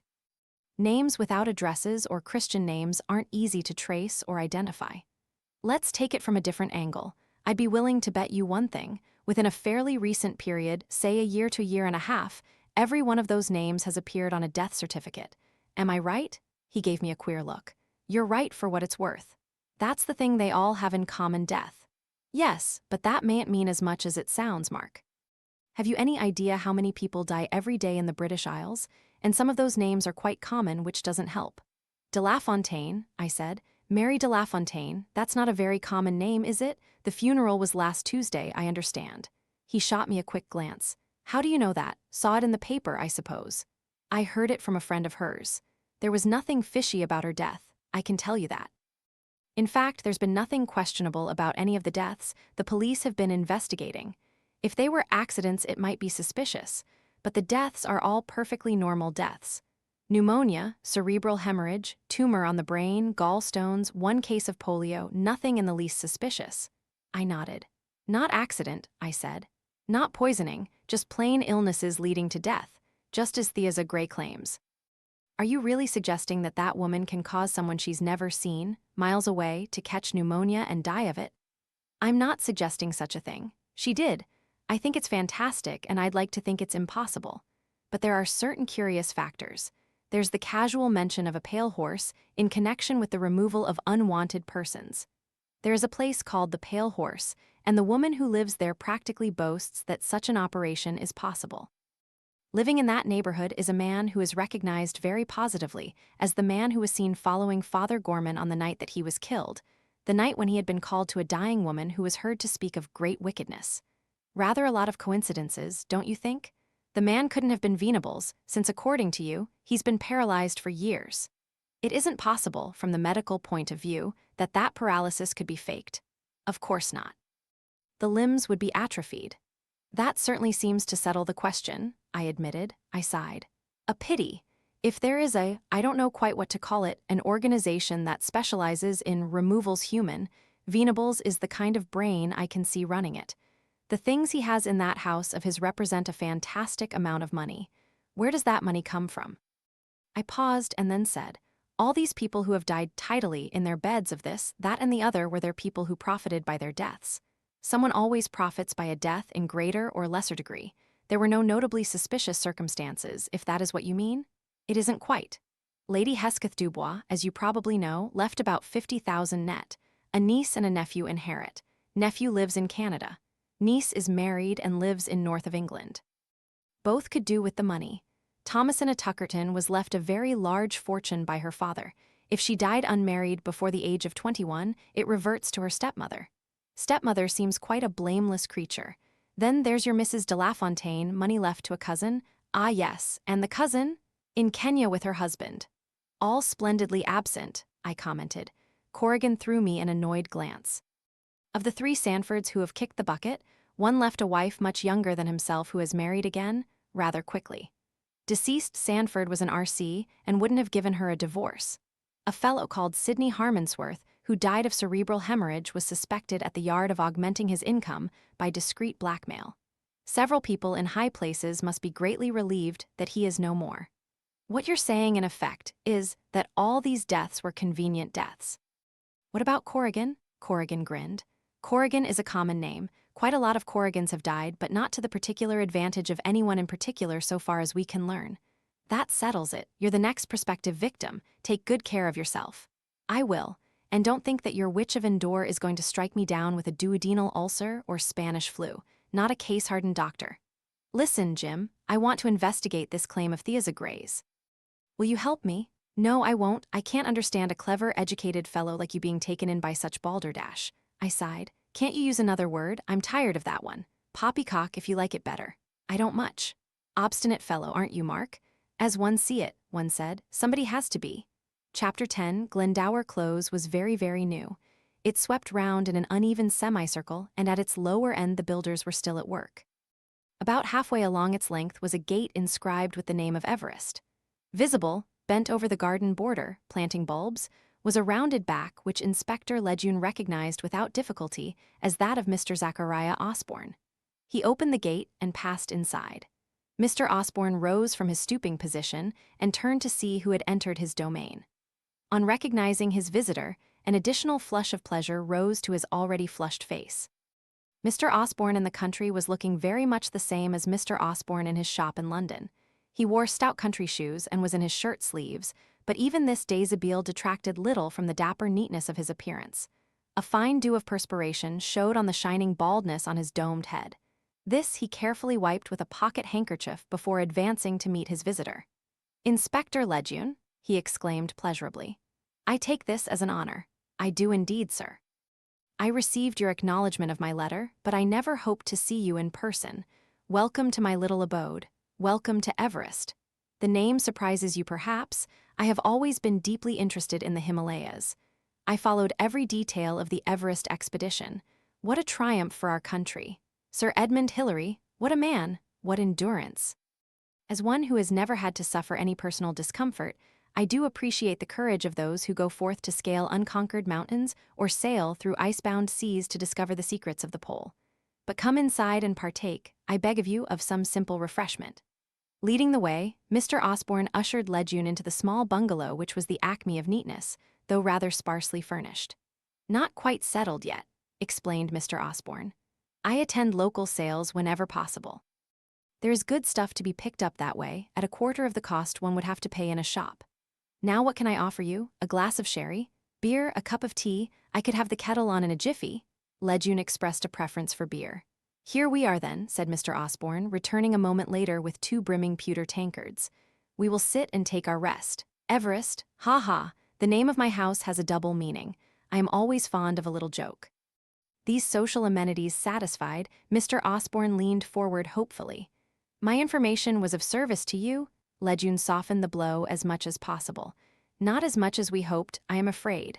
Ah, I confess I am disappointed. Though really, there is, I realize, no reason to suppose that a gentleman proceeding in the same direction as Father Gorman should necessarily be his murderer. That was really too much to hope for. And this Mr. Venables is well-to-do and much respected locally, I understand, moving in the best social circles. The point is, said Lejeune, that it could not have been Mr. Venables that you saw on that particular evening. Mr. Osborne sat up sharply. Oh, but it was. I have absolutely no doubt in my own mind. I am never mistaken about a face. I'm afraid you must have been this time, said Lejeune gently. You see, Mr. Venables is a victim of polio. For over 3 years he has been paralyzed from the waist down and is unable to use his legs. Polio? Ejaculated Mr. Osborne. Oh dear, dear, that does seem to settle the matter. And yet, you'll excuse me, Inspector Lejeune, I hope you won't take offense. But that really is so. I mean, you have definite medical evidence as to that? Yes, Mr. Osborne, we have. Mr. Venables is a patient of Sir William Dugdale of Harley Street, a most eminent member of the medical profession. Of course, FRCP a very well-known name. Oh dear, I seem to have fallen down badly. I was so very sure, and to trouble you for nothing. You mustn't take it like that, said Lejeune quickly. Your information is still very valuable. It is clear that the man you saw must bear a very close resemblance to Mr. Venables, and since Mr. Venables is a man of distinctly unusual appearance, that is extremely valuable knowledge to have. There cannot be many persons answering to that description. True, true. Mr. Osborne cheered up a little. A man of the criminal classes resembling Mr. Venables in appearance. There certainly cannot be many such. In the files at Scotland Yard, he looked hopefully at the inspector. It may not be quite so simple as that, said Lejeune slowly. The man may not have a record, and in any case, as you said just now, there is as yet no reason to assume that this particular man had anything to do with the attack on Father Gorman. Mr. Osborne looked depressed again. You must forgive me. Wishful thinking. I am afraid, on my part. I should so like to have been able to give evidence at a murder trial. And they would not have been able to shake me, I assure you of that. Oh no, I should have stuck to my guns. Lejeune was silent, considering his host thoughtfully. Mr. Osborne responded to the silent scrutiny. Yes. Mr. Osborne, why would you have stuck to your guns, as you put it? Mr. Osborne looked astonished. Because I am so certain. Oh yes, I see what you mean. The man was not the man, so I have no business to feel certain. And yet I do. Lejeune leaned forward. You may have wondered why I have come to see you today. Having received medical evidence that the man seen by you could not have been Mr. Venables, why am I here? Quite. Well then, Inspector Lejeune, why did you come? I came, said Lejeune, because the very positiveness of your identification impressed me. I wanted to know on what grounds your certainty was based. It was a foggy night, remember. I have been to your shop. I have stood where you stood in your doorway and looked across the street. On a foggy night, it seemed to me that a figure at that distance would be very insubstantial, that it would be almost impossible to distinguish features clearly. Up to a point, of course, you are quite right. Fog was setting in, but it came, if you understand me, in patches. It cleared for a short space every now and then. It did so at the moment that I saw Father Gorman walking fast along the opposite pavement. That is why I saw him and the man who followed shortly after him so clearly. Moreover, just when the second man was abreast of me, he flicked on a lighter to relight his cigarette. His profile at that moment was very clear. The nose, the chin, the pronounced Adam's apple. That's a striking-looking man, I thought. I've never seen him about before. If he'd ever been into my shop, I'd have remembered him, I thought. So, you see, Mr. Osborne broke off. Yes, I see, said Lejeune thoughtfully. A brother, suggested Mr. Osborne hopefully. A twin brother, perhaps, now that would be a solution. The identical twin solution? Lejeune smiled and shook his head. So very convenient in fiction. But in real life, he shook his head, it doesn't happen, you know. It really doesn't happen. No, I suppose not, but possibly an ordinary brother, a close family resemblance. Mr. Osborne looked wistful. As far as we can ascertain, Lejeune spoke carefully, Mr. Venables has not got a brother. As far as you can ascertain? Mr. Osborne repeated the words. Though of British nationality, he was born abroad, his parents only brought him to England when he was 11 years old. You don't know very much about him really then. About his family, I mean? No, said Lejeune thoughtfully. It isn't easy to find out very much about Mr. Venables without, that is to say, going and asking him, and we've no grounds for doing that. He spoke deliberately. There were ways of finding out things without going and asking, but he had no intention of telling Mr. Osborne so. So if it wasn't for the medical evidence, he said, getting to his feet, you'd be sure about the identification? Oh yes, said Mr. Osborne, following suit. It's quite a hobby of mine, you know, memorizing faces, he chuckled. Many a customer I've surprised that way. How's the asthma? I'd say to someone, and she'd look quite surprised. You came in last March, I'd say, with a prescription, one of Dr. Hargreaves's. And wouldn't she look surprised? Did me a lot of good in business. It pleases people to be remembered, though I wasn't as good with names as with faces. I started making a hobby of the thing quite young. If royalty can do it, I used to say to myself, you can do it, Zachariah Osborne. After a while it becomes automatic, you hardly have to make an effort. Lejeune sighed. I'd like to have a witness like you in the box, he said. Identification is always a tricky business. Most people can't tell you anything at all. They'll say things like, oh, tallish, I think. Fair-haired, well, not very fair, sort of middling. Ordinary sort of face. Eyes blue or gray or perhaps brown. Gray Macintosh, or it may have been dark blue. Mr. Osborne laughed. Not much good to you, that sort of thing. Frankly, a witness like you would be a godsend. Mr. Osborne looked pleased. It's a gift, he said modestly. But mind you, I've cultivated my gift. You know the game they play at children's parties, a lot of objects brought in on a tray and a few minutes given to memorize them. I can score 100% every time. Quite surprises people. How wonderful, they say. It's not wonderful, it's a knack, comes with practice. He chuckled. I'm not a bad conjurer either. I do a bit to amuse the kiddies at Christmas time. Excuse me, Mr. Lejeune, what have you got in your breast pocket? He leaned forward and extracted a small ashtray. Tut, sir, and you in the police force. He laughed heartily and Lejeune laughed with him. Then Mr. Osborne sighed. It's a nice little place I've got here, sir. The neighbors seem pleasant and friendly. It's the life I've been looking forward to for years, but I'll admit to you, Mr. Lejeune, that I miss the interest of my own business. Always someone coming in and out. Types, you know, lots of types to study. I've looked forward to having my little bit of garden, and I've got quite a lot of interests. Butterflies, as I told you, and a bit of bird watching now and again. I didn't realize that I'd miss what I might call the human element so much. I'd looked forward to going abroad in a small way. Well, I've taken one weekend trip to France. Quite nice, I must say, but I felt very strongly that England's really good enough for me. I didn't care for the foreign cooking, for one thing. They haven't the least idea, as far as I can see, how to do eggs and bacon. He sighed again. Just shows you what human nature is. Looked forward no end to retiring, I did. And now, do you know I've actually played with the idea of buying a small share in a pharmaceutical business here in Bournemouth, just enough to give me an interest, no need to be tied to the shop all the time. But I'd feel in the middle of things again. It will be the same with you, I expect. You'll make plans ahead, but when the time comes, you'll miss the excitement of your present life. Lejeune smiled. A policeman's life is not such a romantically exciting one as you think, Mr. Osborne. You've got the amateur's view of crime. Most of it is dull routine. We're not always chasing down criminals and following up mysterious clues. It can be quite a dull business, really. Mr. Osborne looked unconvinced. You know best, he said. Goodbye, Mr. Lejeune, and I'm sorry indeed that I haven't been able to help you. If there was anything, anytime, I'll let you know, Lejeune promised him. That day at the FKTE, it seemed such a chance, Osborne murmured sadly. I know. A pity the medical evidence is so definite, but one can't get over that sort of thing, can one? Well, Mr. Osborne let the word linger, but Lejeune did not notice it. He strode away briskly. Mr. Osborne stood by the gate looking after him. Medical evidence, he said. Doctors indeed. If you knew half what I know about doctors' innocence, that's what they are, doctors indeed. Chapter 11, First Hermia.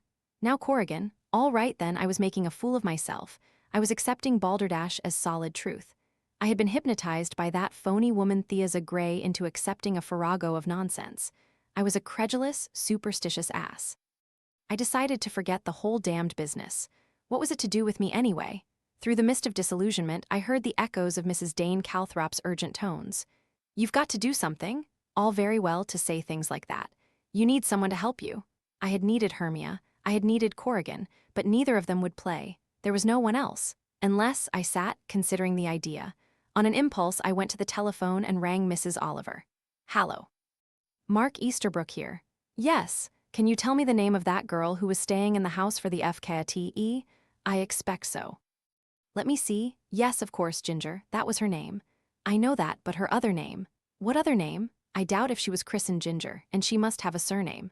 Well, of course, but I've no idea what it is. One never seems to hear any surnames nowadays. It's the first time I'd ever met her. There was a slight pause, and then Mrs. Oliver said, You'll have to ring up Rhoda and ask her. I didn't like that idea. Somehow I felt shy about it. Oh, I can't do that, I said. It's perfectly simple, said Mrs. Oliver encouragingly. Just say you've lost her address and can't remember her name and you'd promise to send her one of your books, or the name of a shop that sells cheap caviar, or to return a handkerchief which she lent you when your nose bled one day, or the address of a rich friend who wants a picture restored. Any of those do? I can think of lots more if you'd like. One of those will do beautifully, I assured her. I rang off, dialed 100, and presently was speaking to Rhoda. Ginger, said Rhoda. Oh, she lives in a Mews, Calgary place. 45, wait a minute, I'll give you her telephone number. She went away and returned a minute later. It's Capricorn 35,987, got it? Yes, thanks, but I haven't got her name, I never heard it. Her name? Oh, her surname, you mean? Corrigan, Catherine Corrigan, what did you say? Nothing. Thanks, Rhoda. It seemed to me an odd coincidence. Corrigan, 2 Corrigans. Perhaps it was an omen. I dialed Capricorn 35,987. Ginger sat opposite me at a table in the White Cockatoo where we had met for a drink. She looked refreshingly the same as she had looked at Much Deeping, a tousled mop of red hair, an engagingly freckled face, and alert green eyes. She was wearing her London artistic livery of skin-tight pants, a sloppy Joe jersey and black woolen stockings, but otherwise she was the same Ginger. I liked her very much. I've had to do a lot of work to track you down, I said. Your surname and your address and your telephone number, all unknown. I've got a problem. That's what my daily always says. It usually means that I have to buy her a new saucepan scourer or a carpet brush or something dull. You won't have to buy anything, I assured her. Then I told her. It didn't take quite so long as the story I had told to Hermia because she was already familiar with the pale horse and its occupants. I averted my eyes from her as I finished the tale. I didn't want to see her reaction. I didn't want to see indulgent amusement or stark incredulity. The whole thing sounded more idiotic than ever. No one, except Mrs. Dane Calthrop, could possibly feel about it as I felt. I drew patterns on the plastic tabletop with a stray fork. Ginger's voice came briskly. That's all, is it? That's all, I admitted. What are you going to do about it? You think I should do something about it? Well, of course, someone's got to do something. You can't have an organization going about bumping people off and not do anything. But what can I do? I could have fallen on her neck and hugged her. She was sipping Pernod and frowning. Warmth spread over me. I was no longer alone. Presently she said musingly, You'll have to find out what it all means. I agree, but how? There seem to be 1 or 2 leads. Perhaps I can help. Would you? But there's your job. Plenty could be done out of office hours. She frowned again as she thought. That girl, she said at last. The one at supper after the old Vic. Poppy or something. She knows about it, she must to say what she did. Yes, but she got frightened and sheered off when I tried to ask her questions. She was scared. She definitely wouldn't talk. That's where I can help, said Ginger confidently. She'd tell me things she wouldn't tell you. Can you arrange for us to meet? Your friend and her and you and me? A show or dinner or something? Then she looked doubtful. Or is that too expensive? I assured her that I could support the expense. As for you, Ginger thought a minute. I believe, she said slowly, that your best bet would be the Thomasina-Tuckerton angle. But how? She's dead. And somebody wanted her dead, if your ideas are correct, and arranged it with the pale horse. There seemed 2 possibilities. The stepmother, or else the girl she had the fight with at Luigi's, and whose young man she had pinched. She was going to marry him, perhaps. That wouldn't suit the stepmother's book or the girls if she was crazy enough about the young man. Either of them might have gone to the Pale Horse. We might get a lead there. What was the girl's name, or don't you know? I think it was Lou. Ash blonde, dank hair, medium height, rather bosomy. I agreed with the description. I think I've met her about. Lou Ellis. She's got a bit of money herself. She didn't look like it. They don't, but she has, all right. Anyway, she could afford to pay the Pale Horse's fees. They don't do it for nothing, I suppose. One would hardly imagine so. You'll have to tackle the stepmother. It's more up your street than mine. Go and see her. I don't know where she lives or anything. Luigi knows something about Tommy's home. He'll know what county she lived in, I should imagine. A few books of reference ought to do the rest. But what idiots we are. We saw the notice in the times of her death. You've only got to go and look in their files. I'll have to have a pretext for tackling the stepmother, I said thoughtfully. Ginger said that would be easy. You're someone, you see, she pointed out. A historian, and you lecture, and you've got letters after your name. Mrs. Tuckerton will be impressed and probably tickled to death to see you. And the pretext? Some feature of interest about her house? Suggested Ginger vaguely. Sure to have something if it's an old one. Nothing to do with my period, I objected. She won't know that, said Ginger. People always think that anything over 100 years old must interest a historian or an archaeologist. Or how about a picture? There must be some old pictures of some kind. Anyway, you make an appointment and you arrive and you butter her up and be charming, and then you say you once met her daughter, her stepdaughter, and say how sad, etc., and then bring in, quite suddenly, a reference to the Pale Horse. Be a little sinister if you like. And then you observe the reaction. If you mention the Pale Horse out of the blue and she has a guilty conscience, I defy anyone not to show some sign. And if she does, what next? The important thing is that we'll know we're on the right track. Once we're sure, we can go full steam ahead. She added thoughtfully, there's something else. Why do you think the gray woman told you all she did tell you? Why was she so forthcoming?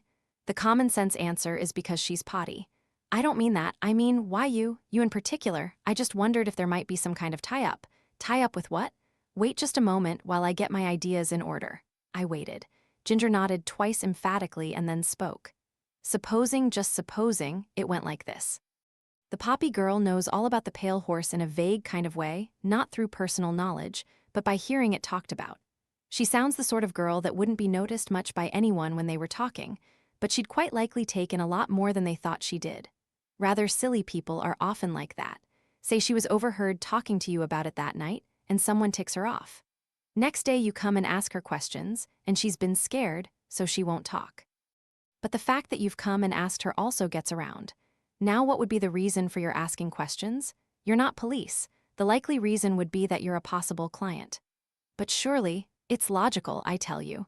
You've heard rumors of this thing, you want to find out about it for your own purposes. Presently you appear at the FKTE in Much Deeping. You are brought to the Pale Horse, presumably because you've asked to be taken there, and what happens? Thea Gray goes straight into her sales talk. I suppose it's a possibility. I considered. Do you think she can do what she claims to do, Ginger? Personally, I'd be inclined to say of course she can't, but odd things can happen, especially with things like hypnotism. Telling someone to go and take a bite out of a candle the next afternoon at 4 o'clock, and they do it without having any idea why. That sort of thing. And electric boxes where you put in a drop of blood and it tells you if you're going to have cancer in 2 years' time. It all sounds rather bogus, but perhaps not entirely bogus. About Thea, I don't think it's true, but I'm terribly afraid it might be. Yes, I said somberly, that explains it very well. I might put in a bit of work on Lou, said Ginger thoughtfully. I know lots of places where I can run across her. Luigi might know a few things too. But the first thing, she added, is to get in touch with Poppy. The latter was arranged fairly easily. David was free 3 nights ahead, we settled on a musical show, and he arrived with Poppy in tow. We went to the Fantasy for supper, and I noticed that Ginger and Poppy, after a prolonged retirement to powder their noses, reappeared on excellent terms with each other. No controversial subjects were raised during the party on Ginger's instructions. We finally parted, and I drove Ginger home. Not much to report, said she cheerfully. I've been on to Lou. The man they quarreled about was Jean Playdon, by the way, a nasty bit of goods if you ask me, very much on the make. The girls all adore him. He was making quite a play for Lou, and then Tommy came along. Lou says he didn't care for her a bit, he was after her money, but she'd probably want to think that. Anyway, he dropped Lou like a hot coal, and she was naturally sore about it. According to her, it wasn't much of a row, just a few girlish high spirits. Girlish high spirits? She tugged Tommy's hair out by the roots. I'm just telling you what Lou told me.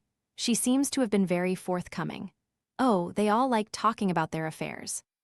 They'll talk to anyone who will listen. Anyway, Lou has got another boyfriend now, another dud, I'd say, but she's already crazy about him. So it doesn't look to me as though she'd been a client of the Pale Horse. I brought the term up, but it didn't register. I think we can wash her out. Luigi doesn't think there was much in it either. On the other hand, he thinks Tommy was serious about Jean, and Jean was going for her in a big way. What have you done about the stepmother? She was abroad. She comes back tomorrow. I've written her a letter, or rather I got my secretary to write it, asking for an appointment. Good, we're getting things moving. I hope everything doesn't peter out. If it gets us anywhere. Something will, said Ginger enthusiastically. That reminds me. To go back to the beginning of all this, the theory is that Father Gorman was killed after being called out to a dying woman, and that he was murdered because of something she told him or confessed to him. What happened to that woman? Did she die? And who was she? There ought to be some lead there. She died. I don't really know much about her. I think her name was Davis. Well, couldn't you find out more? I'll see what I can do. If we could get at her background, we might find out how she knew what she did know. I see your point. I got Jim Corrigan on the telephone early the next morning and put my query to him. Let me see now. We did get a bit further, but not much. Davis wasn't her real name, that's why it took a little time to check up on her.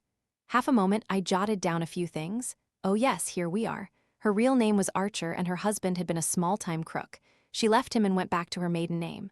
What sort of a crook was Archer, and where is he now? Oh, very small stuff. Pinch things from department stores. Unconsidered trifles here and there. He had a few convictions. As to where B is now, he's dead.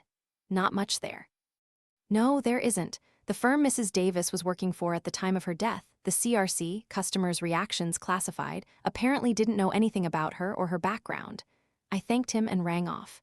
Chapter 12, 3 days later Ginger rang me up. I've got something for you, she said. A name and address, write it down. I took out my notebook. Go ahead. Bradley is the name and the address is 78 Municipal Square Buildings, Birmingham. Well, I'm damned, what is all this? Goodness knows, I doubt if Poppy does really. Poppy, is this? Yes, I've been working on Poppy in a big way. I told you I could get something out of her if I tried. Once I got her softened up, it was easy. How did you set about it? I asked curiously. Ginger laughed. Girls together stuff, you wouldn't understand. The point is that if a girl tells things to another girl, it doesn't really count. She doesn't think it matters. All in the trade union, so to speak? You could put it like that. Anyway, we lunched together, and I yapped a bit about my love life and various obstacles married man with impossible wife, Catholic, wouldn't divorce him made his life hell. And how she was an invalid, always in pain, but not likely to die for years. Really much better for her if she could die. Said I'd a good mind to try the Pale Horse, but I didn't really know how to set about it, and would it be terribly expensive? And Poppy said yes, she thought it would. She'd heard they charged the earth. And I said, well, I have expectations. Which I have, you know, a grey tunkle, a poppet, and I'd hate him to die, but the fact came in useful. Perhaps, I said, they'd take something on account, but how did one set about it? And then Poppy came across with that name and address. You had to go to him first, she said, to settle the business side. It's fantastic, I said. It is, rather. We were both silent for a moment.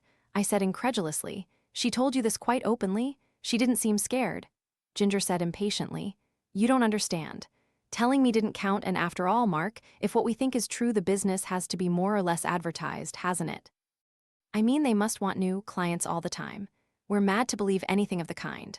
All right, we're mad. Are you going to Birmingham to see Mr. Bradley?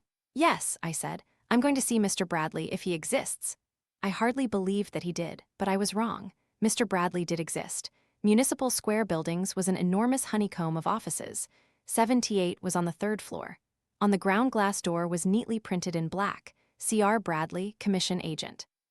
And below, in smaller letters, please enter. I entered. There was a small outer office empty and a door marked private, half ajar. A voice from behind it said, come in, please. The inner office was larger. It had a desk, 1 or 2 comfortable chairs, a telephone, a stack of box files, and Mr. Bradley sitting behind the desk. He was a small, dark man with shrewd, dark eyes. He wore a dark business suit and looked the acme of respectability. Just shut the door, will you? He said pleasantly. And sit down, that chair's quite comfortable. Cigarette? No? Well now, what can I do for you? I looked at him. I didn't know how to begin. I hadn't the least idea what to say. It was, I think, sheer desperation that led me to attack with the phrase I did, or it may have been the small beady eyes. "How much?" I said. It startled him a little, I was glad to note, but not in the way that he ought to have been startled. He did not assume, as I would have assumed in his place, that someone not quite right in the head had come into his office. His eyebrows rose. "Well, well, well," he said. "You don't waste much time, do you?" I held to my line. "What's the answer?" He shook his head gently in a slightly reproving manner. "That's not the way to go about things. We must proceed in the proper manner." I shrugged my shoulders. "As you like, what's the proper manner? We haven't introduced ourselves yet, have we?" "I don't know your name." "At the moment," I said, "I don't really think I feel inclined to tell it to you." Cautious. Cautious. An admirable quality, though not always practicable. Now who sent you to me? Who's our mutual friend? Again, I can't tell you. A friend of mine has a friend who knows a friend of yours. Mr. Bradley nodded his head. "That's the way a lot of my clients come," he said. "Some of the problems are rather delicate. You know my profession, I presume." He had no intention of waiting for my reply. He hastened to give me the answer. "Turf Commission agent," he said. "You're interested perhaps in horses?" There was just the faintest pause before the last word. "I'm not a racing man," I said noncommittally. "There are many aspects of the horse. Racing, hunting, hacking, it's the sporting aspect that interests me. Betting." He paused for a moment and then asked casually, almost too casually, "Any particular horse you had in mind?" I shrugged my shoulders and burnt my boats. "A pale horse." "Ah, very good, excellent." "Yourself, if I may say so, seem to be rather a dark horse." "Ha ha, you mustn't be nervous. There really is no need to be nervous." "That's what you say," I said rather rudely. Mr. Bradley's manner became even more bland and soothing. "I can quite understand your feelings, but I can assure you that you needn't have any anxiety. I'm a lawyer myself, disbarred, of course," he added parenthetically, in what was really almost an engaging way. "Otherwise, I shouldn't be here. But I can assure you that I know my law. Everything I recommend is perfectly legal and above board. It's just a question of a bet. A man can bet on anything he pleases, whether it will rain tomorrow, whether the Russians can send a man to the moon, or whether your wife's going to have twins. You can bet whether Mr. B will die before Christmas, or whether Mrs. C will live to be 100. You back your judgment or your intuition or whatever you like to call it. It's as simple as that." I felt exactly as though I were being reassured by a surgeon before an operation. Mr. Bradley's consulting room manner was perfect. I said slowly, "I don't really understand this business of the pale horse." "And that worries you?" "Yes, it worries a lot of people. More things in heaven and earth, Horatio, and so on and so on. Frankly, I don't understand it myself, but it gets results. It gets results in the most marvelous way. If you could tell me more about it." I had settled on my role, now cautious, eager but scared. It was obviously an attitude with which Mr. Bradley had frequently had to cope. "Do you know the place at all?" I made a quick decision. It would be unwise to lie. Well, yes, I was with some friends. They took me there. Charming old pub, full of historical interest, and they've done wonders in restoring it. You met her then? My friend Miss Gray, I mean? Yes, yes, of course, an extraordinary woman. Isn't she? Yes, isn't she? You've hit it exactly. An extraordinary woman and with extraordinary powers. The things she claims, surely quite well impossible. Exactly, that's the whole point. The things she claims to be able to know and do are impossible. Everybody would say so. In a court of law, for instance, the black beady eyes were boring into mine. Mr. Bradley repeated the words with designed emphasis. In a court of law, for instance, the whole thing would be ridiculed. If that woman stood up and confessed to murder, murder by remote control, or willpower, or whatever nonsensical name she likes to use, that confession couldn't be acted upon. Even if her statement was true, which of course sensible men like you and I don't believe for one moment. It couldn't be admitted legally. Murder by remote control isn't murder in the eyes of the law. It's just nonsense. That's the whole beauty of the thing, as you'll appreciate if you think for a moment. I understood that I was being reassured. Murder committed by occult powers was not murder in an English court of law. If I were to hire a gangster to commit murder with a kosh or a knife, I was committed with him, an accomplice before the fact, I had conspired with him. But if I commissioned Thea Gray to use her black arts, those black arts were not admissible. That was what, according to Mr. Bradley, was the beauty of the thing. All my natural skepticism rose up in protest. I burst out heatedly. "But damn it all, it's fantastic," I shouted. "I don't believe it, it's impossible." "I agree with you, I really do. Thea Gray is an extraordinary woman, and she certainly has some extraordinary powers, but one can't believe all the things she claims for herself. As you say, it's too fantastic. In this age, one really can't credit that someone can send out thought waves or whatever it is, either oneself or through a medium, sitting in a cottage in England and cause someone to sicken and die of a convenient disease out in Capri or somewhere like that. But that is what she claims. Oh yes. Of course she has powers, she is Scottish, and what is called second sight is a peculiarity of that race. It really does exist. What I do believe, and believe without a doubt, is this. He leaned forward, wagging a forefinger impressively. Thea Gray does know beforehand when someone is going to die. It's a gift, and she has it. He leaned back, studying me. I waited. Let's assume a hypothetical case. Someone, yourself or another, would like very much to know when, let's say, Great-Aunt Eliza is going to die. It's useful, you must admit, to know something like that. Nothing unkind in it, nothing wrong, just a matter of business convenience. What plans to make? Will there be, shall we say, a useful sum of money coming in by next November? If you knew that, definitely, you might take up some valuable option. Death is such a chancy matter. Dear old Eliza might live, pepped up by doctors, for another 10 years. You'd be delighted, of course, you're fond of the dear old girl, but how useful it would be to know. He paused and then leaned a little farther forward. Now that's where I come in. I'm a betting man. I'll bet on anything naturally on my own terms. You come to me. Naturally, you wouldn't want to bet on the old girl's passing out. That would be repulsive to your finer feelings. So we put it this way. You bet me a certain sum that Aunt Eliza will be hale and hearty still next Christmas. I bet you that she won't. The beady eyes were on me, watching. Nothing against that, is there? Simple. We have an argument on the subject. I say Aunt E is lined up for death. You say she isn't. We draw up a contract and sign it. I give you a date. I say that a fortnight either way from that date Auntie E's funeral service will be read. You say it won't. If you're right, I pay you. If you're wrong, you pay me. I looked at him. I tried to summon up the feelings of a man who wants a rich old lady out of the way. I shifted it to a blackmailer. Easier to throw oneself into that part. Some man had been bleeding me for years. I couldn't bear it any longer. I wanted him dead. I hadn't the nerve to kill him myself, but I'd give anything, yes, anything. I spoke, my voice was hoarse. I was acting the part with some confidence. What terms? Mr. Bradley's manner underwent a rapid change. It was gay, almost facetious. That's where we came in, isn't it? Or rather where you came in, ha-ha. How much? You said, really quite startled me. Never heard anyone come to the point so soon. What terms? That depends. It depends on several different factors. Roughly, it depends on the amount there is at stake. In some cases, it depends on the funds available to the client. An inconvenient husband, or a blackmailer or something of that kind, would depend on how much my client could afford to pay. I don't let me make that clear bet with poor clients, except in the kind of case I have just been outlining. In that case, it would depend on the amount of Aunt Eliza's estate. Terms are by mutual agreement. We both want something out of it, don't we? The odds, however, work out usually at 500 to 1. 500 to 1? That's pretty steep. My wager is pretty steep. If Aunt Eliza were pretty well booked for the tomb, you'd know it already and you wouldn't come to me. To prophesy somebody's death to within 2 weeks means pretty long odds. £5,000 to 100 isn't at all out of the way. Supposing you lose? Mr. Bradley shrugged his shoulders. That's just too bad. I pay up. And if I lose, I pay up. Supposing I don't? Mr. Bradley leaned back in his chair. He half closed his eyes. I shouldn't advise that, he said softly. I really shouldn't. Despite the soft tone, I felt a faint shiver pass over me. He had uttered no direct menace. But the menace was there. I got up. I said, I must think it over.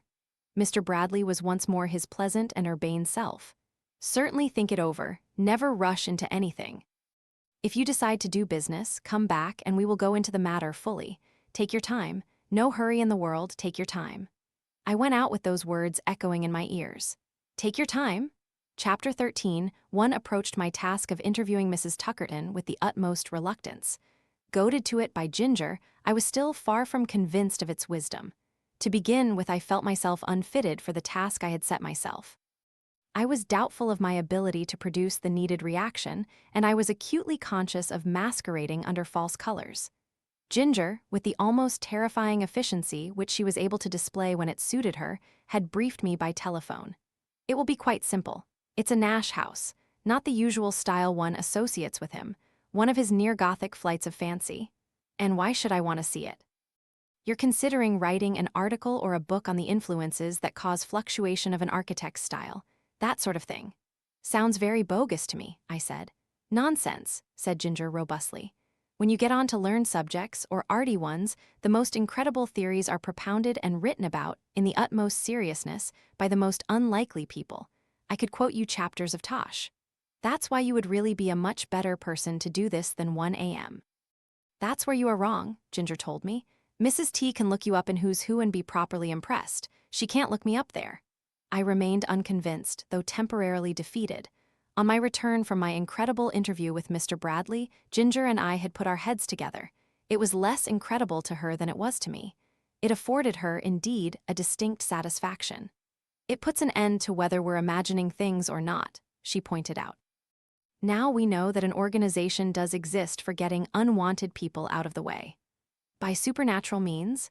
You're so hidebound in your thinking. It's all that wispiness and the false scarabs that Sybil wears. It puts you off. And if Mr. Bradley had turned out to be a quack practitioner or a pseudo-astrologer, you'd still be unconvinced. But since he turns out to be a nasty down-to-earth little legal crook, or that's the impression you give me, near enough, I said, then that makes the whole thing come into line. However phony it may sound, those 3 women at the Pale Horse have got hold of something that works. If you're so convinced, then why Mrs. Tuckerton? Extra check, said Ginger.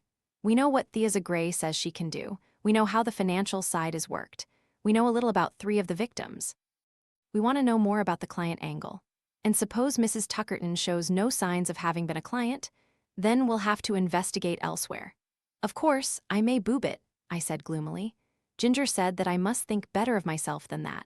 So here I was, arriving at the front door of Caraway Park. It certainly did not look like my preconceived idea of a Nash house. In many ways, it was a near castle of modest proportions. Ginger had promised to supply me with a recent book on Nash architecture, but it had not arrived in time, so I was here somewhat inadequately briefed.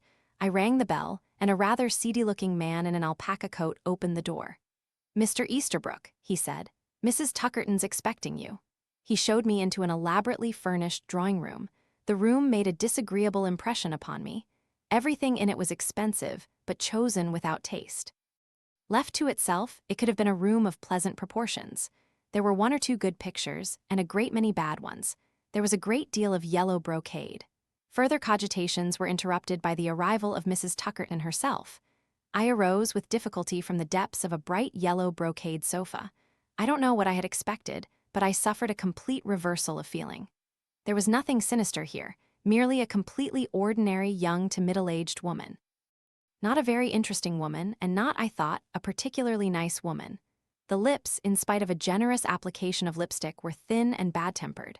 The chin receded a little. The eyes were pale blue and gave the impression that she was appraising the price of everything. She was the sort of woman who undertipped porters and cloakroom attendants. There are a lot of women of her type to be met in the world, though mainly less expensively dressed and not so well made up. Mr. Easterbrook. She was clearly delighted by my visit. She even gushed a little. I'm so pleased to meet you. Fancy your being interested in this house. Of course I knew it was built by John Nash. My husband told me so, but I never realized that it would be interesting to a person like you. Well, you see, Mrs. Tuckerton, it's not quite his usual style, and that makes it interesting to her. She saved me the trouble of continuing. I'm afraid I'm terribly stupid about that sort of thing, architecture, and archaeology and all that. But you mustn't mind my ignorance. I didn't mind at all. I preferred it. Of course all that sort of thing is terribly interesting, said Mrs. Tuckerton. I said that we specialists, on the contrary, were usually terribly dull and very boring on our own particular subject. Mrs. Tuckerton said she was sure that that wasn't true, and would I like to have tea first and see the house afterwards, or see round the house and then have tea? I hadn't bargained for tea, my appointment had been for 3:30, but I said that perhaps the house first. She showed me round, chattering vivaciously most of the time, and thus relieving me of uttering any architectural judgments. It was lucky, she said, that I'd come now. The house was up for sale. It's too big for me since my husband's death, and she believed there was a purchaser already, though the agents had only had it on their books for just over a week. I wouldn't have liked you to see it when it was empty. I think a house needs to be lived in, if one is really to appreciate it, don't you, Mr. Easterbrook? I would have preferred this house unlived in and unfurnished, but naturally I could not say so. I asked her if she was going to remain in the neighborhood. Really, I'm not quite sure. I shall travel a little first, Get into the sunshine. I hate this miserable climate. Actually, I think I shall winter in Egypt. I was there 2 years ago, such a wonderful country, but I expect you know all about it." I knew nothing about Egypt and said so. "I expect you're just being modest," she said gaily and vaguely. "This is the dining room. It's octagonal. That's right, isn't it? No corners." I said she was quite right and praised the proportions. Presently, the tour completed, we returned to the drawing room and Mrs. Tuckerton rang for tea. It was brought in by the seedy-looking manservant. There was a vast Victorian silver teapot which could have done with a clean. Mrs. Tuckerton sighed as he left the room. "Servants are really impossible nowadays," she said. "After my husband died, the married couple he had had for nearly 20 years insisted on leaving. They said they were retiring, but I heard afterwards that they took another post. A very highly paid one. I think it's absurd myself to pay these high wages, when you think what servants' board and lodging costs, to say nothing of their laundry." Yes, I thought, mean. The pale eyes, the tight mouth avarice was there. There was no difficulty in getting Mrs. Tuckerton to talk. She liked talking. She liked, in particular, talking about herself. Presently, by listening with close attention and uttering an encouraging word now and then, I knew a good deal about Mrs. Tuckerton. I knew, too, more than she was conscious of telling me. I knew that she had married Thomas Tuckerton, a widower, 5 years ago. She had been much, much younger than he was. She had met him at a big seaside hotel where she had been a bridge hostess. She was not aware that that last fact had slipped out. He had had a daughter at school near there, so difficult for a man to know what to do with a girl when he takes her out. Poor Thomas, he was so lonely. His first wife had died some years back and he missed her very much. Mrs. Tuckerton's picture of herself continued. A gracious, kindly woman taking pity on this aging, lonely man, his deteriorating health and her devotion. Though, of course, in the last stages of his illness, I couldn't really have any friends of my own. Had there been, I wondered, some men friends whom Thomas Tuckerton had thought undesirable, it might explain the terms of his will. Ginger had looked up the terms of his will for me at Somerset House. Bequest to old servants, to a couple of godchildren, and then provision for his wife sufficient but not unduly generous. A sum in trust, the income to be enjoyed during her lifetime. The residue of his estate, which ran into a sum of 6 figures, to his daughter Thomasina Anne, to be hers absolutely at the age of 21 or on her marriage. If she died before 21 unmarried, the money was to go to her stepmother. There had been, it seemed, no other members of the family. The prize, I thought, had been a big one. And Mrs. Tuckerton liked money. It stuck out all over her. She had never had any money of her own, I was sure, till she married her elderly widower. And then, perhaps, it had gone to her head. Hampered in her life with an invalid husband, she had looked forward to the time when she would be free, still young, and rich beyond her wildest dreams. The will, perhaps, had been a disappointment. She had dreamed of something better than a moderate income. She had looked forward to expensive travel, to luxury cruises, to clothes, jewels, or possibly to the sheer pleasure of money itself, mounting up in the bank. Instead, the girl was to have all that money. The girl was to be a wealthy heiress. The girl who, very likely, had disliked her stepmother and shown it with the careless ruthlessness of youth. The girl was to be the rich one unless, was that enough? Could I really believe that the blondy-haired meretricious creature talking platitudes so glibly was capable of seeking out the pale horse and arranging for a young girl to die? No, I couldn't believe it. Nevertheless, I must do my stuff. I said rather abruptly, "I believe, I met your daughter's stepdaughter once." She looked at me in mild surprise, though without much interest. "Thomasina, did you?" "Yes, in Chelsea." "Oh, Chelsea, yes, it would be," she sighed. "These girls nowadays. So difficult, one doesn't seem to have any control over them. It upset her father very much. I couldn't do anything about it, of course. She never listened to anything I said." She sighed again. "She was nearly grown up, when we married. A stepmother," she shook her head. "Always a difficult position," I said sympathetically. "I made allowances, did my best in every way." "I'm sure you did. But it was absolutely no use." Of course, Tom wouldn't allow her to be actually rude to me, but she sailed as near the wind as she could. She really made life quite impossible. In a way, it was a relief to me when she insisted on leaving home, but I could quite understand how Tom felt about it. She got in with a most undesirable set. "I rather gathered that," I said. "Poor Thomasina," said Mrs. Tuckerton. She adjusted a stray lock of blonde hair. Then she looked at me. "Oh, but perhaps you don't know. She died about a month ago. Encephalitis, very sudden. It's a disease that attacks young people, I believe, so sad." "I did know she was dead," I said. I got up. "Thank you, Mrs. Tuckerton, very much indeed for showing me your house." I shook hands, then as I moved away I turned back. "By the way," I said, "I think you know the pale horse, don't you?" There wasn't any doubt of the reaction. Panic, sheer panic, showed in those pale eyes. Beneath the makeup, her face was suddenly white and afraid. Her voice came shrill and high. "Pale horse? What do you mean by the pale horse? I don't know anything about the pale horse." I let mild surprise show in my eyes. "Oh, my mistake, there's a very interesting old pub in Much Deeping. I was down there the other day and was taken to see it. It's been charmingly converted, keeping all the atmosphere. I certainly thought your name was mentioned, but perhaps it was your stepdaughter who had been down there, or someone else of the same name." I paused. The place has got quite a reputation. I enjoyed my exit line. In one of the mirrors on the wall, I saw Mrs. Tuckerton's face reflected. She was staring after me. She was very, very frightened, and I saw just how she would look in years to come. It was not a pleasant sight. "Chapter 14, so now we're quite sure," said Ginger. "We were sure before." "Yes, reasonably so, but this does clinch it." I was silent for a moment or two. I was visualizing Mrs. Tuckerton journeying to Birmingham, entering the municipal square buildings, meeting Mr. Bradley. Her nervous apprehension, his reassuring bonhomie, his skillful underlining of the lack of risk. He would have had to underline that very hard with Mrs. Tuckerton. I could see her going away, not committing herself, letting the idea take root in her mind. Perhaps she went to see her stepdaughter, or her stepdaughter came home for a weekend. There could have been talk, hints of marriage. And all the time the thought of the money, not just a little money, not a miserly pittance, but lots of money, big money, money that enabled you to do everything you had ever wanted. And all going to this degenerate, ill-mannered girl, slouching about in the coffee bars of Chelsea in her jeans and her sloppy jumpers, with her undesirable degenerate friends. Why should a girl like that, a girl who was no good and would never be any good, have all that beautiful money? And so, another visit to Birmingham. More caution, more reassurance. Finally, a discussion on terms. I smiled involuntarily. Mr. Bradley would not have had it all his own way. She would have been a hard bargainer.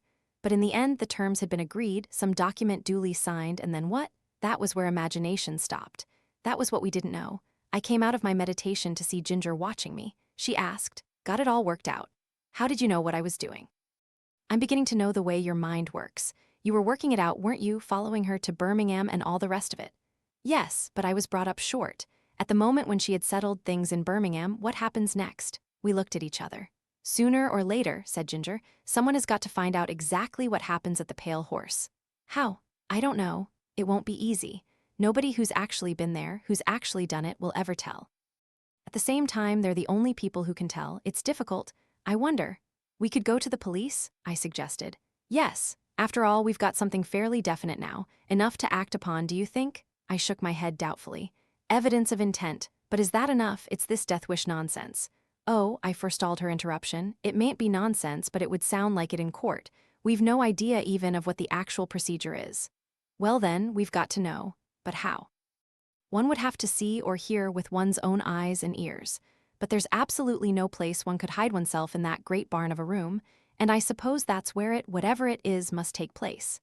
Ginger sat up very straight, gave her head a kind of toss, rather like an energetic terrier, and said, "There's only one way to find out what does really happen. You've got to be a genuine client." I stared at her. "A genuine client?" "Yes. You or I, it doesn't matter which, has got to want somebody put out of the way. One of us has got to go to Bradley and fix it up." "I don't like it," I said sharply. "Why? Well, it opens up dangerous possibilities. For us? Perhaps, but I was really thinking about the victim. We've got to have a victim, we've got to give him a name. It can't be just invention. They might check up, in fact, they'd almost certainly check up, don't you agree?" Ginger thought a minute and then nodded. "Yes, the victim's got to be a real person with a real address." "That's what I don't like," I said, "and we've got to have a real reason for getting rid of him." We were silent a moment, considering this aspect of the situation. "The person, whoever it was, would have to agree," I said slowly. "It's a lot to ask." "The whole setup has got to be good," said Ginger, thinking it out. "But there's one thing, you were absolutely right in what you were saying the other day. The weakness of the whole thing is that they're in a cleft stick. This business has got to be secret, but not too secret. Possible clients have got to be able to hear about it." "What puzzles me," I said, "is that the police don't seem to have heard about it. After all, they're usually aware of what kind of criminal activities are going on." Yes, but I think that the reason for that is that this is in every sense of the word an amateur show. It's not professional. No professional criminals are employed or involved. It's not like hiring gangsters to bump people off. It's all private. I said that I thought she had something there. Ginger went on, suppose now that you, or I will examine both possibilities, are desperate to get rid of someone. Now who is there that you and I could want to do away with? There's my dear old Uncle Mervyn. I'll come into a very nice packet when he pops off. I and some cousin in Australia are the only ones left of the family, so there's a motive there. But he's over 70 and more or less gaga, so it would really seem more sensible for me to wait for natural causes unless I was in some terrible hole for money, and that really would be quite difficult to fake. Besides, he's a pet, and I'm very fond of him, and gaga or not gaga, he quite enjoys life, and I wouldn't want to deprive him of a minute of it or even risk such a thing. What about you? Have you got any relatives who are going to leave you money? I shook my head. No one at all. Bother, it could be blackmail, perhaps. That would take a lot of fixing, though. You're not really vulnerable enough. If you were an MP or in the Foreign Office or an up-and-coming minister, it would be different. The same with me. 50 years ago, it would have been easy.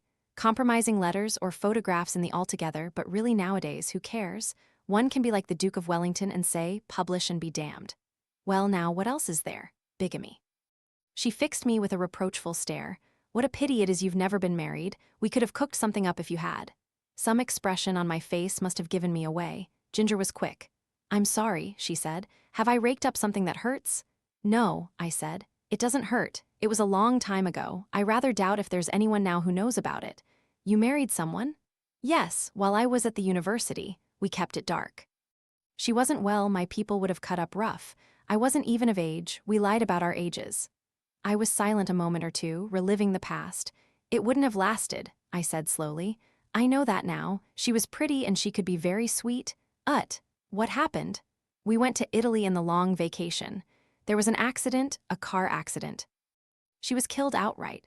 And you? I wasn't in the car, she was with a friend. Ginger gave me a quick glance. I think she understood the way it had been. The shock of my discovery that the girl I had married was not the kind who makes a faithful wife. Ginger reverted to practical matters. You were married in England? Yes, registry office in Peterborough. But she died in Italy? Yes, so there will be no record of her death in England? No. Then what more do you want? It's an answer to prayer. Nothing could be simpler. You're desperately in love with someone and you want to marry her, but you don't know whether your wife is still alive. You've parted years ago and never heard from her since. Dare you risk it? While you're thinking it out, sudden reappearance of the wife. She turns up out of the blue, refuses to give you a divorce, and threatens to go to your young woman and spill the beans. Who's my young woman? I asked, slightly confused. You. Ginger looked shocked. Certainly not. I'm quite the wrong type. I'd probably go and live in sin with you. No, you know quite well who I mean, and she'll be exactly right, I should say. That statuesque brunette you go around with, very highbrow and serious.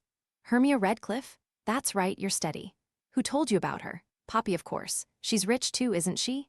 She's extremely well off. But really, all right. I'm not saying you're marrying her for her money. You're not the kind. But nasty minds like Bradley's could easily think so. Very well then, here's the position. You are about to pop the question to Hermia when up turns the unwanted wife from the past. She arrives in London and the fat's in the fire. You urge a divorce, she won't play. She's vindictive. And then you hear of the pale horse. I'll bet anything you like that Theiza and that half-witted peasant Bella thought that that was why you came that day.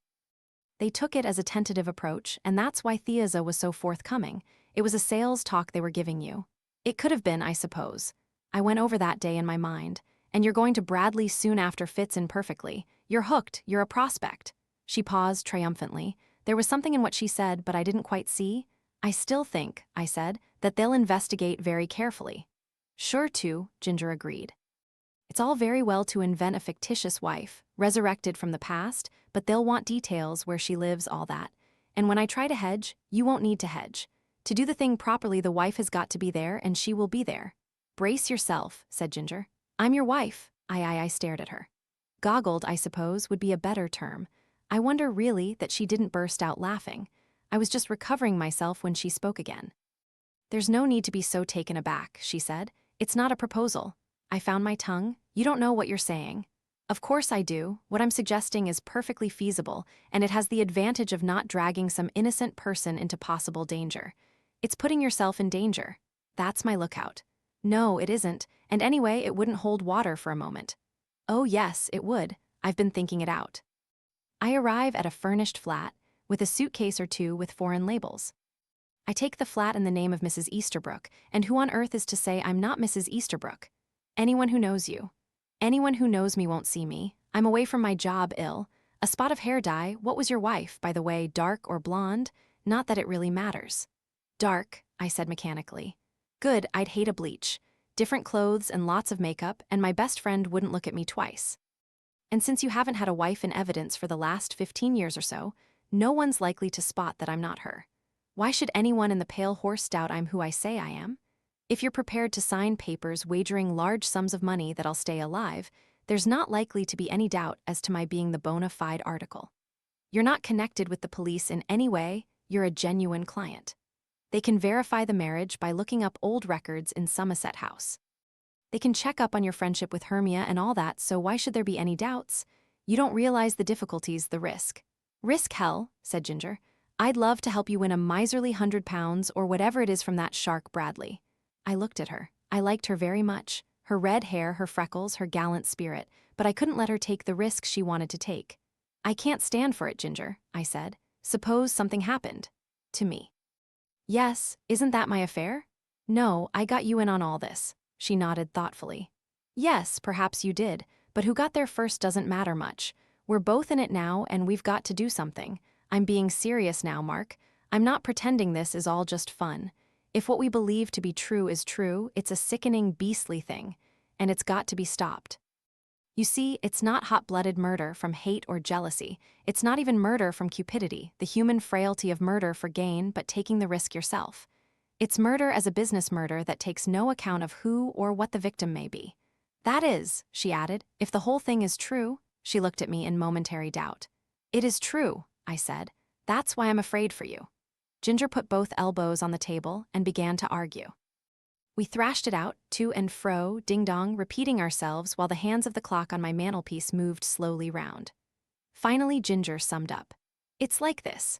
I'm forewarned and forearmed. I know what someone is trying to do to me, and I don't believe for one moment she can do it. If everyone's got a desire for death, mine isn't well developed. I've good health. And I simply cannot believe that I'll develop gallstones or meningitis just because old Theaza draws pentagrams on the floor or Sybil throws a trance, or whatever it is those women do. Bella sacrifices a white cock, I should imagine, I said thoughtfully. You must admit it's all terribly bogus. We don't know what actually does happen, I pointed out. No, that's why it's important to find out. But do you believe, really believe, that because of what 3 women can do in the barn of the Pale Horse, I in a flat in London will develop some fatal disease? You can't. No, I said, I can't believe it. But, I added, I do. We looked at each other. Yes, said Ginger, that's our weakness. Look here, I said. Let's make it the other way round. Let me be the one in London. You be the client. We can cook up something, but Ginger was vigorously shaking her head. No, Mark, she said. It won't work that way, for several reasons. The most important is that I'm known at the Pale Horse already as my carefree self. They could get all the dope about my life from Rhoda, and there's nothing there. But you are in the ideal position already. You're a nervous client, sniffing around, not able yet to commit yourself. No, it's got to be this way. I don't like it. I don't like to think of you alone in some place under a false name with nobody to keep an eye on you. I think, before we embark on this, we ought to go to the police now, before we try anything else. I'm agreeable to that, said Ginger slowly. In fact, I think it's what you ought to do. You've got something to go on. What police? Scotland Yard? No, I said. I think Divisional Detective Inspector Lejeune is the best bet. Chapter 15, one liked Divisional Detective Inspector Lejeune at first sight. He had an air of quiet ability.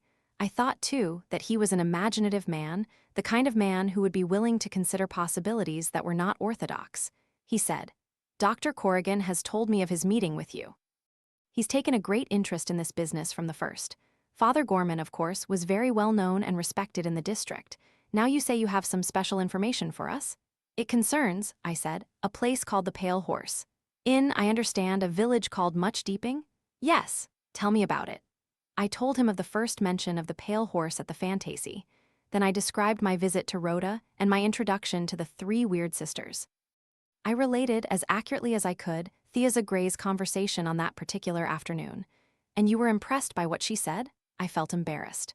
Well, not really. I mean, I didn't seriously believe, didn't you, Mr. Easterbrook? I rather think you did. I suppose you're right. One just doesn't like admitting how credulous one is. Lejeune smiled. But you've left something out, haven't you? You were already interested when you came to much deeping. Why? I think it was the girl looking so scared. The young lady in the flower shop? Yes, she'd thrown out her remark about the pale horse so casually. Her being so scared seemed to underline the fact that there was, well, something to be scared about. And then I met Dr. Corrigan and he told me about the list of names. 2 of them I already knew. Both were dead. A third name seemed familiar. Afterwards I found that she too had died. That would be Mrs. de La Fontaine? Yes. Go on. I made up my mind that I'd got to find out more about this business. And you said about it how? I told him of my call on Mrs. Tuckerton. Finally, I came to Mr. Bradley and the Municipal Square buildings in Birmingham. I had his full interest now. He repeated the name. Bradley, he said. So Bradley's in this? You know him? Oh, yes, we know all about Mr. Bradley. He's given us a lot of trouble. He's a smooth dealer, an adept at never doing anything that we can pin on him. He knows every trick and dodge of the legal game. He's always just on the right side of the line. He's the kind of man who could write a book like those old cookery books, 100 Ways of Evading the Law. But murder, such a thing as organized murder, I should have said that that was right off his beat. Yes, right off his beat. Now that I've told you about our conversation, could you act upon it? Lejeune slowly shook his head. No, we couldn't act on it. To begin with, there were no witnesses to your conversation. It was just between the 2 of you and he could deny the whole thing if he wanted to. Apart from that, he was quite right when he told you that a man can bet on anything. He bets somebody won't die and he loses. What is there criminal about that? Unless we can connect Bradley in some way with the actual crime in question, and that, I imagine, will not be easy. He left it with a shrug of his shoulders. He paused a minute and then said, Did you, by any chance, come across a man called Venables when you were down and much deeping? Yes, I said, I did. I was taken over to lunch with him one day. Ah, what impression, if I may ask, did he make upon you? A very powerful impression. He's a man of great personality, an invalid. Yes, crippled by polio. He can only move about in a wheelchair, but his disability seems to have heightened his determination to live and enjoy living. Tell me all you can about him. I described Venables' house, his art treasures, the range and sweep of his interests. Lejeune said, It's a pity. What is a pity? He said dryly. That Venables is a cripple. Excuse me, but you are quite certain he really is a cripple. He couldn't be, well, faking the whole thing? We're as sure of his being a cripple as one can be sure of anything. His doctor is Sir William Dugdale of Harley Street, a man absolutely above suspicion. We have Sir William's assurance that the limbs are atrophied. Our little Mr. Osborne may be certain that Venables was the man he saw walking along Barton Street that night. But he's wrong. I see. As I say, it's a pity because if there is such a thing as an organization for private murder, Venables is the kind of man who would be capable of planning it. Yes, that's what I thought. With his forefinger, Lejeune traced interlacing circles on the table in front of him. Then he looked up sharply. Let's assemble what we've got, adding to our own knowledge the knowledge you've brought us. It seems reasonably certain that there is some agency or organization that specializes in what one might call the removal of unwanted persons. There's nothing crude about the organization. It doesn't employ ordinary thugs or gunmen. There's nothing to show that the victims haven't died a perfectly natural death. I may say that in addition to the 3 deaths you've mentioned, we've got a certain amount of rather indefinite information about some of the others' deaths were from natural causes in each instance, but there were those who profited by these deaths. No evidence, mind you. It's clever, damnably clever, Mr. Easterbrook. Whoever thought it out, and it's been thought out in great detail, has brains. We've only got hold of a few scattered names. Heaven knows how many more of them there are, how widespread the whole thing may be. And we've only got the few names we have got, by the accident of a woman knowing herself to be dying and wanting to make her peace with heaven. He shook his head angrily and then went on. This woman, Thea Gray, you say she boasted to you about her powers. Well, she can do so with impunity. Charge her with murder, put her in the dock, let her trumpet to heaven, and a jury that she has released people from the toils of this world by willpower or weaving spells, or what have you. She wouldn't be guilty according to the law. She's never been near the people who died. We've checked on that. She hasn't sent them poisoned chocolates through the post or anything of that kind. According to her own account, She just sits in a room and employs telepathy. Why, the whole thing would be laughed out of court. I murmured, but Lou and Ingus laugh not, nor any in the high celestial house. What's that? Sorry, a quotation from the immortal hour. Well, it's true enough. The devils in hell are laughing, but not the host of heaven. It's an evil business, Mr. Easterbrook. Yes, I said. It's a word that we don't use very much nowadays, but it's the only word applicable here. That's why, yes, Lejeune looked at me inquiringly. I spoke in a rush. I think there's a possible chance of getting to know a bit more about all this. I and a friend of mine have worked out a plan. You may think it very silly. I'll be the judge of that.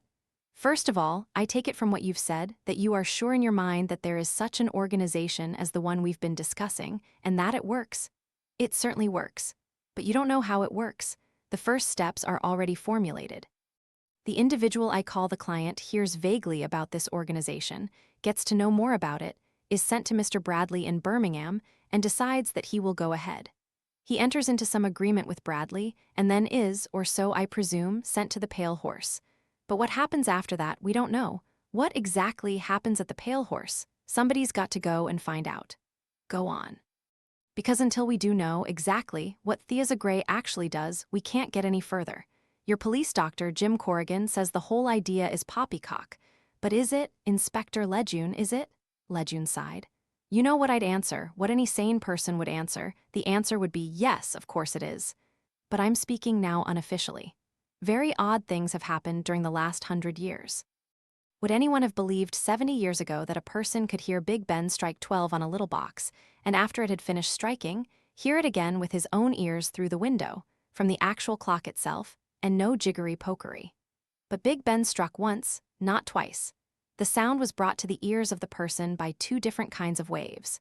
Would you believe you could hear a man speaking in New York in your own drawing room without so much as a connecting wire? Would you have believed, a dozen other things that are now everyday knowledge that a child gabbles off? In other words, anything's possible. That's what I mean. If you ask me if Thea Gray can kill someone by rolling her eyes or going into a trance or projecting her will, I still say no. But I'm not sure. How can I be, if she stumbled on something? Yes, I said. The supernatural seems supernatural. But the science of tomorrow is the supernatural of today. I'm not talking officially, mind, Lejeune warned me. Man, you're talking sense, and the answer is someone has got to go and see what actually happens. That's what I propose to do, go and see. Lejeune stared at me. The way's already paved, I said. I settled down then and told him about it. I told him exactly what I and a friend of mine planned to do. He listened, frowning and pulling at his lower lip. Mr. Easterbrook, I see your point. Circumstances have, so to speak, given you the entracratkoi, but I don't know whether you fully realize that what you are proposing to do may be dangerous. These are dangerous people. It may be dangerous for you, but it will certainly be dangerous for your friend. I know, I said, I know. We've been over it 100 times. I don't like her playing the part she's going to play. But she's determined, absolutely determined. Damn it all, she wants to. Lejeune said unexpectedly, she's a redhead, didn't you say? Yes, I said, startled. You can never argue with a redhead, said Lejeune. Don't I know it? I wondered if his wife was one. Chapter 16. One felt absolutely no nervousness on my second visit to Bradley. In fact, I enjoyed it. Think yourself into the part, Ginger urged me before I set off, and that was exactly what I tried to do. Mr. Bradley greeted me with a welcoming smile. Very pleased to see you, he said, advancing a podgy hand. So you've been thinking your little problem over, have you? Well, as I said, no hurry, take your time. I said, that's just what I can't do. It's rather urgent. Bradley looked me over. He noted my nervous manner, the way I avoided his eyes, the clumsiness of my hands as I dropped my hat. Well, he said. Let's see what we can do about things. You want to have a little bet on something, is that it? Nothing like a sporting flutter to take one's mind off one's troubles. It's like this, I said, and came to a dead stop. I left it to Bradley to do his stuff. He did it. I see you're a bit nervous, he said. Cautious. I approve of caution. Never say anything your mother shouldn't hear about. Now, perhaps you have some idea that this office of mine might have a bug in it? I didn't understand, and my face showed it. Slang term for a microphone, he explained. Tape recorders, all that sort of thing. No, I give you my personal word of honor that there's nothing of that sort here. Our conversation will not be recorded in any way.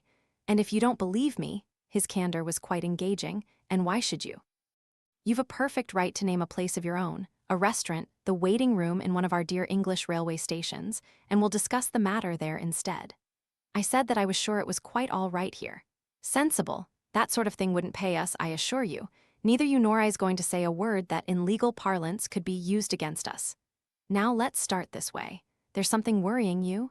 You find me sympathetic and you feel you'd like to tell me about it. I'm a man of experience and I might be able to advise you. A trouble shared is a trouble halved, as they say. Suppose we put it like that? We put it like that, and I stumbled into my story. Mr. Bradley was very adroit. He prompted, eased over difficult words and phrases.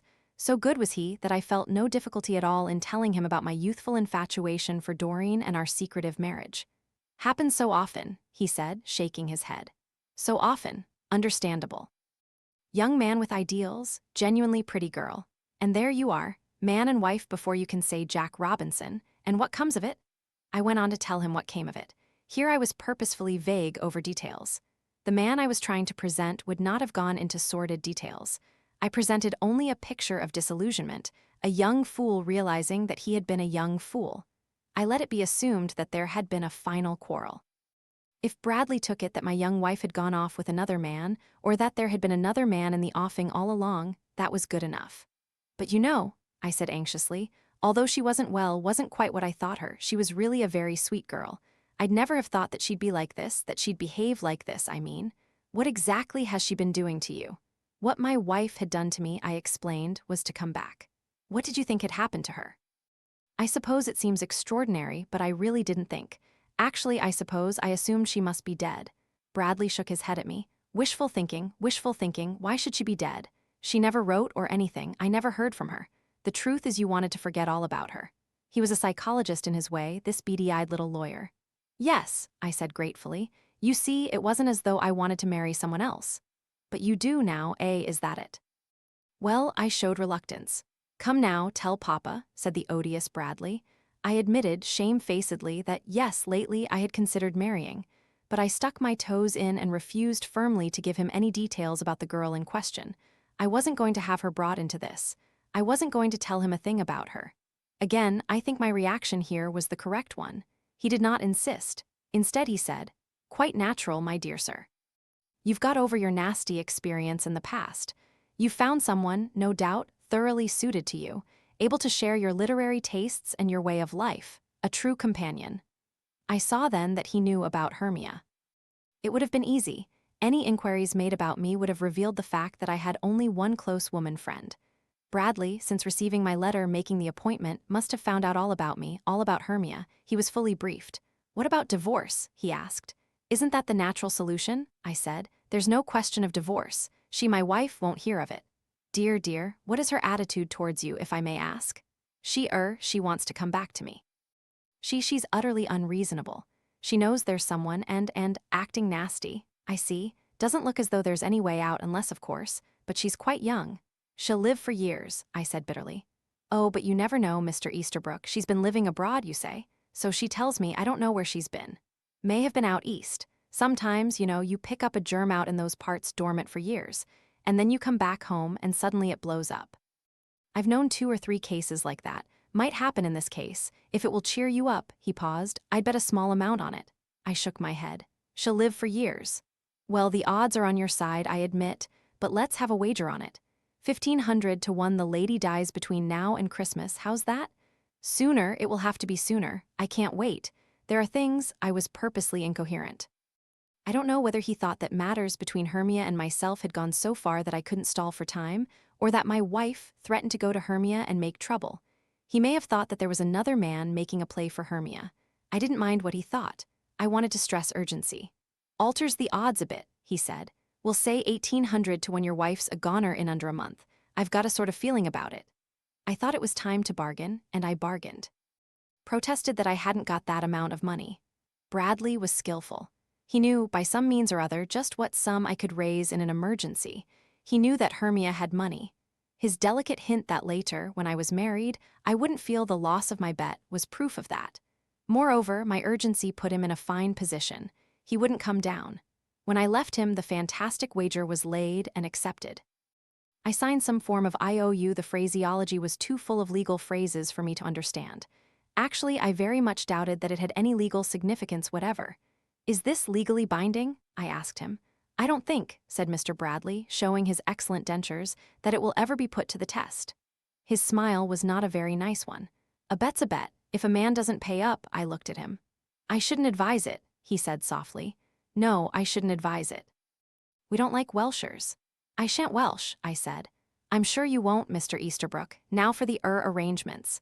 Mrs. Easterbrook, you say, is in London. Where exactly? Do you have to know? I have to have full details. The next thing to do is to arrange an appointment for you with Miss Gray. You remember Miss Gray? I said of course I remembered Miss Gray. An amazing woman, really an amazing woman, most gifted. She'll want something your wife has worn, a glove, handkerchief, anything like that. But why? In the name of I know, don't ask me why. I've not the least idea. Miss Gray keeps her secrets to herself. But what happens? What does she do? You really must believe me, Mr. Easterbrook, when I tell you that honestly I haven't the least idea. I don't know, and what is more, I don't want to know. Let's leave it at that. He paused, and then went on in an almost fatherly tone. My advice is as follows, Mr. Easterbrook. Pay a visit to your wife. Soothe her down, let her think that you're coming round to the idea of a reconciliation.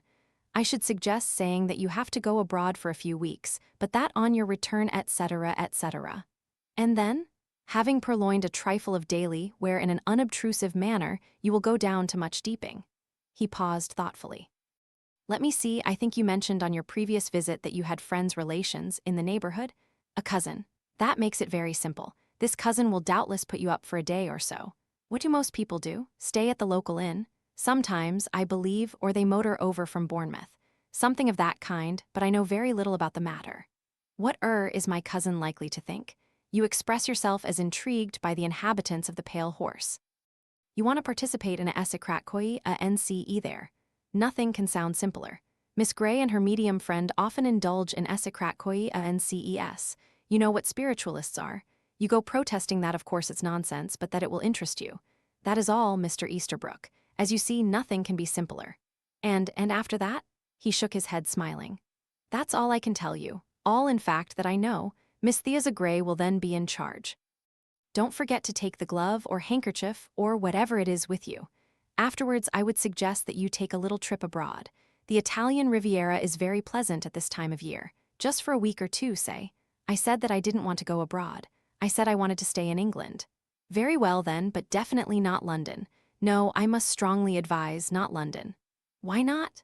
Mr. Bradley looked at me reprovingly. Clients are guaranteed complete safety, he said, if they obey orders. What about Bournemouth? Would Bournemouth do? Yes, Bournemouth would be adequate. Stay at a hotel, make a few acquaintances, be seen in their company. The blameless life, that is what we aim at. You can always go on to Torquay if you get tired of Bournemouth. He spoke with the affability of a travel agent. Once again, I had to shake his podgy hand. Chapter 17. Are you really going to a Essekrakoi, a NCE at Thea's? Rhoda demanded. Why not? I never knew you were interested in that sort of thing, Mark. I'm not really, I said truthfully, but it's such a queer setup, those three. I'm curious to see what sort of a show they put on. I did not find it really easy to put on a light manner. Out of the tail of my eye, I saw Hugh Despard looking at me thoughtfully. He was a shrewd man, with an adventurous life behind him. One of those men who have a kind of sixth sense where danger is concerned. I think he scented its presence, now realized that something more important than idle curiosity was at stake. Then I shall come with you, said Rhoda gleefully. I've always wanted to. You'll do nothing of the sort, Rhoda, growled Despard. But I don't really believe in spirits and all that, Hugh. You know I don't. I just want to go for the fun of it. That sort of business isn't fun, said Despard. There may be something genuine to it, there probably is, but it doesn't have a good effect on people who go out of idle curiosity. Then you ought to dissuade Mark, too. Mark's not my responsibility, said Despard. But again he gave me that quick sidelong look. He knew I was quite sure that I had a purpose. Rhoda was annoyed, but she got over it, and when we chanced to meet Thea Gray in the village a little later that morning, Thea herself was blunt upon the matter. Hallo, Mr. Easterbrook, we're expecting you this evening. Hope we can put on a good show for you. Sybil's a wonderful medium, but one never knows beforehand what results one will get. You mustn't be disappointed. One thing I do ask you, keep an open mind. An honest inquirer is always welcome, but a frivolous, scoffing approach is bad. I wanted to come too, said Rhoda, but Hugh is so frightfully prejudiced, you know what he's like. I wouldn't have had you anyway, said Thea. One outsider is quite enough. She turned to me. Suppose you come and have a light meal with us first, she said. We never eat much before a esikrat nce, about 7 o'clock. Good, we'll be expecting you. She nodded, smiled, and strode briskly away. I stared after her, so engrossed in my surmises that I entirely missed what Rhoda was saying to me.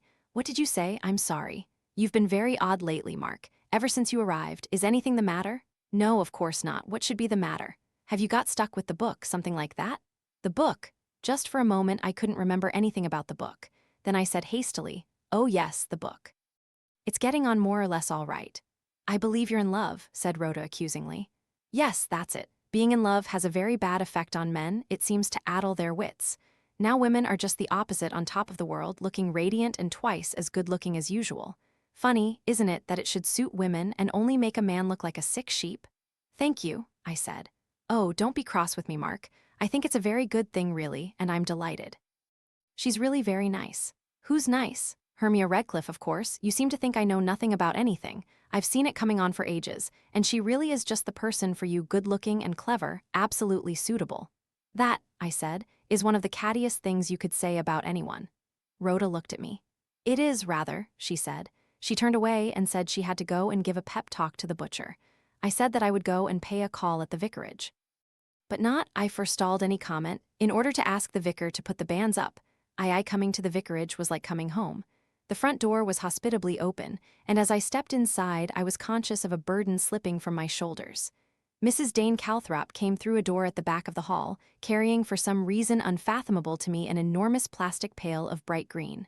Hallo, it's you, she said. I thought it would be. She handed me the pail. I had no idea what to do with it and stood looking awkward. Outside the door on the step, said Mrs. Dane Calthrop impatiently as though I ought to have known. I obeyed. Then I followed her into the same dark, shabby room we had sat in before. There was a rather moribund fire there, but Mrs. Dane Calthrop poked it into flame and dumped a log on it. Then she motioned me to sit down, plumped down herself, and fixed me with a bright, impatient eye. Well, she demanded, what have you done? From the vigor of her manner, we might have had a train to catch. You told me to do something. I am doing something. Good, what? I told her everything. In some unspoken way, I told her things I did not quite know myself. Tonight, said Mrs. Dane Calthrop thoughtfully. Yes. She was silent for a minute, obviously thinking. Unable to help myself, I blurted out, I don't like it, my God, I don't like it. Why should you? That, of course, was unanswerable. I'm so horribly afraid for her. She looked at me kindly. You don't know, I said, how brave she is. If in some way they manage to harm her, Mrs. Dane Calthrop said slowly, I really don't see how they can harm her in the way you mean. But they have harmed other people. It would seem so, yes. She sounded dissatisfied. In any other way, she will be all right. We've taken every imaginable precaution. No material harm can happen to her. It's material harm that these people claim to be able to produce, Mrs. Dane Calthrop pointed out. They claim to be able to work through the mind on the body. Illness, disease. Very interesting if they can, but quite horrible. And it's got to be stopped, as we've already agreed. But she's the one who's taking the risk, I muttered. Someone has to, said Mrs. Dane Calthrop calmly. It upsets your pride that it shouldn't be you. You've got to swallow that. Ginger's ideally suited for the part she's playing. She can control her nerves and she's intelligent. She won't let you down. I'm not worrying about that. Well, stop worrying at all. It won't do her any good. Don't let's shirk the issues. If she dies as a result of this experiment, then she dies in a good cause. My God, you're brutal. Somebody has to be, said Mrs. Dane Calthrop. Always envisage the worst. You've no idea how that steadies the nerves. You begin at once to be sure it can't be as bad as what you imagine. She nodded at me reassuringly. You may be right, I said doubtfully. Mrs. Dane Calthrop said with complete certainty that of course she was right. I proceeded to details. You're on the telephone here? Naturally. I explained what I wanted to do. After this business tonight is over, I may want to keep in close touch with Ginger. Ring her up every day if I could telephone from here. Of course. Too much coming and going at Rhoda's. You want to be sure of not being overheard. I shall stay on at Rhoda's for a bit, then perhaps go to Bournemouth. I'm not supposed to go back to London. No use looking ahead, Mrs. Dane Calthrop said. Not beyond tonight. Tonight, I got up. I said a thing that was out of character. Pray for me for us, I said. Naturally, said Mrs. Dane Calthrop, surprised that I should need to ask. As I went out of the front door, a sudden curiosity made me say, Why the pail? What is it for? The pail. Oh, it's for the schoolchildren, to pick berries and leaves from the hedges, for the church. Hideous, isn't it, but so handy. I looked out over the richness of the autumn world, such soft, still beauty. Angels and ministers of grace defend us, I said. Amen, said Mrs. Dane Calthrop. My reception at the Pale Horse was conventional in the extreme. I don't know what particular atmospheric effect I had expected, but it was not this. Thea Gray, wearing a plain dark wool dress, opened the door, said in a business-like tone, "Ah, here you are, good, we'll have supper straight away." Nothing could have been more matter-of-fact, more completely ordinary. The table was laid for a simple meal at the end of the paneled hall. We had soup, an omelet, and cheese. Bella waited on us. She wore a black stuff dress and looked more than ever like one of the crowd in an Italian primitive. Sybil struck a more exotic note. She had on a long dress of some woven peacock-colored fabric, shot with gold. Her beads were absent on this occasion, but she had 2 heavy gold bracelets clasping her wrists. She ate a minute portion of omelet, but nothing else. She spoke little, treating us to a faraway wrapped-up-in-higher-things mood. It ought to have been impressive. Actually, it was not. The effect was theatrical and unreal. Thea Gray provided what conversation there was a brisk, chatty commentary on local happenings. She was this evening the British country spinster to the life, pleasant, efficient, uninterested in anything beyond her immediate surroundings. I thought to myself, I'm mad, completely mad. What is there to fear here? Even Bella seemed tonight only a half-witted old peasant woman, like hundreds of other women of her kind, inbred, untouched by education or a broader outlook. My conversation with Mrs. Dane Calthrop seemed fantastic in retrospect. We had worked ourselves up to imagine goodness knows what. The idea of Ginger with her dyed hair, and assumed name being in danger from anything these 3 very ordinary women could do, was positively ludicrous. The meal came to an end. "No coffee," said Thea apologetically. "One doesn't want to be overstimulated." She rose. "Sybil." "Yes," said Sybil, her face taking on what she clearly thought was an ecstatic and otherworld expression. "I must go and prepare." Bella began to clear the table. I wandered over to where the old inn sign hung. Thea followed me. "You can't really see it at all by this light," she said. That was quite true. The faint, pale image against the dark, encrusted grime of the panel could hardly be distinguished as that of a horse. The hall was lit by feeble electric bulbs, shielded by thick vellum shades. "That red-haired girl, what's her name, Ginger something, who was staying down here, said she'd do a spot of cleaning and restoring on it," said Thea. "Don't suppose she'll ever remember about it, though." She added casually, "She works for some gallery or other in London." It gave me a strange feeling to hear Ginger referred to lightly and casually. I said, staring at the picture, "It might be interesting." "It's not a good painting, of course," said Thea. "Just a daub, but it goes with the place and it's certainly well over 300 years old." "Ready?" We wheeled abruptly. Bella, emerging out of the gloom, was beckoning. "Time to get on with things," said Thea, still brisk and matter-of-fact. I followed her as she led the way out to the converted barn. As I have said, there was no entrance to it from the house. It was a dark, overcast night, no stars. We came out of the dense outer blackness into the long lighted room. The barn, by night, was transformed. By day it had seemed a pleasant library. Now it had become something more. There were lamps, but these were not turned on. The lighting was indirect and flooded the room with a soft but cold light. In the center of the floor was a kind of raised bed or divan. It was spread with a purple cloth, embroidered with various Kabbalistic signs. On the far side of the room was what appeared to be a small brazier, and next to it a big copper basin, an old one by the look of it. On the other side, set back almost touching the wall, was a heavy oak-backed chair. Thea motioned me towards it. "Sit there," she said. I sat obediently. Thea's manner had changed. The odd thing was that I could not define exactly in what the change consisted. There was none of Sybil's spurious occultism about it. It was more as though an everyday curtain of normal trivial life had been lifted. Behind it was the real woman, displaying something of the manner of a surgeon approaching the operating table for a difficult and dangerous operation. This impression was heightened when she went to a cupboard in the wall and took from it what appeared to be a kind of long overall. It seemed to be made, when the light caught it, of some metallic woven tissue. She drew on long gauntlets of what looked like a kind of fine mesh rather resembling a bulletproof vest I had once been shown. "One has to take precautions," she said. The phrase struck me as slightly sinister. Then she addressed me in an emphatic, deep voice. "I must impress upon you, Mr. Easterbrook, the necessity of remaining absolutely still where you are. On no account must you move from that chair. It might not be safe to do so. This is no child's game. I am dealing with forces that are dangerous to those who do not know how to handle them. She paused and then asked, "You have brought what you were instructed to bring?" Without a word, I drew from my pocket a brown suede glove and handed it to her. She took it and moved over to a metal lamp with a gooseneck shade. She switched on the lamp and held the glove under its rays, which were of a peculiar sickly color, turning the glove from its rich brown to a characterless gray. She switched off the lamp, nodding in approval. "Most suitable," she said. "The physical emanations from its wearer are quite strong." She put it down on top of what appeared to be a large radio cabinet at the end of the room. Then she raised her voice a little. "Bella, Sybil, we are ready." Sybil came in first. She wore a long black cloak over her peacock dress. This she flung aside with a dramatic gesture. It slid down, looking like an inky pool on the floor. She came forward. "I do hope it will be all right," she said. "One never knows. Please don't adopt a skeptical frame of mind, Mr. Easterbrook. It does so hinder things." "Mr. Easterbrook has not come here to mock," said Theiza. There was a certain grimness in her tone. Sybil lay down on the purple divan. Theiza bent over her, arranging her draperies.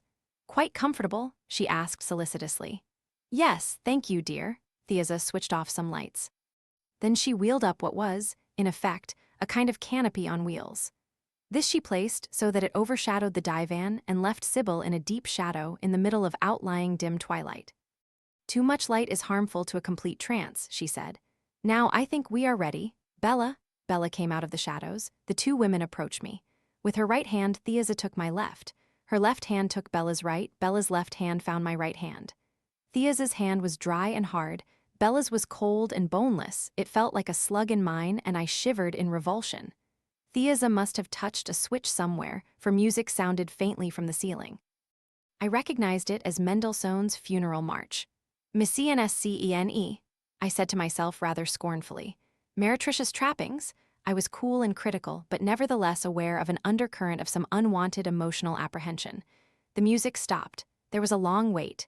There was only the sound of breathing, Bella's slightly wheezy, Sybil's deep and regular. And then, suddenly, Sybil spoke. Not, however, in her own voice. It was a man's deep voice, as unlike her own mincing accents as could be. It had a guttural foreign accent. "I am here," the voice said. My hands were released. Bella flitted away into the shadows. Theiza said, "Good evening, is that Mackendall?" "I am Mackendall." Theiza went to the divan and drew away the protecting canopy. The soft light flowed down on to Sybil's face. She appeared to be deeply asleep. In this repose her face looked quite different. The lines were smoothed away. She looked years younger. One could almost say that she looked beautiful. Theiza said, "Are you prepared, Mackendall, to submit to my desire and my will?" The new deep voice said, "I am." "Will you undertake to protect the body of the Dasu that lies here and which you now inhabit from all physical injury and harm? Will you dedicate its vital force to my purpose, that that purpose may be accomplished through it?" "I will." "Will you so dedicate this body that death may pass through it, obeying such natural laws as may be available in the body of the recipient? The dead must be sent to cause death. It shall be so." Theiza drew back a step. Bella came up and held out what I saw was a crucifix. Theiza placed it on Sybil's breast in a reversed position. Then Bella brought a small green phial. From this, Theiza poured out a drop or two onto Sybil's forehead and traced something with her finger. Again I fancied that it was the sign of the cross upside down. She said to me briefly, "Holy water from the Catholic Church at Garsington." Her voice was quite ordinary, and this, which ought to have broken the spell, did not do so. It made the whole business, somehow, more alarming. Finally she brought that rather horrible rattle we had seen before. She shook it 3 times and then clasped Sybil's hand round it. She stepped back and said, "All is ready." Bella repeated the words. "All is ready," Theiza addressed me in a low tone. "I don't suppose you're much impressed, are you, by all the ritual? Some of our visitors are. To you, I dare say, it's all so much mumbo-jumbo. But don't be too sure. Ritual, a pattern of words and phrases sanctified by time and usage, has an effect on the human spirit. What causes the mass hysteria of crowds? We don't know exactly. But it's a phenomenon that exists. These old-time usages, they have their part, a necessary part, I think." Bella had left the room. She came back now, carrying a white cock. It was alive and struggling to be free. Now with white chalk, she knelt down and began to draw signs on the floor round the brazier and the copper bowl. She set down the cock with its beak on the white curving line round the bowl, and it stayed there motionless. She drew more signs, chanting as she did so, in a low, guttural voice. The words were incomprehensible to me, but as she knelt and swayed, she was clearly working herself up to some pitch of obscene ecstasy. Watching me, Thea said, "You don't like it much? It's old, you know, very old. The death spell, according to old recipes handed down from mother to daughter." I couldn't fathom Thea. She did nothing to further the effect on my senses which Bella's rather horrible performances might well have had. She seemed deliberately to take the part of a commentator. Bella stretched out her hands to the brazier, and a flickering flame sprang up. She sprinkled something on the flames, and a thick, cloying perfume filled the air. "We are ready," said Thea. The surgeon, I thought, picks up his scalpel. She went over to what I had taken to be a radio cabinet. It opened up, and I saw that it was a large electrical contrivance of some complicated kind. It moved like a trolley, and she wheeled it slowly and carefully to a position near the divan. She bent over it, adjusting the controls, murmuring to herself, "Compass, northeast, degrees. That's about right." She took the glove and adjusted it in a particular position, switching on a small violet light beside it. Then she spoke to the inert figure on the divan. "Sybil Diana Helen, you are set free from your mortal sheath which the spirit Macandal guards safely for you. You are free to be at one with the owner of this glove. Like all human beings, her goal in life is towards death. There is no final satisfaction but death. Only death solves all problems. Only death gives true peace. All great ones have known it. Remember Macbeth, after life's fitful fever he sleeps well. Remember the ecstasy of Tristan and Isolde, love and death, but the greatest of these is death."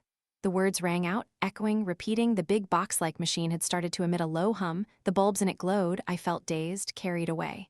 This, I felt, was no longer something at which I could mock. Thea, her power unleashed, was holding that prone figure on the divan completely enslaved. She was using her for a definite end. I realized vaguely why Mrs. Oliver had been frightened, not of Thea, but of the seemingly silly Sybil. Sybil had a power, a natural gift, nothing to do with mind or intellect. It was a physical power, the power to separate herself from her body. And so separated, her mind was not hers but Thea's. And Thea was using her temporary possession. Yes, but the box? Where did the box come in? And suddenly, all my fear was transferred to the box.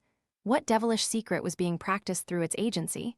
Could there be physically produced rays of some kind that acted on the cells of the mind? Of a particular mind? Thea's voice went on. "The weak spot. There's always a weak spot. Deep in the tissues of the flesh. Through weakness comes strength, the strength and peace of death. Towards death, slowly, naturally, towards death, the true way, the natural way. The tissues of the body obey the mind. Command them. Towards death, death the conqueror, death, soon, very soon, death, death, death." Her voice rose in a great swelling cry, and another horrible animal cry came from Bella. She rose up, a knife flashed. There was a horrible strangled squawk from the cockerel. Blood dripped into the copper bowl. Bella came running, the bowl held out. She screamed out, "Blood! The blood, blood!" Thea whipped out the glove from the machine. Bella took it, dipped it in the blood, returned it to Thea, who replaced it. Bella's voice rose again in that high, ecstatic call. "The blood, the blood, the blood." She ran round and round the brazier, then dropped twitching to the floor. The brazier flickered and went out. I felt horribly sick. Unseeing, clutching the arms of my chair, my head seemed to be whirling in space. I heard a click, the hum of the machine ceased.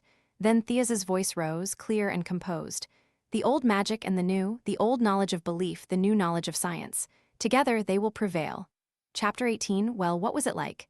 Demanded Rhoda eagerly at the breakfast table. "Oh, the usual stuff," I said nonchalantly.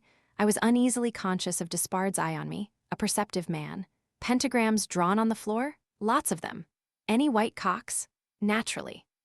That was Bella's part of the fun and games. "And trances and things?" "As you say, trances and things." Rhoda looked disappointed. "You seem to have found it rather dull," she said in an aggrieved voice. I said that these things were all much of a sameness. At any rate, I'd satisfied my curiosity. Later, when Rhoda had departed to the kitchen, Despard said to me, "Shook you up a bit, didn't it?" Well, I was anxious to make light of the whole thing, but Despard was not an easy man to deceive. I said slowly, "It was, in a way, rather beastly." He nodded. "One doesn't really believe in it," said Despard. "Not with one's reasoning mind, but these things have their effect. I've seen a good deal of it in East Africa.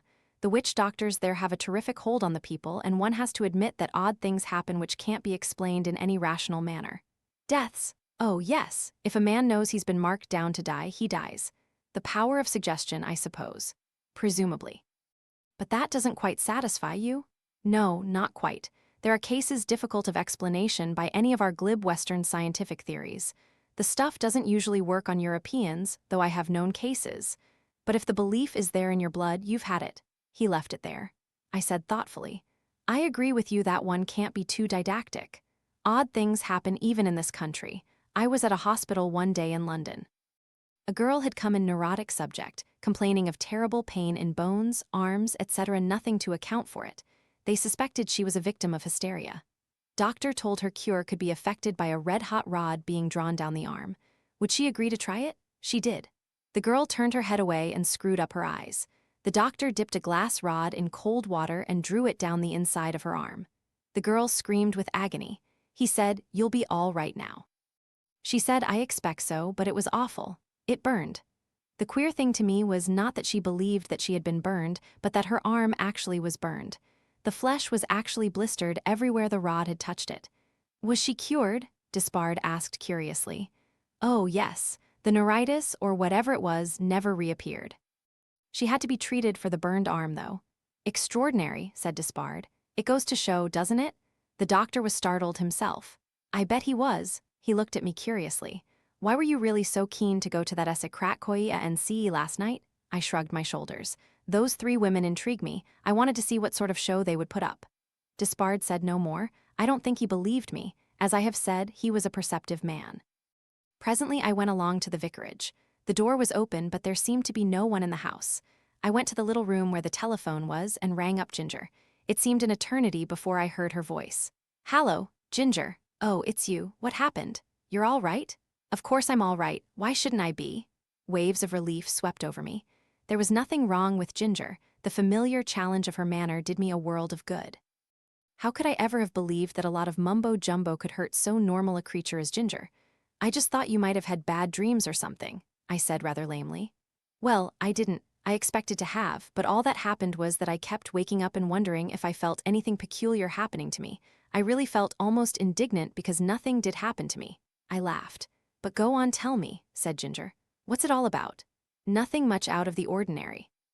Sybil lay on a purple couch and went into a trance. Ginger gave a spurt of laughter. Did she? How wonderful. Was it a black velvet one and did she have nothing on? Sybil is no Madame de Montespan, and it wasn't a black mass. Actually, Sybil wore quite a lot of clothes, peacock blue, and lots of embroidered symbols. Sounds most appropriate and Sybil-like. What did Bella do? That really was rather beastly. She killed a white cock and then they dipped your glove in the blood. Ooh, nasty. What else? Lots of things, I said. I thought that I was doing quite well. I went on. Theiza gave me the whole bag of tricks. Summoned up a spirit, Macandal was, I think, the name, and there were colored lights and chanting. The whole thing would have been quite impressive to some people, scared 'em out of their wits. But it didn't scare you? Bella did scare me a bit, I said. She had a very nasty-looking knife, and I thought she might lose her head and add me to the cock as a second victim.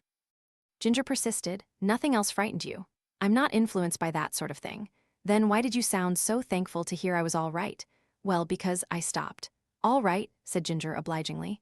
You needn't answer that one, and you needn't go out of your way to play down the whole thing. Something about it impressed you. Only, I think, because they Theiza, seemed so calmly confident of the result. Confident that what you've been telling me about could actually kill a person. Ginger's voice was incredulous. It's daft, I agreed. Wasn't Bella confident too? I considered, I said. I think Bella was just enjoying herself killing cocks and working herself up into a kind of orgy of ill-wishing. To hear her moaning out the blood was really something. I wish I'd heard it, said Ginger regretfully. I wish you had, I said. Frankly, the whole thing was quite a performance. You're all right now, aren't you? Said Ginger. What do you mean, all right? You weren't when you rang me up, but you are now. She was quite correct in her assumption. The sound of her cheerful, normal voice had done wonders for me. Secretly, though, I took off my hat to Theiza Gray. Bogus though the whole business might have been, it had infected my mind with doubt and apprehension. But nothing mattered now. Ginger was all right. She hadn't had so much as a bad dream. And what do we do next? Demanded Ginger. Have I got to stay put for another week or so? If I want to collect £100 from Mr. Bradley, yes. You'll do that if it's the last thing you ever do. Are you staying on with Rhoda? For a bit. Then I'll move on to Bournemouth. You're to ring me every day, mind, or I'll ring you. That's better. I'm ringing from the vicarage now. How's Mrs. Dane Calthrop? In great form. I told her all about it, by the way. I thought you would. Well, goodbye for now. Life is going to be very boring for the next week or two. I've brought some work with me to do and a good many of the books that one always means to read but never has the time to. What does your gallery think? That I'm on a cruise. Don't you wish you were? Not really, said Ginger. Her voice was a little odd. No suspicious characters approached you? Only what you might expect. The milkman, the man to read the gas meter, a woman asking me what patent medicines and cosmetics I used, someone asking me to sign a petition to abolish nuclear bombs, and a woman who wanted a subscription for the blind. Oh, and the various flat porters, of course. Very helpful. One of them mended a fuse for me. Seems harmless enough, I commented. What were you expecting? I don't really know. I had wished, I suppose, for something overt that I could tackle, but the victims of the pale horse died of their own free will. No, the word free was not the one to use. Seeds of physical weakness in them were developed by a process that I did not understand. Ginger rebuffed a weak suggestion of mine about a false gas meter man. He had genuine credentials, she said. I asked for them. He was only the man who gets up on a ladder inside the bathroom and reads off the figures and writes them down. He's far too grand to touch pipes or gas jets, and I can assure you he hasn't arranged an escape of gas in my bedroom. No, the pale horse did not deal with accidental gas escapes, nothing so concrete. Oh, I had one other visitor, said Ginger. Your friend Dr. Corrigan, he's nice. I suppose Lejeune sent him. He seemed to think he ought to rally to a namesake. Up the Corrigans, I rang off, much relieved in mind. I got back to find Rhoda busy on the lawn with one of her dogs. She was anointing it with some unguent. The vet's just gone, she said. He says it's ringworm. It's frightfully catching, I believe. I don't want the children getting it or the other dogs. Or even adult human beings, I suggested. Oh, it's usually children who get it. Thank goodness they're away at school all day. Keep quiet, Sheila. Don't wriggle. This stuff makes the hair fall out, she went on. It leaves bald spots for a bit, but it grows again. I nodded, offered to help, was refused, for which I was thankful, and wandered off again. The curse of the country, I have always thought, is that there are seldom more than 3 directions in which you can go for a walk. In Much Deeping, you could either take the Garsington Road, or the road to Long Cottenham, or you could go up Shadhanger Lane to the main London-Bournemouth Road 2 miles away. By the following day at lunchtime, I had sampled both the Garsington and the Long Cottenham roads. Shadhanger Lane was the next prospect. I started off, and on my way was struck by an idea. The entrance to Prior's Court opened off Shadhanger Lane. Why should I not go and call on Mr. Venables? The more I considered the idea, the more I liked it. There would be nothing suspicious about my doing so. When I had been staying down here before, Rhoda had taken me over there. It would be easy and natural to call and ask if I might be shown again some particular object that I had not had time really to look at and enjoy on that occasion. The recognition of Venables by this chemist, what was his name, Ogden? Osborne, was interesting, to say the least of it. Granted that, according to Lejeune, it would have been quite impossible for the man in question to have been Venables owing to the latter's disability, yet it was intriguing that a mistake should have been made about a man living in this particular neighborhood, and a man, one had to admit, who fitted in so well in character. There was something mysterious about Venables. I had felt it from the first. He had, I was sure, first-class brains, and there was something about him, what word could I use? The word vulpine came to me, predatory, destructive. A man, perhaps, too clever to be a killer himself, but a man who could organize killing very well if he wanted to. As far as all that went, I could fit Venables into the part perfectly, the mastermind behind the scenes. But this chemist, Osborne, had claimed that he had seen Venables walking along a London street. Since that was impossible, then the identification was worthless, and the fact that Venables lived in the vicinity of the Pale Horse meant nothing. All the same, I thought, I would like to have another look at Mr. Venables. So, in due course, I turned in at the gates of Prior's Court and walked up the quarter-mile of winding drive. The same manservant answered the door and said that Mr. Venables was at home. Excusing himself for leaving me in the hall, Mr. Venables is not always well enough to see visitors. He went away, returning a few moments later with the information that Mr. Venables would be delighted to see me. Venables gave me a most cordial welcome, wheeling his chair forward and greeting me quite as an old friend. Very nice of you to look me up, my dear fellow. I heard you were down here again and was going to ring up our dear Rhoda this evening and suggest you all come over for lunch or dinner. I apologized for dropping in as I had, but said that it was a sudden impulse. I had gone for a walk, found that I was passing his gate, and decided to gate crash. As a matter of fact, I said, I'd love to have another look at your mogul miniatures. I hadn't nearly enough time to see them properly the other day. Of course you hadn't.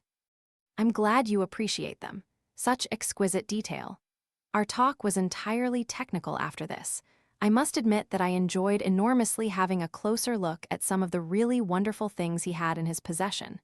Tea was brought in, and he insisted that I partake of it. Tea is not one of my favorite meals, but I appreciated the smoky china tea and the delicate cups in which it was served. There was hot buttered anchovy toast and a plum cake of the luscious old-fashioned kind that took me back to tea time at my grandmother's house when I was a little boy. Homemade, I said approvingly. Naturally, a bought cake never comes into this house. You have a wonderful cook, I know. Don't you find it difficult to keep a staff in the country as far away from things as you are here? Venables shrugged his shoulders. I must have the best, I insist upon it. Naturally, one has to pay, I pay. All the natural arrogance of the man showed here, I said dryly.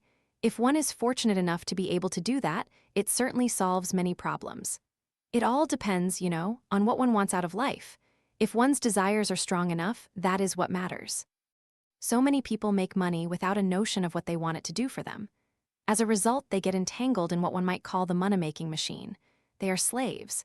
They go to their offices early and leave late. They never stop to enjoy. And what do they get for it? Larger cars, bigger houses, more expensive mistresses or wives, and, let me say, bigger headaches. He leaned forward.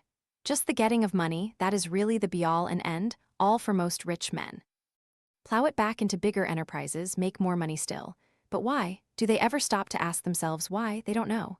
And you? I asked. He smiled. I knew what I wanted. Infinite leisure in which to contemplate the beautiful things of this world, natural and artificial. Since to go and see them in their natural surroundings has of late years been denied me, I have them brought from all over the world to me. But money still has to be got before that can happen. Yes, one must plan one's coups, and that involves quite a lot of planning, but there is no need, really no need nowadays, to serve any sordid apprenticeship. I don't know if I quite understand you. It's a changing world, Easterbrook. It always has been, but now the changes come more rapidly. The tempo has quickened, one must take advantage of that. A changing world, I said thoughtfully. It opens up new vistas. I said apologetically, I'm afraid, that you're talking to a man whose face is set in the opposite direction, towards the past, not towards the future. Venables shrugged his shoulders. The future? Who can foresee that? I speak of today now, the immediate moment. I take no account of anything else. The new techniques are here to use. Already we have machines that can supply us with the answer to questions in seconds, compared to hours or days of human labor. Computers, the electronic brain. Things of that kind. Will machines take the place of men eventually?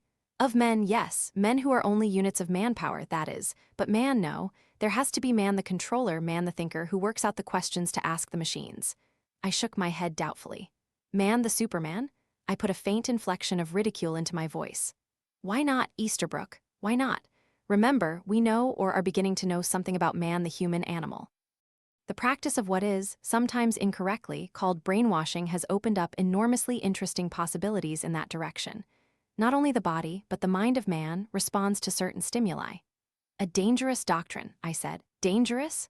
Dangerous to the doctored man. Venables shrugged his shoulders. All life is dangerous. We forget that, we who have been reared in one of the small pockets of civilization. For that is all that civilization really is. Easterbrook. Small pockets of men here and there who have gathered together for mutual protection and who thereby are able to outwit and control nature. They have beaten the jungle, but that victory is only temporary. At any moment, the jungle will once more take command. Proud cities that are now mere mounds of earth, overgrown with rank vegetation, and the poor hovels of men who just manage to keep alive, no more. Life is always dangerous, never forget that. In the end, perhaps, not only great natural forces, but the work of our own hands may destroy it. We are very near to that happening at this moment. No one can deny that, certainly, but I'm interested in your theory of power over mind. Oh, that Venables looked suddenly embarrassed. Probably I exaggerated. I found his embarrassment and partial withdrawal of his former claim interesting. Venables was a man who lived much alone. A man who is alone develops the need to talk, to someone, anyone. Venables had talked to me, and perhaps not wisely. Man the Superman, I said, You've rather sold me on some modern version of the idea, you know? There's nothing new about it, certainly. The formula of the Superman goes back a long way. Whole philosophies have been built on it. Of course, but it seems to me that your Superman is a Superman with a difference. A man who could wield power and never be known to wield power. A man who sits in his chair and pulls the strings. I looked at him as I spoke. He smiled. Are you casting me for the part? Easterbrook, I wish it were indeed so. One needs something to compensate for this. His hand struck down on the rug across his knees, and I heard the sudden sharp bitterness of his voice. I won't offer you my sympathy, I said. Sympathy is very little good to a man in your position. But let me say that if we are imagining such a character, a man who can turn unforeseen disaster into triumph, you would be, in my opinion, exactly that type of man. He laughed easily. You're flattering me. But he was pleased, I saw that. No, I said. I have met enough people in my life to recognize the unusual, the extra-gifted man when I meet him. I was afraid of going too far, but can one ever really go too far with flattery? A depressing thought. One must take it to heart and avoid the pitfall oneself. I wonder, he said thoughtfully, what actually makes you say that, all this? He swept a careless hand round the room. That is a proof, I said, that you are a rich man who knows how to buy wisely, who has appreciation and taste. But I feel that there is more to it than mere possession. You set out to acquire beautiful and interesting things, and you have practically hinted that they were not acquired through the medium of laborious toil. Quite right, Easterbrook, quite right. As I said, only the fool toils. One must think, plan the campaign in every detail. The secret of all success is something quite simple, but it has to be thought of. Something simple. One thinks of it, one puts it into execution, and there you are. I stared at him. Something as simple as the removal of unwanted persons, fulfilling a need. An action performed without danger to anybody except the victim. Planned by Mr. Venables sitting in his wheelchair, with his great hooked nose like the beak of a bird of prey, and his prominent Adam's apple moving up and down. Executed by whom? Thea Gray? I watched him as I said. All this talk of remote control reminds me of something that odd Miss Gray said. Ah, our dear Thea. His tone was smooth, indulgent, but had there been a faint flicker of the eyelids. Such nonsense as those two dear ladies talk. And they believe it, you know, they really believe it. Have you been yet? I'm sure they'll insist on your going. To one of these ridiculous essekrakoi, a NCES of theirs. I had a momentary hesitation while I decided rapidly what my attitude here ought to be. Yes, I said, I did go to a essekrakoi or NCE. And you found it great nonsense? Or were you impressed? I avoided his eyes and presented to my best ability a man who is ill at ease. Well, of course, I didn't really believe in any of it. They seem very sincere, but I looked at my watch. I'd no idea it was so late. I must hurry back. My cousin will wonder what I am doing. You have been cheering up an invalid on a dull afternoon. My regards to Rhoda. We must arrange another luncheon party soon. Tomorrow I am going to London. There is an interesting sale at Sotheby's, medieval French ivories. Exquisite. You will appreciate them, I am sure, if I succeed in acquiring them. We parted on this amicable note. Was there an amused and malicious twinkle in his eye as he registered my awkwardness over the essekrakoi a NCE? I thought so, but I could not be sure. I felt it quite likely that I was now imagining things. Chapter 19, one went out into the late afternoon. Darkness had already fallen, and since the sky was overcast, I moved rather uncertainly down the winding drive. I looked back once at the lighted windows of the house. In doing so, I stepped off the gravel onto the grass and collided with someone moving in the opposite direction. It was a small man, solidly made. We exchanged apologies. His voice was a rich, deep bass with a rather fruity and pedantic tone. I'm so sorry. Not at all. Entirely my fault, I assure you. I have never been here before, I explained, so I don't quite know where I'm going. I ought to have brought a torch. Allow me. The stranger produced a torch from his pocket, switched it on, and handed it to me. By its light I saw that he was a man of middle age, with a round cherubic face, a black mustache, and spectacles. He wore a good quality dark raincoat and can only be described as the acme of respectability. All the same, it did just cross my mind to wonder why he was not using his torch himself since he had it with him. Ah, I said rather idiotically, I see. I have stepped off the drive. I stepped back onto it, then offered him back the torch. I can find my way now. No, pray keep it until you get to the gate. But you are going to the house? No, I am going the same way that you are, down the drive and then up to the bus stop. I am catching a bus back to Bournemouth. I said, I see, and we fell into step side by side. My companion seemed a little ill at ease. He inquired if I also were going to the bus stop. I replied that I was staying in the neighborhood. There was again a pause, and I could feel my companion's embarrassment growing. He was the kind of man who does not like feeling in any way in a false position. "You have been to visit Mr. Venables?" he asked, clearing his throat. I said that was so, adding, "I took it that you also were on your way to the house." "No," he said. "No, as a matter of fact," he paused. "I live in Bournemouth, or at least near Bournemouth. I have just moved into a small bungalow there." I felt a faint stirring in my mind. What had I recently heard about a bungalow at Bournemouth?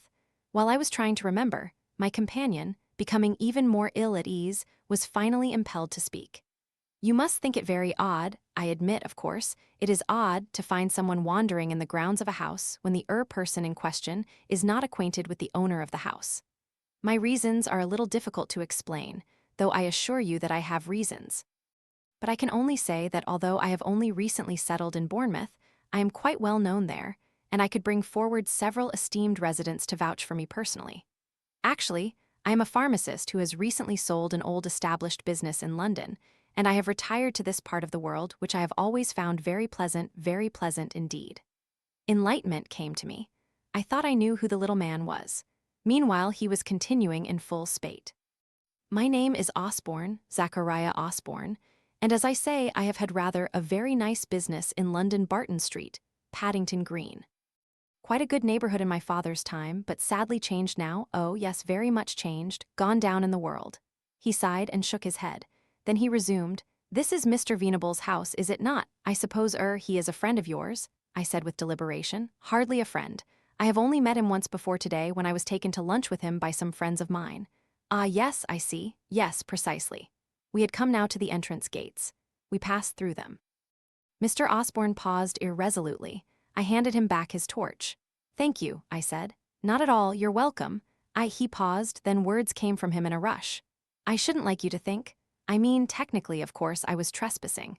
But not, I assure you, from any motive of vulgar curiosity. It must have seemed to you most peculiar, my position, and open to misconstruction. I really would like to explain to clarify my position." I waited. It seemed the best thing to do. My curiosity, vulgar or not, was certainly aroused. I wanted it satisfied. Mr. Osborne was silent for about a minute, then he made up his mind. "I really would like to explain to you, Mr. Easterbrook, Mark Easterbrook. Mr. Easterbrook. As I say, I would welcome the chance of explaining my rather odd behavior. If you have the time, it is only 5 minutes walk up the lane to the main road. There is quite a respectable little facade at the gas station close to the bus stop. My bus is not due for over 20 minutes. If you would allow me to offer you a cup of coffee," I accepted. We walked up the lane together. Mr. Osborne, his anguished respectability appeased, chatted cozily of the amenities of Bournemouth, its excellent climate, its concerts, and the nice class of people who lived there. We reached the main road. The gas station was on the corner with the bus stop just beyond it. There was a small clean facade, empty except for a young couple in a corner. We entered, and Mr. Osborne ordered coffee and biscuits for 2. Then he leaned forward across the table and unburdened himself. "This all stems from a case you may have seen reported in the newspapers some time ago. It was not a very sensational case, so it did not make the headlines, if that is the correct expression. It concerned the Roman Catholic parish priest of the district in London, where I have had my shop. He was set upon one night and killed. Very distressing. Such happenings are far too frequent nowadays. He was, I believe, a good man, though I myself do not hold with the Roman doctrine. However that may be, I must explain my particular interest. There was a police announcement that they were anxious to interview anyone who had seen Father Gorman on the night in question. By chance, I had happened to be standing outside the door of my establishment that evening about 8 o'clock and had seen Father Gorman go by. Following him at a short distance was a man whose appearance was unusual enough to attract my attention. At the time, of course, I thought nothing of the matter, but I am an observant man, Mr. Easterbrook, and I have the habit of mentally registering what people look like. It is quite a hobby of mine, and several people who have come to my shop have been surprised when I say to them, "Ah, yes, I think you came in for this same preparation last March." It pleases them, to be remembered. Good for business, I have found it. Anyway, I described the man I had seen to the police. They thanked me, and that was that. Now I come to the rather surprising part of my story. About 10 days ago, I came over to a church FKTE in the little village at the bottom of the lane we have just walked up, and what was my surprise to see this same man I have mentioned. He must have had, or so I thought, an accident since he was propelling himself in a wheelchair. I inquired about him and was told he was a rich local resident of the name of Venables. After a day or two to debate the matter, I wrote to the police officer to whom I had made my original statement. He came down to Bournemouth. Inspector Lejeune was his name. He seemed skeptical, however, as to whether this was indeed the man I had seen on the night of the murder. He informed me that Mr. Venables had been a cripple for some years as a result of polio. I must, he said, have been misled by a chance resemblance. Mr. Osborne came to an abrupt halt. I stirred the pale fluid in front of me and took a cautious sip. Mr. Osborne added 3 lumps of sugar to his own cup. "Well, that seems to settle that," I said. "Yes," said Mr. Osborne. "Yes." His voice was markedly dissatisfied. Then he leaned forward again, his round, bald head shining under the electric bulb, his eyes quite fanatical behind his spectacles. I must explain a little more. As a boy, Mr. Easterbrook, a friend of my father's, another pharmacist, was called to give evidence in the case of Jean-Paul Marigot. You may remember, he poisoned his English wife, an arsenical preparation. My father's friend identified him in court as the man who signed a false name in his poison register. Marigot was convicted and hanged. It made a great impression on me. I was 9 years old at the time, an impressionable age. It was my great hope that someday, I too, might figure in a cause see Akrakoi Lebre and be the instrument of bringing a murderer to justice. Perhaps it was then that I began to make a study of memorizing faces.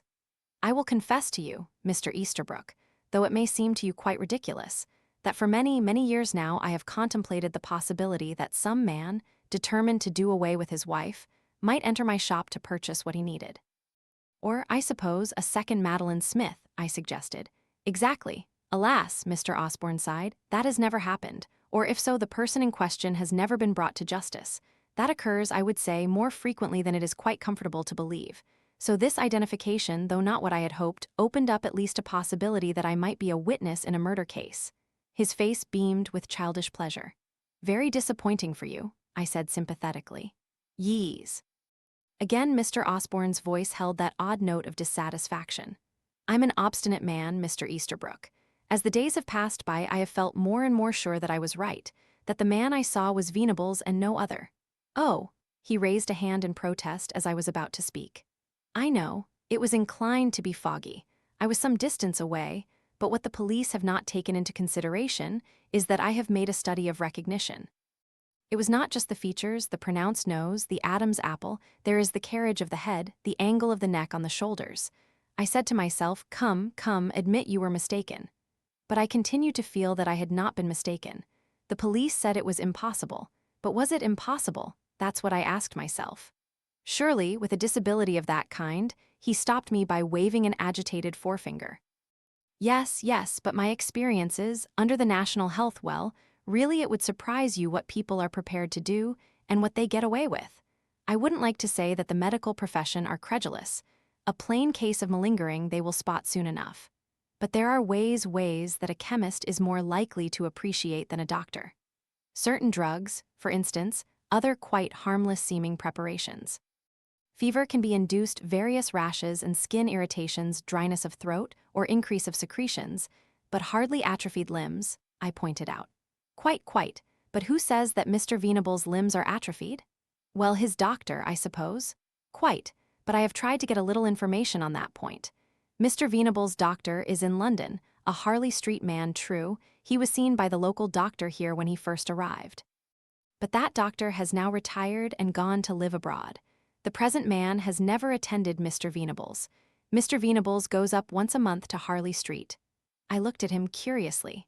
That still seems to me to present no loophole for you don't know the things I know, said Mr. Osborne. A humble example will suffice. Mrs. H. drawing insurance benefits for over a year. Drew them in 3 separate places, only in one place she was Mrs. C and in another place Mrs. T. Mrs. C and Mrs. T lent her their cards for a consideration, and so she collected the money 3 times over. I don't see, just suppose, the forefinger was now wiggling excitedly. Our Mr. V makes contact with a genuine polio case in poor circumstances. He makes a proposition. The man resembles him, let us say, in a general kind of way, no more. Genuine sufferer calling himself Mr. V calls in specialist and is examined so that the case history is all correct. Then Mr. V takes house in country. Local GP wants to retire soon. Again, genuine sufferer calls in doctor, is examined. And there you are, Mr. Venables well documented as polio sufferer with atrophied limbs. He is seen locally when he is seen in a wheelchair. His servants would know, surely, I objected. His valet. But supposing it is a gang, the valet is one of the gang. What could be simpler? Some of the other servants too, perhaps. But why? Ah, said Mr. Osborne. That's another question, isn't it? I won't tell you my theory, I expect you'd laugh at it. But there you are, a very nice alibi set up for a man who might want an alibi. He could be here, there, and everywhere, and nobody would know. Seen walking about in Paddington? Impossible. He's a helpless cripple living in the country, etc. Mr. Osborne paused and glanced at his watch. My bus is due, I must be quick. I get to brooding about this, you see. Wondered if I could do anything to prove it, as you might say. So I thought I'd come out here, I've time on my hands these days. I almost miss my business sometimes, go into the grounds and, well, not to put too fine a point upon it, do a bit of spying. Not very nice, you'll say, and I agree. But if it's a case of getting at the truth, of bringing a criminal to book. If, for instance, I spotted our Mr. Venables having a quiet walk around in the grounds, well, there you are. And then I thought, if they don't pull the curtains too soon, and you may have noticed people don't when daylight saving first ends, they've got in the habit of expecting it to be dark an hour later. I might creep up and take a peep. Walking about his library, maybe, never dreaming that anyone would be spying on him. Why should he? No one suspects him as far as he knows. Why are you so sure the man you saw that night was Venables? I know it was Venables. He shot to his feet. My bus is coming. Pleased to have met you, Mr. Easterbrook, and it's a weight off my mind to have explained what I was doing there at Prior's Court. I dare say it seems a lot of nonsense to you. It doesn't altogether, I said, but you haven't told me what you think Mr. Venables is up to. Mr. Osborne looked embarrassed and a little sheepish. You'll laugh, I dare say. Everybody says he's rich, but nobody seems to know how he made his money. I'll tell you what I think. I think he's one of those master criminals you read about. You know, plans things and has a gang that carries them out. It may sound silly to you, but the bus had stopped. Mr. Osborne ran for it. I walked home down the lane very thoughtful. It was a fantastic theory that Mr. Osborne had outlined, but I had to admit that there might just possibly be something in it. Chapter 20, ringing up Ginger on the following morning, one told her that one was moving to Bournemouth the next day. I found a nice quiet little hotel called Heaven Knows Why the Deer Park. It's got a couple of nice unobtrusive side exits. I might sneak up to London and see you. You oughtn't to really, I suppose, but I must say it would be rather heaven if you did. The boredom, you've no idea, if you couldn't come here I could sneak out and meet you somewhere. Something suddenly struck me. Ginger, your voice, it's different somehow. Oh it's all right, don't worry. But your voice. I've just got a bit of a sore throat or something, that's all. Ginger. Now look, Mark, anyone can have a sore throat. I'm starting a cold, I expect, or a touch of flu. Flu, look here, don't evade the point. Are you all right or aren't you? Don't fuss, I'm all right. Tell me exactly how you're feeling. Do you feel as though you might be starting flu? Well, perhaps. Aching a bit all over, you know the kind of thing, temperature. Well, perhaps a bit of temperature. I sat there, a horrible cold sort of feeling stealing over me. I was frightened. I knew, too, that however much Ginger might refuse to admit it, Ginger was frightened also. Her hoarse voice spoke again. Mark, don't panic. You are panicking, and really there's nothing to panic about. Perhaps not, but we've got to take every precaution. Ring up your doctor and get him to come and see you, at once. All right, but he'll think I'm a terrible fussbot. Never mind, do it. Then when he's been, ring me back. After I had rung off, I sat for a long time staring at the black inhuman outline of the telephone. Panic? I mustn't give way to panic. There was always flu about at this time of year. The doctor would be reassuring. Perhaps it would be only a slight chill. I saw in my mind's eye Sybil in her peacock dress with its scrawled symbols of evil. I heard Thea's voice, willing, commanding. On the chalked floor, Bella, chanting her evil spells, held up a struggling white cock. Nonsense, all nonsense. Of course it was all superstitious nonsense. The box, not so easy somehow to dismiss the box. The box represented, not human superstition, but a development of scientific possibility. But it wasn't possible, it couldn't be possible that Mrs. Dane Calthrop found me there, sitting staring at the telephone. She said at once, "What's happened?" Ginger, I said, isn't feeling well. I wanted her to say that it was all nonsense. I wanted her to reassure me, but she didn't reassure me. That's bad, she said. Yes, I think that's bad. It's not possible, I urged. It's not possible for a moment that they can do what they say, isn't it? You don't believe, you can't believe, my dear Mark, said Mrs. Dane Calthrop. Both you and Ginger have already admitted the possibility of such a thing, or you wouldn't be doing what you are doing. And our believing makes it worse, makes it more likely. You don't go so far as believing, you just admit that, with evidence, you might believe. Evidence? What evidence? Ginger's becoming ill is evidence, said Mrs. Dane Calthrop. I hated her. My voice rose angrily. Why must you be so pessimistic? It's just a simple cold, something of that kind. Why must you persist in believing the worst? Because if it's the worst, we've got to face it, not bury our heads in the sand until it's too late. You think that this ridiculous mumbo-jumbo works. These trances and spells and cock sacrifices and all the bag of tricks. Something works, said Mrs. Dane Calthrop. That's what we've got to face. A lot of it, most of it, I think, is trappings. It's just to create atmosphere. Atmosphere is important. But concealed amongst the trappings, there must be the real thing, the thing that does work. Something like radioactivity at a distance. Something of that kind. You see, people are discovering things all the time, frightening things. Some variation of this new knowledge might be adapted by some unscrupulous person for their own purposes. Thea's father was a physicist, you know, but what? That damned box. If we could get it examined, if the police aren't very keen on getting a search warrant and removing property without a good deal more to go on than we've got. If I went round there and smashed up the damn thing, Mrs. Dane Calthrop shook her head. From what you told me, the damage, if there has been damage, was done that night. I dropped my head in my hands and groaned. I wish we'd never started this damned business. Mrs. Dane Calthrop said firmly, your motives were excellent, and what's done is done. You'll know more when Ginger rings back after the doctor has been. She'll ring Rhoda's, I suppose. I took the hint. I'd better get back. I'm being stupid, said Mrs. Dane Calthrop suddenly as I left. I know I'm being stupid. Trappings. We're letting ourselves be obsessed by trappings. I can't help feeling that we're thinking the way they want us to think. Perhaps she was right, but I couldn't see any other way of thinking. Ginger rang me 2 hours later. He's been, she said. He seemed a bit puzzled, but he says it's probably flu. There's quite a lot about. He sent me to bed and is sending along some medicine. My temperature is quite high, but it would be with flu, wouldn't it? There was a forlorn appeal in her hoarse voice under its surface bravery. You'll be all right, I said miserably. Do you hear? You'll be all right. Do you feel very awful? Well, fever and aching and everything hurts my feet and my skin. I hate anything touching me. And I'm so hot. That's the fever, darling. Listen, I'm coming up to you. I'm leaving now at once. No, don't protest. All right. I'm glad you're coming, Mark. I dare say I'm not so brave as I thought. I rang up Lejeune. Miss Corrigan's ill, I said. What? You heard me. She's ill. She's called her own doctor. He says perhaps flu. It may be, but it may not. I don't know what you can do. The only idea that occurs to me is to get some kind of specialist onto it. What kind of specialist? A psychiatrist or psychoanalyst or psychologist? A psycho something. A man who knows about suggestion and hypnotism and brainwashing and all that kind of thing. There are people who deal in that kind of thing? Of course there are. Yes, there are 1 or 2 home office men who specialize in it. I think you're dead right. It may be just flu, but it may be some kind of psycho business about which nothing much is known. Lord Easterbrook, this may be just what we've been hoping for. I slammed down the receiver. We might be learning something about psychological weapons, but all that I cared about was Ginger, gallant and frightened. We hadn't really believed, either of us, or had we? No, of course we hadn't. It had been a game, a cops and robbers game, but it wasn't a game. The pale horse was proving itself a reality. I dropped my head into my hands and groaned.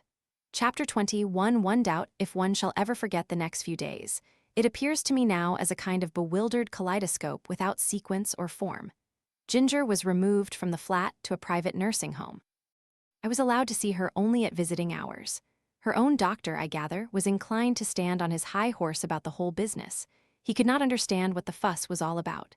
His own diagnosis was quite clear: bronchopneumonia following on influenza, though complicated by certain slightly unusual symptoms, but that, as he pointed out, happens all the time. No case is ever typical, and some people don't respond to antibiotics. And of course, all that he said was true. Ginger had bronchopneumonia. There was nothing mysterious about the disease from which she was suffering. She just had it, and had it badly. I had one interview with the home office psychologist. He was a quaint little cock robin of a man, rising up and down on his toes, with eyes twinkling through very thick lenses. He asked me innumerable questions, half of which I could see no point in whatever, but there must have been a point, for he nodded sapiently at my answers. He entirely refused to commit himself, wherein he was probably wise. He made occasional pronouncements in what I took to be the jargon of his trade. He tried, I think, various forms of hypnotism on Ginger, but by what seemed to be universal consent, no one would tell me very much. Possibly because there was nothing to tell.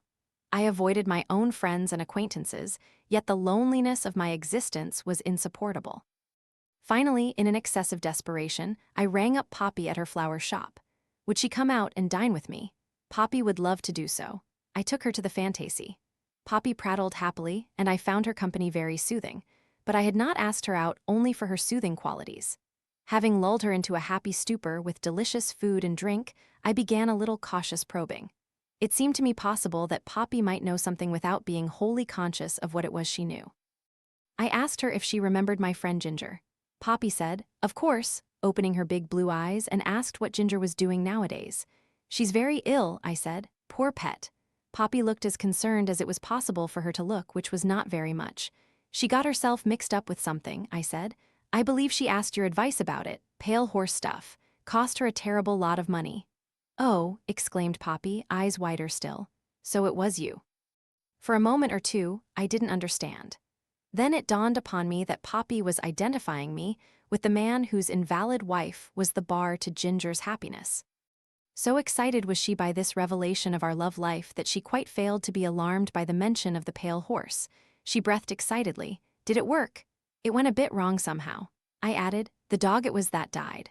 "What dog?" asked Poppy at sea. I saw that words of one syllable would always be needed where Poppy was concerned. "The herb business seems to have recoiled upon Ginger. Did you ever hear of that happening before?" Poppy never had. "Of course," I said. "This stuff they do at the Pale Horse down in Much Deeping, you know about that, don't you?" I didn't know where it was, down in the country somewhere.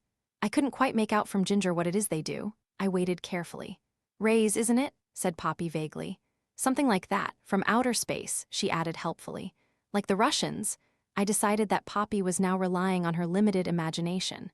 "Something of that kind," I agreed, "but it must be quite dangerous." "I mean, for Ginger to get ill like this. But it was your wife who was to be ill and die, wasn't it?"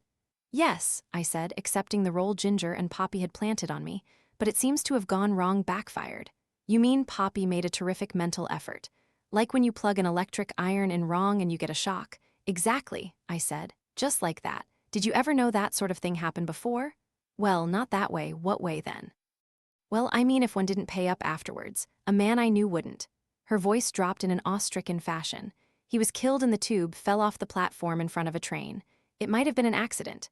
"Oh no," said Poppy, shocked at the thought. "It was them." I poured some more champagne into Poppy's glass. Here, I felt, in front of me was someone who might be helpful if only you could tear out of her the disassociated facts that were flitting about in what she called her brain. She had heard things said and assimilated about half of them and got them jumbled up, and nobody had been very careful what they said because it was only Poppy. The maddening thing was that I didn't know what to ask her. If I said the wrong thing, she would shut up in alarm like a clam and go dumb on me. "My wife," I said, "is still an invalid, but she doesn't seem any worse." "That's too bad," said Poppy sympathetically, sipping champagne. "So what do I do next?" Poppy didn't seem to know.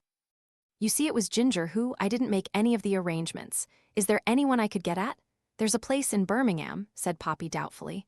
"That's closed down," I said. "Don't you know anyone else who'd know anything about it?" "Eileen Brandon might know something, but I don't think so." The introduction of a totally unexpected Eileen Brandon startled me. I asked who Eileen Brandon was. "She's terrible, really," said Poppy. "Very dim. Has her hair very tightly permed and never wears stiletto heels. She's the end."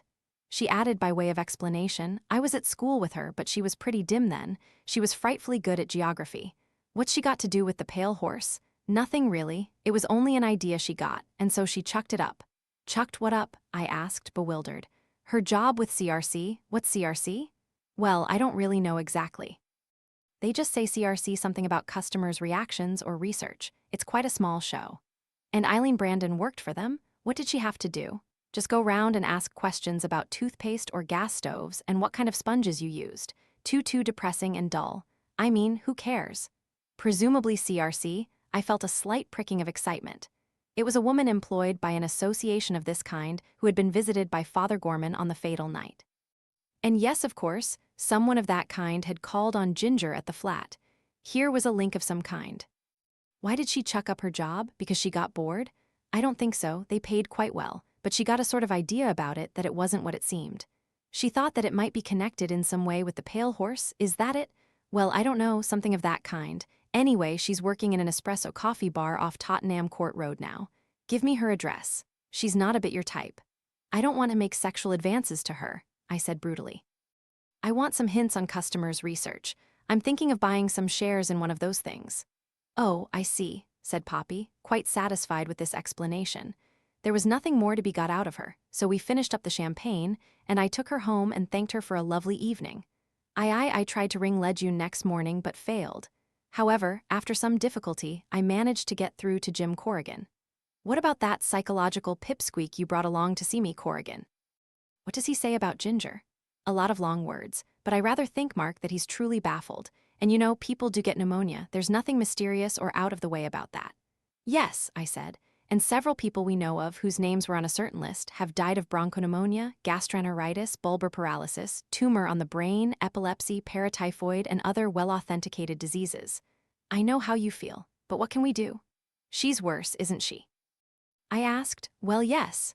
Then something's got to be done. Such as? I've got one or two ideas.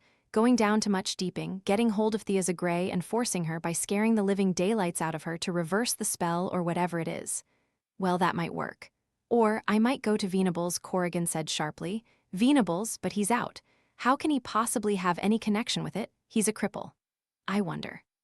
I might go there and snatch off that rug affair and see if this atrophied limbs business is true or false. We've looked into all that. Wait, I ran into that little chemist chap, Osborne, down in much deeping. I want to repeat to you what he suggested to me. I outlined to him Osborne's theory of impersonation. That man's got a bee in his bonnet, said Corrigan. He's the kind of man who has always got to be right. But Corrigan, tell me, couldn't it be as he said? It's possible, isn't it? After a moment or two, Corrigan said slowly, yes, I have to admit it's possible. But several people would have to be in the know and would have to be paid very heavily for holding their tongues. What of that? He's rolling in money, isn't he? Has Lejeune found out yet how he's made all that money? No, not exactly. I'll admit this to you. There's something wrong about the fellow. He's got a past of some kind. The money's all very cleverly accounted for in a lot of ways. It isn't possible to check up on it all without an investigation which might take years. The police have had to do that before, when they've been up against a financial crook who has covered his traces by a web of infinite complexity. I believe the Inland Revenue has been smelling around Venables for some time. But he's clever. What do you see him as the head of the show? Yes, I do. I think he's the man who plans it all. Perhaps. He sounds as though he'd have the kind of brains for that, I agree. But surely he wouldn't have done anything so crude as killing Father Gorman himself. He might have if there was sufficient urgency. Father Gorman might have had to be silenced before he could pass on what he had learned from that woman about the activities of the Pale Horse. Besides, I stopped short. Hallo, you still there? Yes, I was thinking. Just an idea that occurred to me. What was it? I've not got it clear yet, just that real safety could only be achieved one way. I haven't worked it out yet. Anyway, I must go now. I've got a rendezvous at a coffee bar. Didn't know you were in the Chelsea coffee bar set. I'm not. My coffee bar is in Tottenham Court Road, as a matter of fact. I rang off and glanced at the clock. I started for the door when the telephone rang. I hesitated. 10 to 1, it was Jim Corrigan again, ringing back to know more about my idea. I didn't want to talk to Jim Corrigan just now. I moved towards the door while the telephone rang on persistently, naggingly. Of course, it might be the hospital Ginger, I couldn't risk that. I strode across impatiently and jerked the receiver off its hook. Hallo, is that you, Mark? Yes, who is it? It's me, of course, said the voice reproachfully. Listen, I want to tell you something. Oh, it's you. I recognized the voice of Mrs. Oliver. Look here, I'm in a great hurry, got to go out, I'll ring you back later. That won't do at all, said Mrs. Oliver firmly. You've got to listen to me now, it's important.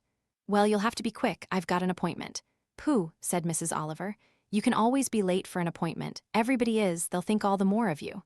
No, really, I've got to. Listen, Mark, this is important, I'm sure it is. It must be.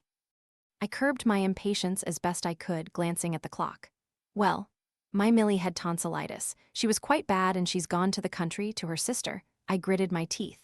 I'm frightfully sorry about that, but really, listen, I've not begun yet. Where was I? Oh yes. Millie had to go to the country, and so I rang up the agency I always go to, the Regency, such a silly name. I always think like a cinema. I really must, and said what could they send.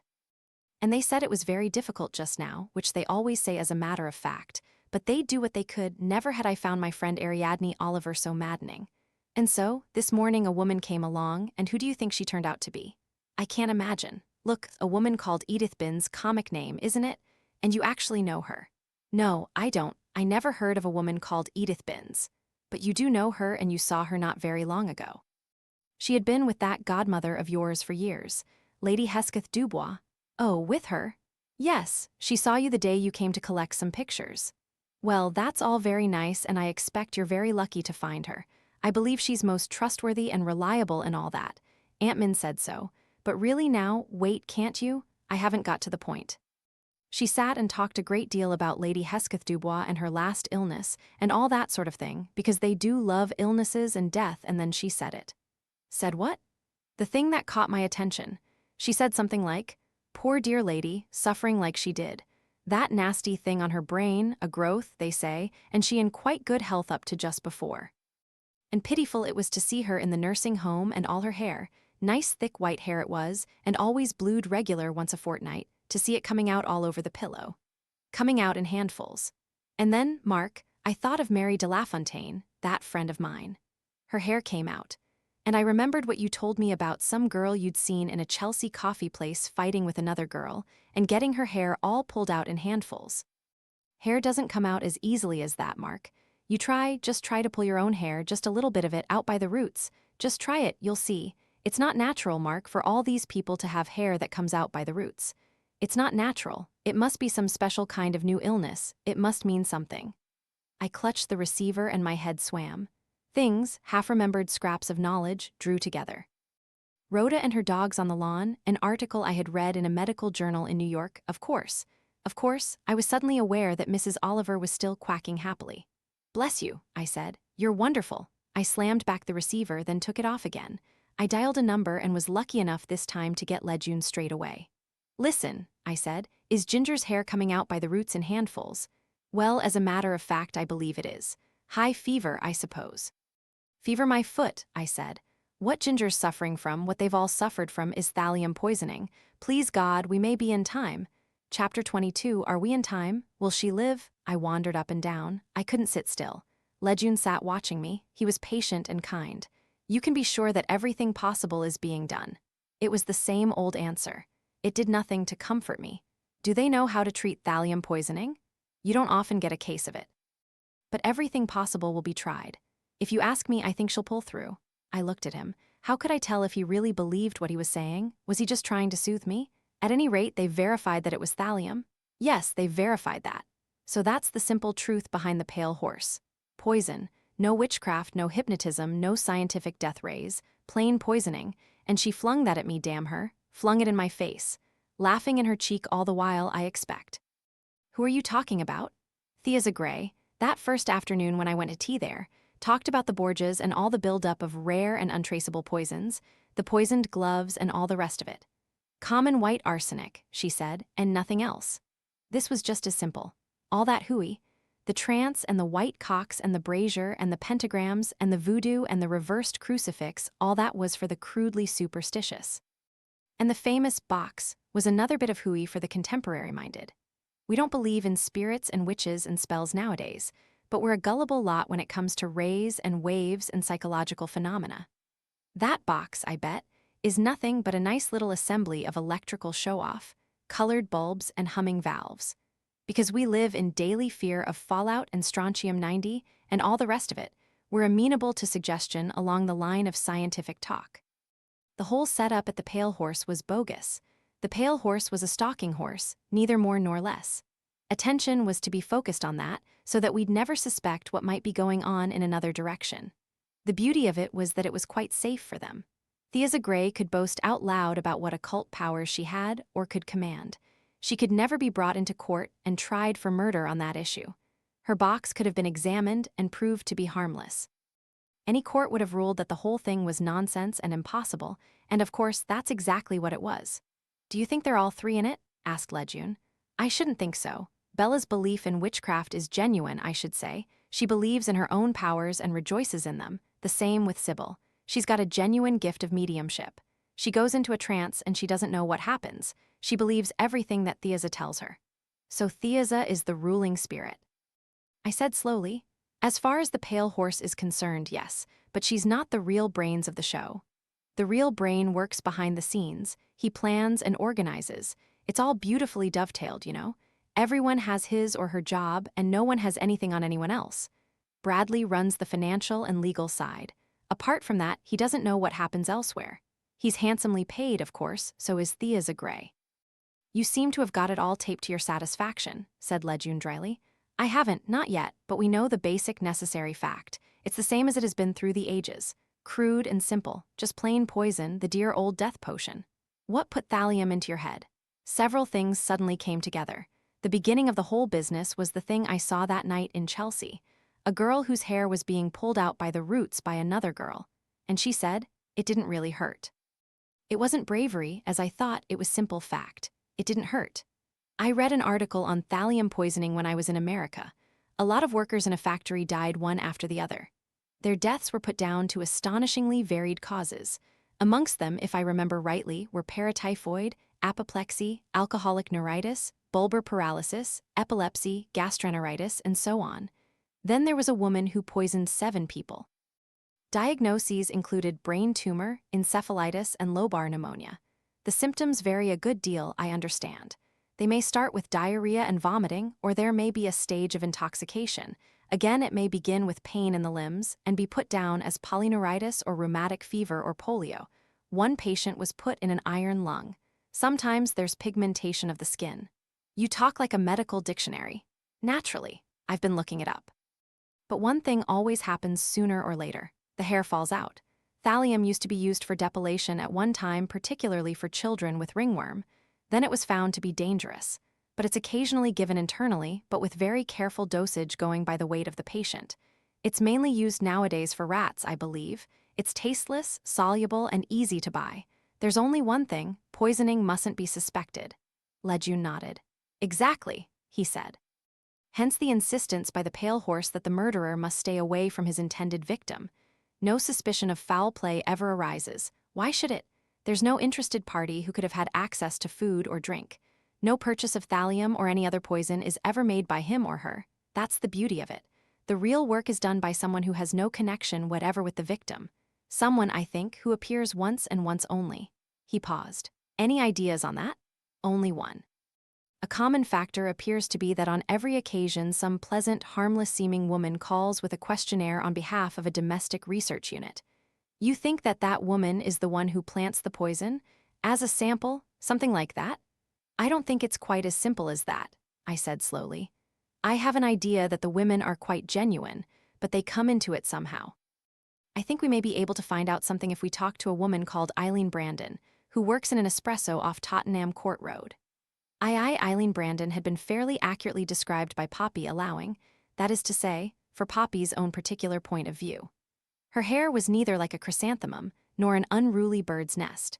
It was waved back close to her head. She wore the minimum of makeup and her feet were encased in what are called, I believe, sensible shoes.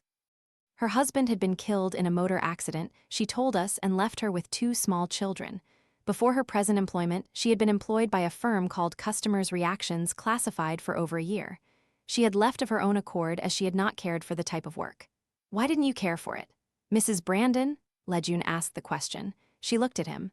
You're a detective inspector of police, is that right? Quite right, Mrs. Brandon. You think there's something wrong about that firm? It's a matter I'm inquiring into. Did you suspect something of the kind? Is that why you left? I've nothing definite to go upon, nothing definite that I could tell you. Naturally, we understand that. This is a confidential inquiry. I see, but there is really very little I could say. You can say why you wanted to leave. I had a feeling that there were things going on that I didn't know about. You mean you didn't think that it was a genuine concern? Something of the kind. It didn't seem to me to be run in a business-like way. I suspected that there must be some ulterior object behind it, but what that object was I still don't know. Lejun asked more questions as to exactly what work she had been asked to do. Lists of names in a certain neighborhood had been handed out. Her job was to visit those people, ask certain questions, and note down the answers. And what struck you as wrong about that? The questions did not seem to me to follow up any particular line of research. They seemed desultory, almost haphazard, as though, how can I put it, they were a cloak for something else. Have you any idea what the something else might have been? No, that's what puzzled me. She paused a moment and then said doubtfully, I did wonder, at one time, whether the whole thing could have been organized with a view perhaps to burglaries, a spying out of the land, so to speak. But that couldn't be it, because I was never asked for any description of the rooms, fastenings, etc., or when the occupants of the flat or house were likely to be out or away. What articles did you deal with in the questions? It varied. Sometimes it was foodstuffs. Cereals, cake mixes, or it might be soap flakes and detergents. Sometimes cosmetics, face powder, lipsticks, creams, etc. Sometimes patent medicines or remedies, brands of aspirin, cough pastilles, sleeping pills, pep pills, gargles, mouthwashes, indigestion remedies, and so on. You were not asked, Lejun spoke casually, to supply samples of any particular goods? No, nothing of that kind. You merely asked questions and noted down the answers. Yes. What was supposed to be the object of these inquiries?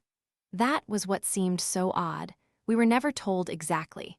It was supposed to be done in order to supply information to certain manufacturing firms, but it was an extraordinarily amateurish way of going about it. Not systematic at all. Would it be possible, do you think, that among the questions you were told to ask, there was just one question or one group of questions that was the object of the enterprise, and that the others might have been camouflage? She considered the point, frowning a little, then she nodded. Yes, she said. That would account for the haphazard choice, but I haven't the least idea what question or questions were the important ones. Lejun looked at her keenly. There must be more to it than what you've told us, he said gently. That's the point, there isn't really. I just felt there was something wrong about the whole setup. And then I talked to another woman, a Mrs. Davis. You talked to a Mrs. Davis, yes. Lejun's voice remained quite unchanged. She wasn't happy about things either. And why wasn't she happy? She'd overheard something. What had she overheard? I told you I couldn't be definite. She didn't tell me in so many words, only that from what she had overheard, the whole setup was a racket of some kind. It's not what it seems to be. That is what she said. Then she said, oh well, it doesn't affect us. The money's very good and we're not asked to do anything that's against the law, so I don't see that we need bother our heads about it. That was all. There was one other thing she said. I don't know what she meant by it. She said, sometimes I feel like Typhoid Mary. At the time I didn't know what she meant. Lejun took a paper from his pocket and handed it to her.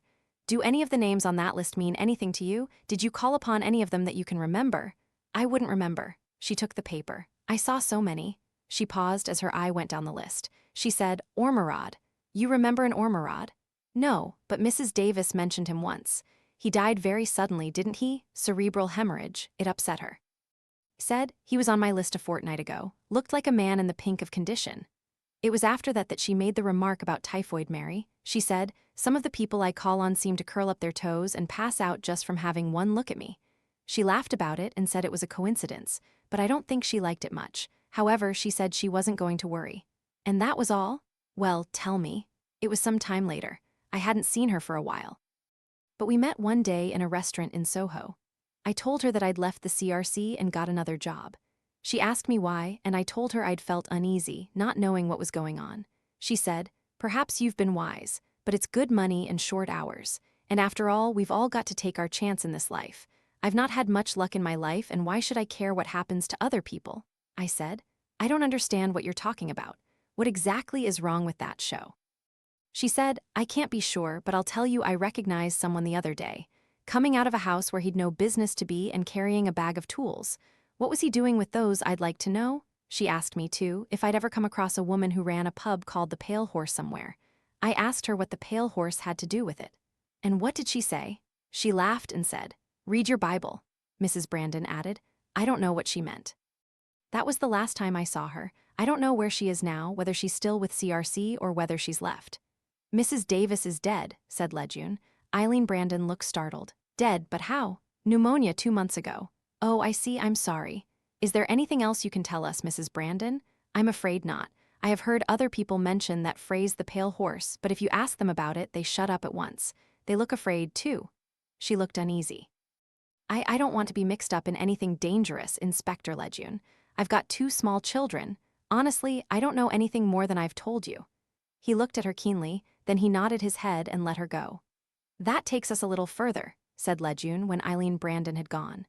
Mrs. Davis got to know too much. She tried to shut her eyes to the meaning of what was going on, but she must have had a very shrewd suspicion of what it was. Then she was suddenly taken ill, and when she was dying, she sent for a priest and told him what she knew and suspected. The question is, how much did she know? That list of people, I should say, is a list of people she had called on in the course of her job and who had subsequently died. Hence the remark about Typhoid Mary. The real question is, who was it she recognized, coming out of a house where he had no business to be and pretending to be a workman of some kind? That must have been the knowledge that made her dangerous.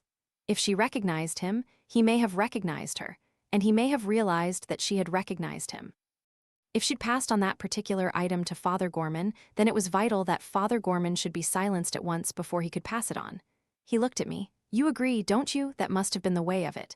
Oh yes, I said, I agree. And you've an idea, perhaps, who the man is? I've an idea, but I know we haven't got a particle of evidence. He was silent a moment, then he got up. But we'll get him, he said. Make no mistake. Once we know definitely who it is, there are always ways. We'll try every damned one of them. Chapter 23. It was some 3 weeks later that a car drove up to the front door of Prior's Court. 4 men got out. I was one of them. There was also Detective Inspector Lejeune and Detective Sergeant Lee. The 4th man was Mr. Osborne, who could hardly contain his delight and excitement at being allowed to be one of the party. You must hold your tongue, you know, Lejeune admonished him. Yes, indeed, Inspector. You can count on me absolutely. I won't utter a word. Mind you don't. I feel it's a privilege. A great privilege, though I don't quite understand, but nobody was entering into explanations at this moment. Lejeune rang the bell and asked for Mr. Venables. Looking rather like a deputation, the 4 of us were ushered in. If Venables was surprised at our visit, he did not show it. His manner was courteous in the extreme. I thought again, as he wheeled his chair a little back so as to widen the circle round him, what a very distinctive appearance the man had. The Adam's apple moving up and down between the wings of his old-fashioned collar, the haggard profile with its curved nose like a bird of prey. Nice to see you again, Easterbrook. You seem to spend a lot of time down in this part of the world nowadays. There was a faint malice in his tone, I thought. He resumed, and Detective Inspector Lejeune, is it? That rouses my curiosity, I must admit. So peaceful in these parts, so free from crime, and yet a detective inspector calls. What can I do for you, Detective Inspector? Lejeune was very quiet, very suave. There is a matter on which we think you might be able to assist us, Mr. Venables. That has a rather familiar ring, does it not? In what way do you think I can assist you? On October 7th, a parish priest of the name of Father Gorman was murdered in West Street, Paddington. I have been given to understand that you were in the neighborhood at that time, between 7:45 and 8:15 in the evening, and you may have seen something that may have a bearing on the matter. Was I really in the neighborhood at that time? Do you know, I doubt it. I very much doubt it. As far as I can recall, I have never been in that particular district of London. Speaking from memory, I do not even think I was in London at all just then. I go to London occasionally for an interesting day in the sale rooms, and now and then for a medical checkup. With Sir William Dugdale of Harley Street, I believe. Mr. Venables stared at him coldly. You are very well informed, Inspector. Not quite so well as I should like to be. However, I'm disappointed that you can't assist me in the way that I hoped. I think I owe it to you to explain the facts connected with the death of Father Gorman. Certainly, if you like. It is a name I have never heard until now. Father Gorman had been called out on that particular foggy evening to the deathbed of a woman nearby. She had become entangled with a criminal organization, at first almost unwittingly, but later certain things made her suspect the seriousness of the matter. It was an organization which specialized in the removal of unwanted persons for a substantial fee, naturally. Hardly a new idea, murmured Venables. In America, but there were some novel features about this particular organization. To begin with, the removals were ostensibly brought about by what might perhaps be called psychological means. What is referred to as a death wish, said to be present in everyone, is stimulated, so that the person in question obligingly commits suicide. It sounds, if I may say so, Inspector, too good to be true. Not suicide, Mr. Venables. The person in question dies a perfectly natural death. Come now, do you really believe that? How very unlike our hard-headed police force. The headquarters of this organization are said to be a place called the Pale Horse. Ah, now I begin to understand. So that is what brings you to our pleasant rural neighborhood, my friend Thea Gray and her nonsense. Whether she believes it herself or not, I've never been able to make out. But nonsense it is.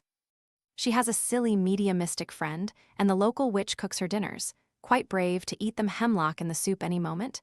And the three old dears have worked up quite a local reputation. Very naughty, of course, but don't tell me Scotland Yard, or wherever you come from, take it all seriously. We take it very seriously indeed, Mr. Venables. You really believe that Thea spouts some highfalutin nonsense, Sybil throws a trance, and Bella does black magic, and as a result somebody dies. Oh no, Mr. Venables, the cause of death is simpler than that. He paused a moment. The cause is thallium poisoning.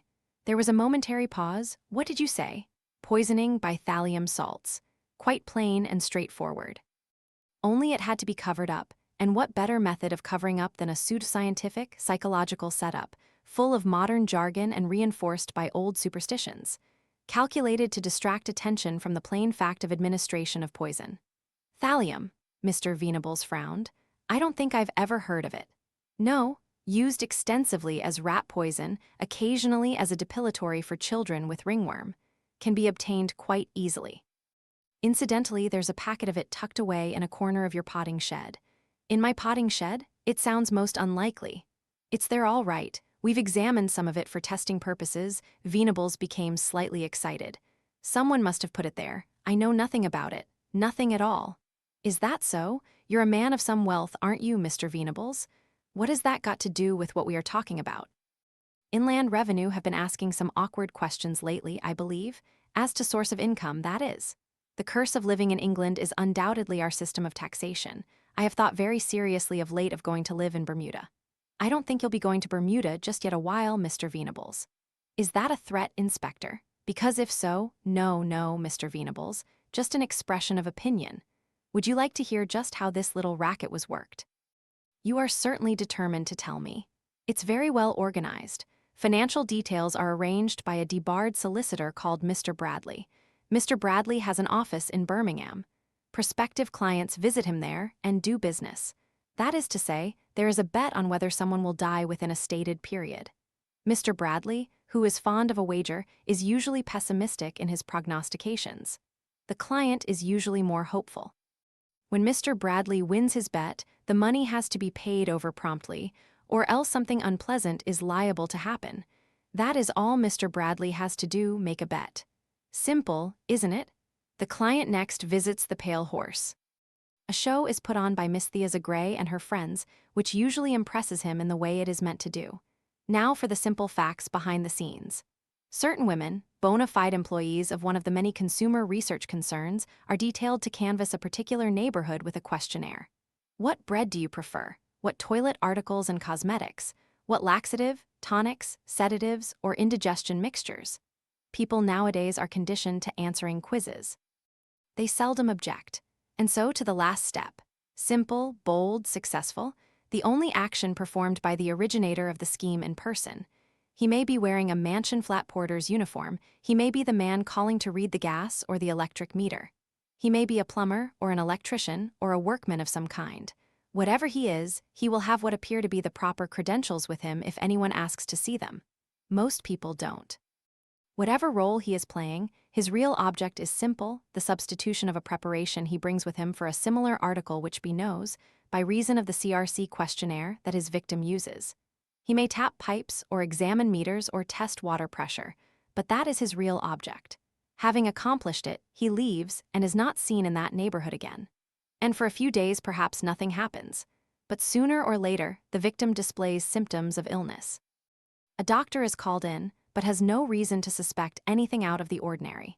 He may question what food or drink, etc., the patient has taken, but he is unlikely to suspect the ordinary proprietary article that the patient has taken for years. And you see the beauty of the scheme, Mr. Venables. The only person who knows what the head of the organization actually does is the head of the organization himself. There is no one to give him away. So, how do you know so much? demanded Mr. Venables pleasantly. When we have suspicions of a certain person, there are ways of making sure. Indeed, such as? We needn't go into all of them, but there's the camera, for instance. All kinds of ingenious devices are possible nowadays. A man can be snapped without his suspecting the fact. We've got some excellent pictures, for instance, of a uniformed flat porter and a gas man and so on. There are such things as false mustaches, different dentures, etc., but our man has been recognized, quite easily, first by Miss Catherine Corrigan, alias Mrs. Mark Easterbrook, and also by a woman called Edith Binns. Recognition is an interesting thing, Mr. Venables. For instance, this gentleman here, Mr. Osborne, is willing to swear he saw you following Father Gorman in Barton Street on the night of the 7th of October about 8 o'clock. And I did see you. Mr. Osborne leaned forward, twitching with excitement. I described you exactly. Rather too exactly, perhaps, said Lejeune, because you didn't see Mr. Venables that night when you were standing outside the doorway of your shop. You weren't standing there at all. You were across the street yourself, following Father Gorman until he turned into West Street, and you came up with him and killed him. Mr. Zachariah Osborne said. What? It might have been ludicrous. It was ludicrous. The dropped jaw, the staring eyes. Let me introduce you, Mr. Venables, to Mr. Zachariah Osborne, pharmacist, late of Barton Street, Paddington. You'll feel a personal interest in him when I tell you that Mr. Osborne, who has been under observation for some time, was unwise enough to plant a packet of thallium salts in your potting shed. Not knowing of your disability, he'd amused himself by casting you as the villain of the piece, and being a very obstinate, as well as a very stupid man, he refused to admit he'd made a bloomer. Stupid. You dare to call me stupid? If you'd any idea what I've done, what I can do, Osborne shook and spluttered with rage. Lejeune summed him up carefully. I was reminded of a man playing a fish. You shouldn't have tried to be so clever, he said reprovingly. Why, if you just sat back in that shop of yours and let well alone, I shouldn't be here now, warning you, as it's my duty to do, that anything you say will be taken down, and it was then that Mr. Osborne began to scream. Chapter 24. Look here, Lejeune, there are lots of things one want to know. The formalities over, one had got Lejeune to myself. We were sitting together with 2 large tankards of beer opposite us. Yes, Mr. Easterbrook, I gather it was a surprise to you. It certainly was. My mind was set on Venables. You never gave me the least hint. I couldn't afford to give hints, Mr. Easterbrook. You have to play these things close to your chest. They're tricky. The truth is we hadn't a lot to go on. That's why we had to stage the show in the way we did with Venables' cooperation. We had to lead Osborne right up the garden path and then turn on him suddenly and hope to break him down. And it worked. Is he mad? I asked. I'd say he's gone over the edge now. He wasn't to begin with, of course, but it does something to you, killing people. It makes you feel powerful and larger than life. It makes you feel you're God Almighty. But you're not. You're only a nasty bit of goods that's been found out. And when that fact's presented to you suddenly, your ego just can't stand it. You scream and you rant and you boast of what you've done and how clever you are. Well, you saw him. I nodded. So Venables was in on the performance you put up, I said. Did he like the idea of cooperating? It amused him, I think, said Lejeune. Besides, he was impertinent enough to say that one good turn deserves another. And what did he mean by that cryptic remark? Well, I shouldn't be telling you this, said Lejeune. This is off the record. There was a big outbreak of bank robberies about 8 years ago, the same technique every time, and they got away with it. The raids were cleverly planned by someone who took no part in the actual operation. That man got away with a lot of money. We may have had our suspicions who it was, but we couldn't prove it. He was too clever for us, especially on the financial angle, and he's had the sense never to try and repeat his success. I'm not saying anymore. He was a clever crook, but he wasn't a murderer. No lives were lost.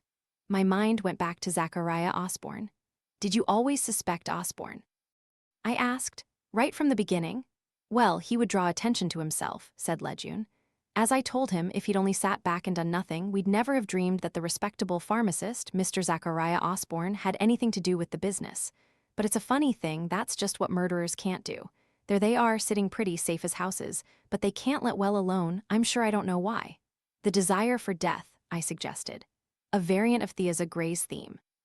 The sooner you forget all about Miss Theasa Gray and the things she told you, the better, said Lejeune severely. No, he said thoughtfully.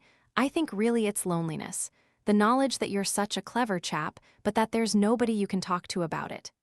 You haven't told me when you started to suspect him, I said. Straight away he started telling lies. We asked for anyone who'd seen Father Gorman that night to communicate with us. Mr. Osborne communicated, and the statement he made was a palpable lie. He'd seen a man following Father Gorman and he described the features of that man, but he couldn't possibly have seen him across the street on a foggy night. An aquiline nose in profile he might have seen, but not an Adam's apple. That was going too far. Of course, that lie might have been innocent enough. Mr. Osborne might just want to make himself important. Lots of people are like that. But it made me focus my attention on Mr. Osborne, and he was really rather a curious person. At once he started to tell me a lot about himself. Very unwise of him. He gave me a picture of someone who had always wanted to be more important than he was. He'd not been content to go into his father's old-fashioned business. He'd gone off and tried his fortunes on the stage, but he obviously hadn't been a success. Probably, I should say, because he couldn't take direction. Nobody was going to dictate to him the way he should play a part. He was probably genuine enough when he told of his ambition to be a witness in a murder trial, successfully identifying a man who had come in to buy poison. His mind ran on those lines a good deal, I should think. Of course, we don't know at what point, and when the idea occurred to him that he might become a really big criminal, a man so clever that he could never be brought to justice. But that's all surmise. To go back, Osborne's description of the man he had seen that night was interesting. It was so obviously a description of a real person whom he had at one time seen. It's extraordinarily difficult, to make up a description of anybody. Eyes, nose, chin, ears, bearing, all the rest of it.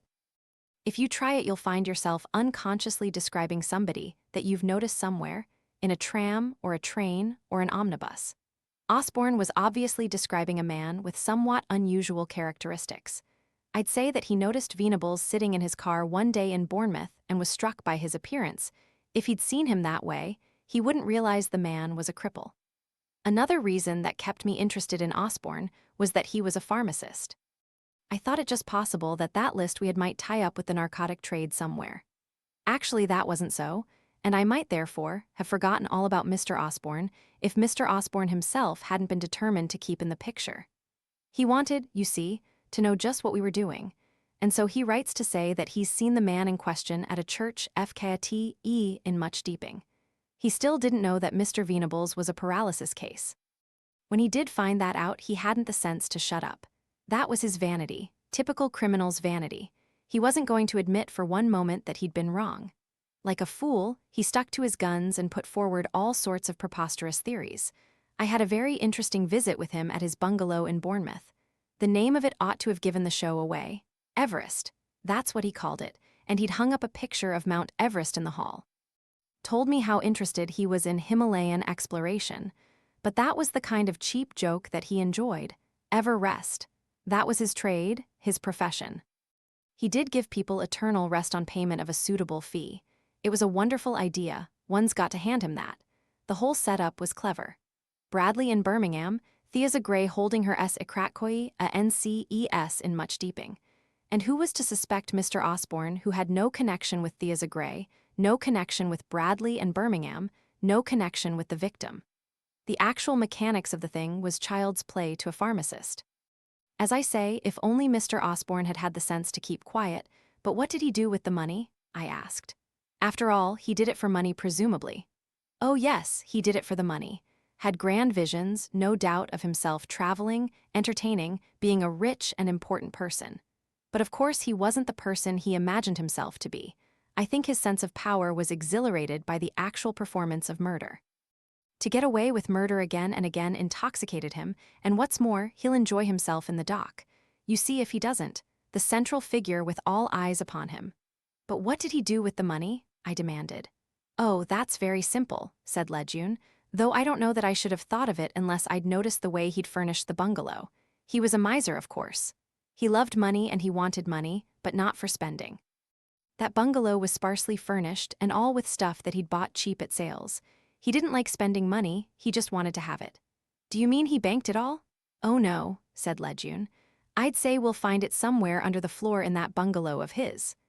Both Lejeune and I were silent for some minutes while I contemplated the strange creature that was Zachariah Osborne. Corrigan, said Lejeune dreamily, would say it was all due to some gland in his spleen or his sweetbread or something either overfunctioning or underproducing. I never can remember which. I'm a simple man, I think he's just a wrong un. What beats me, it always does, is how a man can be so clever and yet be such a perfect fool. One imagine he's a mastermind, I said, as some grand and sinister figure of evil. Lejeune shook his head. It's not like that at all, he said. Evil is not something superhuman, it's something less than human. Your criminal is someone who wants to be important but who never will be important because he'll always be less than a man. Chapter 25. At much deeping, everything was refreshingly normal. Rhoda was busy doctoring dogs. This time, I think, it was deworming. She looked up as I came in and asked me if I would like to assist. I refused and asked where Ginger was. She's gone over to the Pale Horse. What? She said she had something to do there. But the house is empty. I know. She'll overtire herself. She's not fit yet. How you fuss, Mark. Ginger's all right. Have you seen Mrs. Oliver's new book? It's called The White Cockatoo. It's over on the table there. God bless Mrs. Oliver. And Edith Binns, too. Who on earth is Edith Binns? A woman who has identified a photograph, also faithful retainer to my late godmother. Nothing you say seems to make sense. What's the matter with you? I did not reply, but set out for the Pale Horse. Just before I got there, I met Mrs. Dane Calthrop. She greeted me enthusiastically. All along I knew I was being stupid, she said, but I didn't see how, taken in by trappings. She waved an arm towards the inn, empty and peaceful in the late autumn sunshine. The wickedness was never there, not in the sense it was supposed to be. No fantastic trafficking with the devil, no black and evil splendor. Just parlor tricks done for money, and human life of no account. That's real wickedness. Nothing grand or big, just petty and contemptible. You and Inspector Lejeune would seem to agree about things. I like that man, said Mrs. Dane Calthrop. Let's go into the Pale Horse and find Ginger. What's she doing there? Cleaning up something? We went in through the low doorway. There was a strong smell of turpentine. Ginger was busy with rags and bottles. She looked up as we entered. She was still very pale and thin, a scarf wound round her head where the hair had not yet grown, a ghost of her former self. She's all right, said Mrs. Dane Calthrop, reading my thoughts as usual. Look, said Ginger triumphantly. She indicated the old inn sign on which she was working. The grime of years removed, the figure of the rider on the horse was plainly discernible, a grinning skeleton with gleaming bones. Mrs. Dane Calthrop's voice, deep and sonorous, spoke behind me. Revelation chapter 6, verse 8, and I looked, and behold a pale horse, and his name that sat on him was Death, and hell followed with him. We were silent for a moment or two, and then Mrs. Dane Calthrop, who was not one to be afraid of anticlimax, said, So that's that, in the tone of one who puts something in the waste paper basket. I must go now, she added. Mother's meeting. She paused in the doorway, nodded at Ginger, and said unexpectedly, You'll make a good mother. For some reason Ginger blushed crimson. Ginger, I said, Will I what? Make a good mother? You know what I mean. Perhaps, but I'd prefer a firm offer. I made her a firm offer. After an interlude, Ginger demanded, Are you quite sure you don't want to marry that Hermia creature? Good Lord, I said. I quite forgot. I took a letter from my pocket. This came 3 days ago, asking me if I'd come to the Old Vic with her to see Love's Labours Lost. Ginger took the letter out of my hand and tore it up. If you want to go to the Old Vic in the future, she said firmly, you'll go with me.